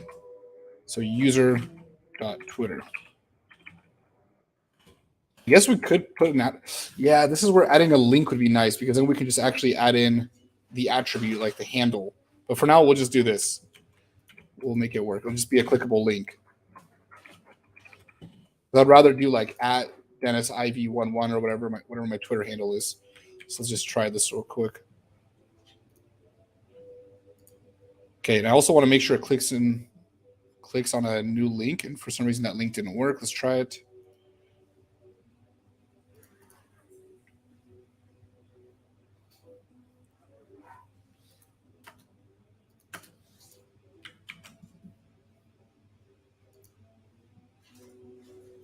Why is the link not working? Oh, I misspelled Twitter. That's why. Okay, and I also want this to open up in a new tab, so we'll just do target blank.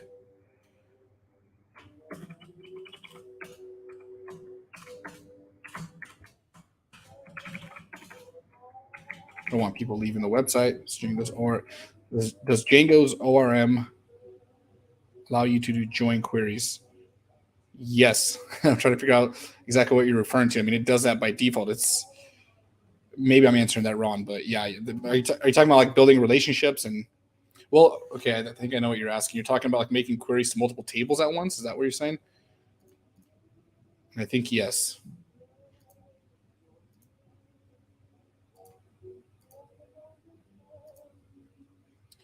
All right, there we go. And it should open up in a new tab. Why is this not working? Target _ blank. All right, there we go. Cool. And then if I go to someone else's account who doesn't have a Twitter linked up or their Twitter linked up there, it shouldn't be none. So let's see if user.twitter. Okay, not equal to none. For some reason, it should have just, I feel like it should have checked that already.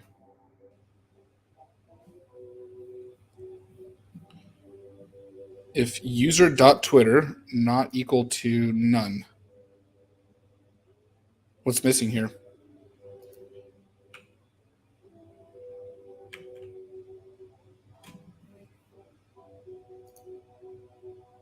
Oh, that's for the bio. That's what, okay. So that does work. So if Twitter, so we'll just do the same for bio. We'll just do if user.bio, and then it's not going to say none there.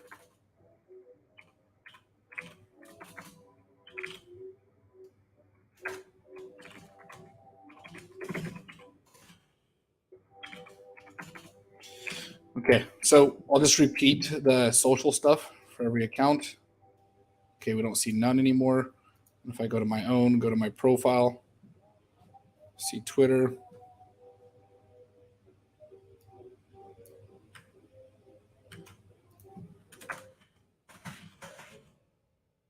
So Twitter, I guess YouTube would be one. I just realized I left YouTube.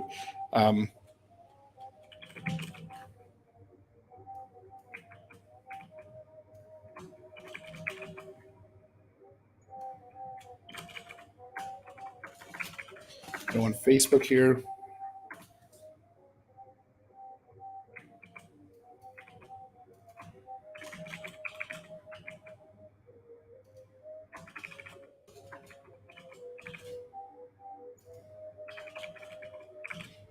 Yeah, this way people can connect through this platform and actually get to meet other people. It's really one of the main points of these hackathons. LinkedIn.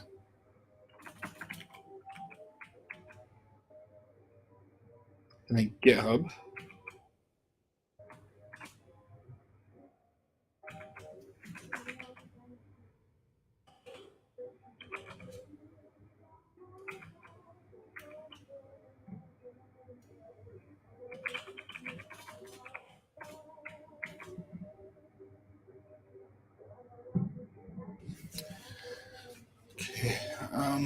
And if it's not completed somewhere, if user on LinkedIn.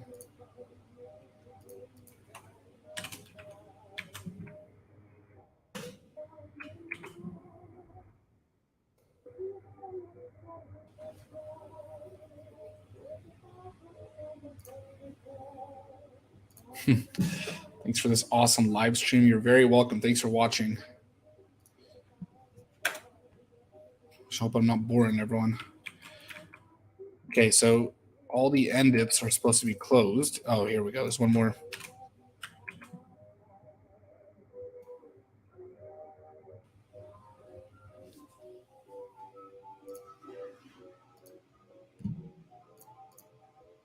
$67 users and 12 registered for the hackathon. Awesome. Oh dang! Almost everybody with everybody registered has a profile picture. That's pretty cool. Okay, I'm already registered for this event. All right, well let's make this push so everybody can register their social links. So if we go to the account, if we go to edit now, I'll probably change this up a little bit later. I feel like there should be more ability to customize this. Okay. Let's actually try to go to the profile itself. Okay, GitHub, it's all there. LinkedIn, website, awesome.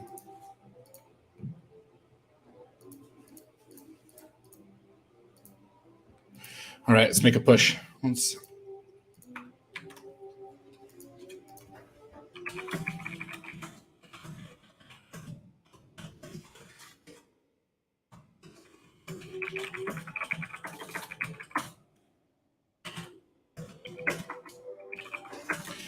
Got to do git add.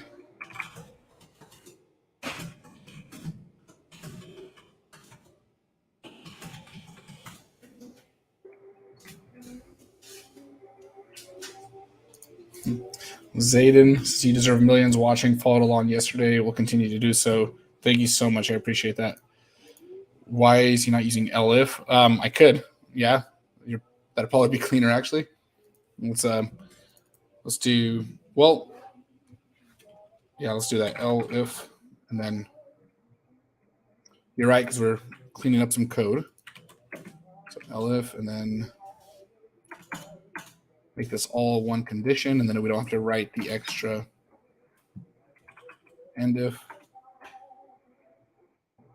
Yeah, sometimes it's nice to be called out on that kind of stuff because you don't even think about it as you're doing this. So it's really helpful, actually. Actually, I just realized why I didn't do it. It's because I was copying and pasting. Okay, elif. Let's just see if it's working, and then we'll make another push right now. Okay, let's see if there's any PRs to this yet. No pull request yet. Remember, guys, this is an open source project, so you can push to it or submit a PR, and we'll see if it gets accepted. If we want to start contributing to open source, okay. Twitter, GitHub, one of these isn't working. So if user.twitter, elif, user.website, elif. Hold on a second. Now you threw me off. Hold on. I think I was supposed to elif and if. Okay. Okay, hold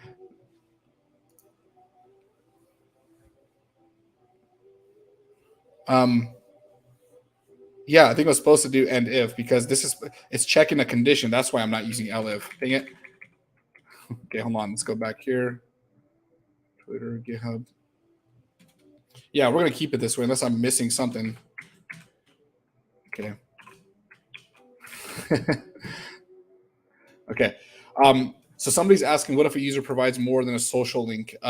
Yeah, that's what I'm trying to decide right now. What I was thinking about doing is creating another model that basically allows you to add a social link, and you can add whatever you want. Let's say there's a new social media website that I don't know about. You can just go ahead and add it, provide the name. The only part that I don't like is I want to be able to use icons here. So that means that you'll have to provide your own icon, and that's not a good thing.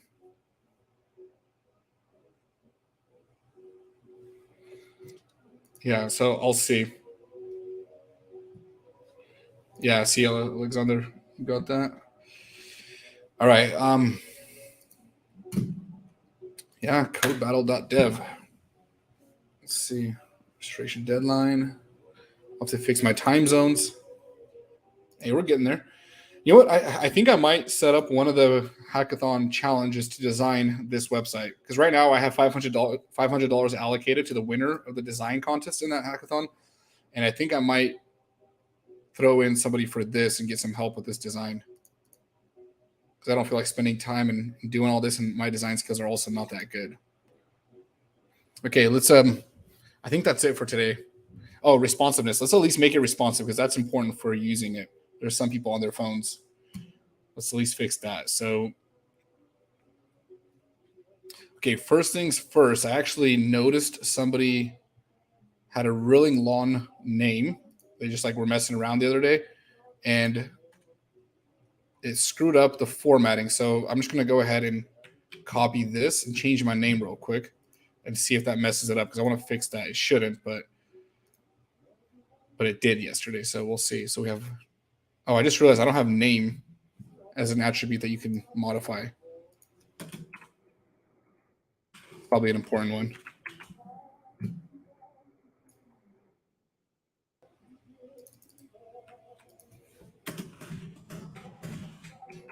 Okay, let's see. Oh crap! Is this the thing that happened earlier? Now I don't know what to do.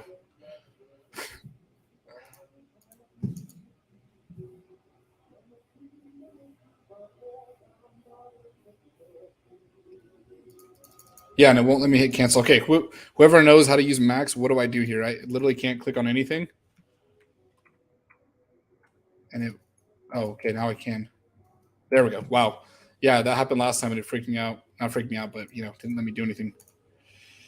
Okay, so I have this really long name, and I guess it'd be nice to have a search bar here right now. Okay, so it doesn't break it. Never mind. So I'll go ahead and change that, and then we'll make it responsive. Why is it going so slow?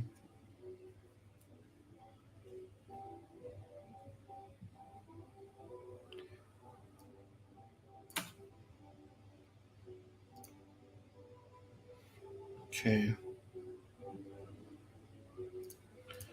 Do you like learning programming using books? Yeah. There's a few. Oh, I'm actually using it as a stand here. I'll pull out a few of them. These are two good books that I'm reading right now. I just messed up my setup.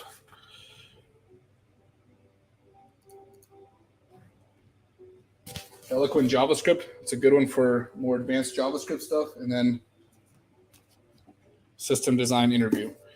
Depending on what you're learning. Some great Python books, great JavaScript books. But these are good more, these are like more concept books that are really nice.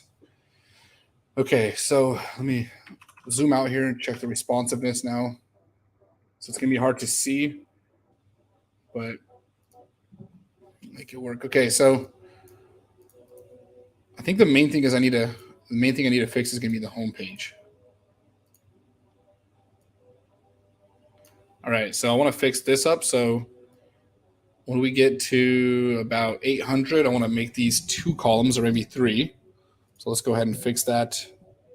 Let's go to our CSS file.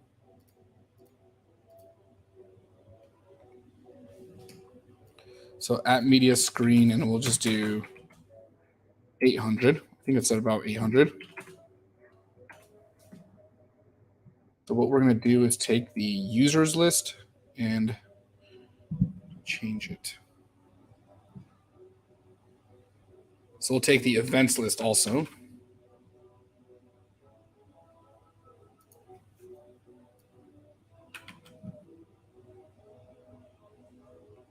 And this one right here. Okay. All right. So it's already a grid, so I don't need that. I don't need this. So for the events list, I'll leave it like that for now, but I think I want to change this one to 3 at 800 pixels.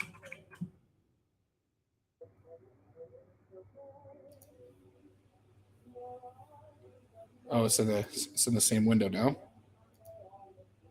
Okay, let's see. When do we get to 800? That doesn't seem right.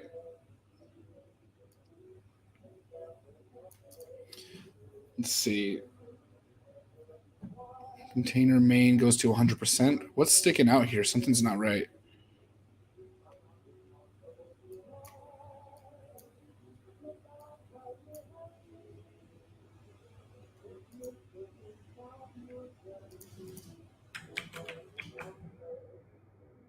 Maybe I'm on the live site. Am I on the live site? No, I'm on local.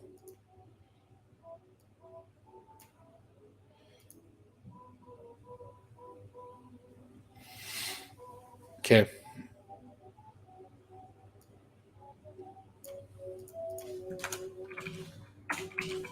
Let's just make sure the media query is working first. We'll start there.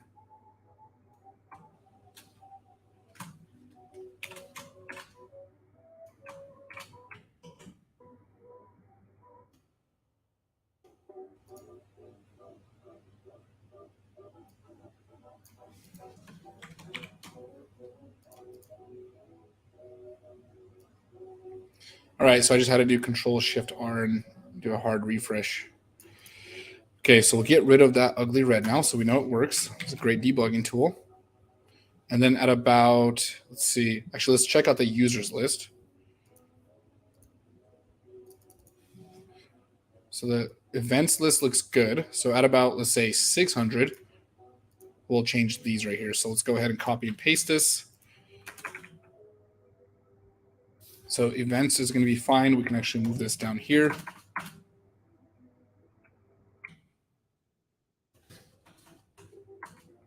Then we'll just do 2. So we'll just do 1FR and 1FR at 600 pixels. And then I think we can do this, change that to 1.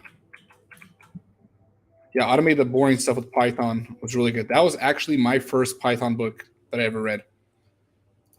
Hi from Portugal. Oh no, wait, where are you at in Portugal? I'm gonna be there on October 27th. Actually, I'm going to Lisbon, and then I was gonna go to Porto. I'm not sure. I might still might go there, extend my my conference.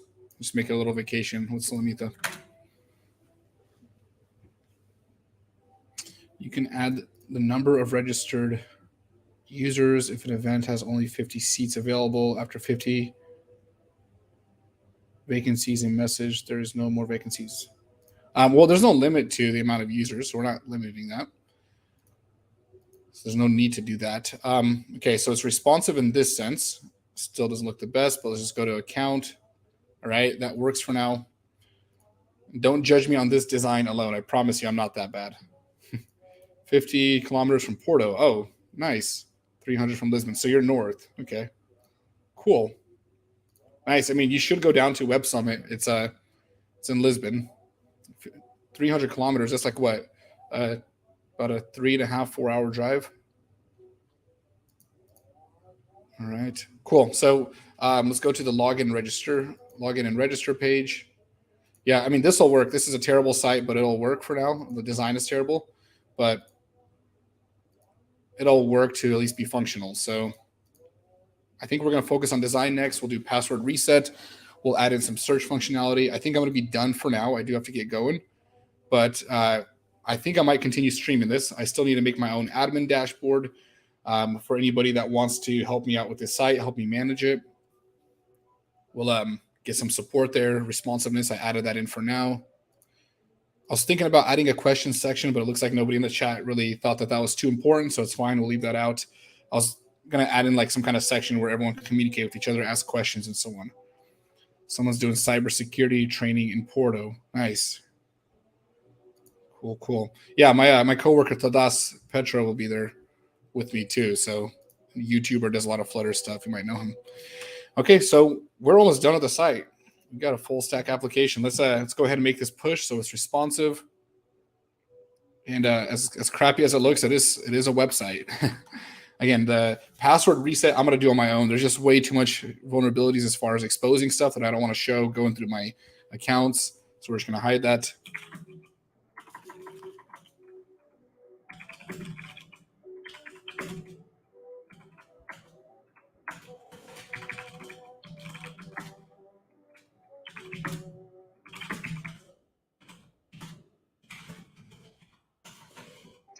Okay, get add, get status, get commit.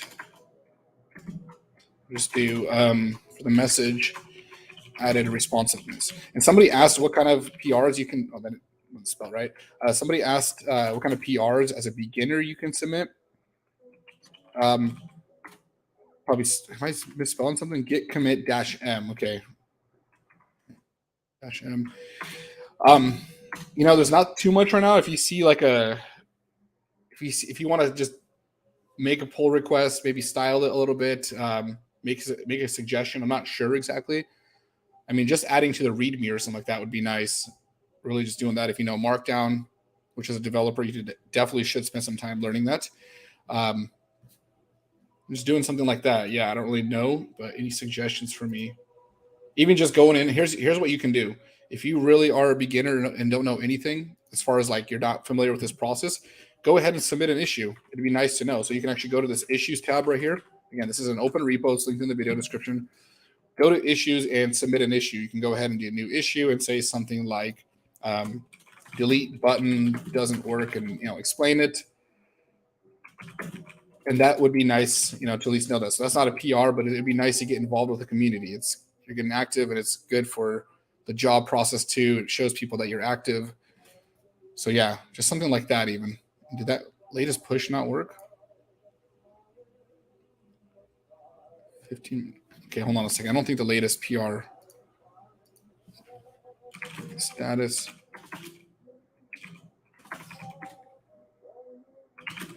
Push -u origin. And yeah, I'm just pushing straight to the master branch. Usually you don't want to do that, but I'm the only one working on it, so not too big of an issue. Clone the repo and do some PRs. Yeah, exactly. Just fork it. And again, if you don't know these terms, then I'd highly recommend getting familiar with them. It's good stuff to be able to contribute to open source projects. Cool. So let's see if our domain is working with www now. Let's make sure the latest push is there. Let's go to Railway. Let's see. Still deploying. Man, deployments are taking a while, and I think it's because of that static file that we have. I'm just waiting for this to finish up.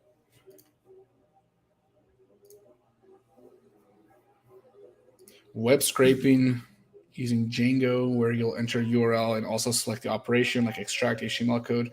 I haven't done that much web scraping, and you do it in Python, not Django. But yeah, you can, make it work with a Django application if that's what you're referring to. I don't know. I'm not sure if that's where my focus will be. I know Tech with Tim does a lot of web scraping stuff. All right, so let me pull it up on my phone real quick. Just see what this looks like.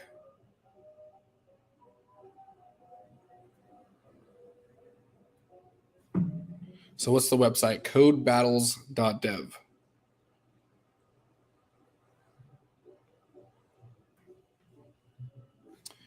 Here we go. It's on the site, or it's on mobile now. Let's try it. I'm trying to do this in reverse. Let's check out the October hackathon. I can log in. So it looks a little bit weird because I'm on an iPhone, the form. So I'll have to style that, make sure the input fields look bigger. But yeah, it's kind of cool to see it.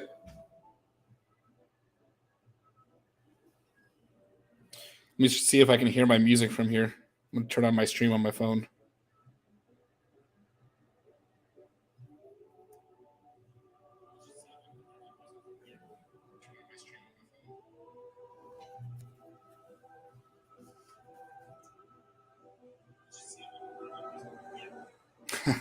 It's pretty quiet. Okay. I think we're good. Let's see. 70 people registered. Awesome. Keep registering people. Come to the site, register for the October hackathon. 13 registered so far, 70 for the website.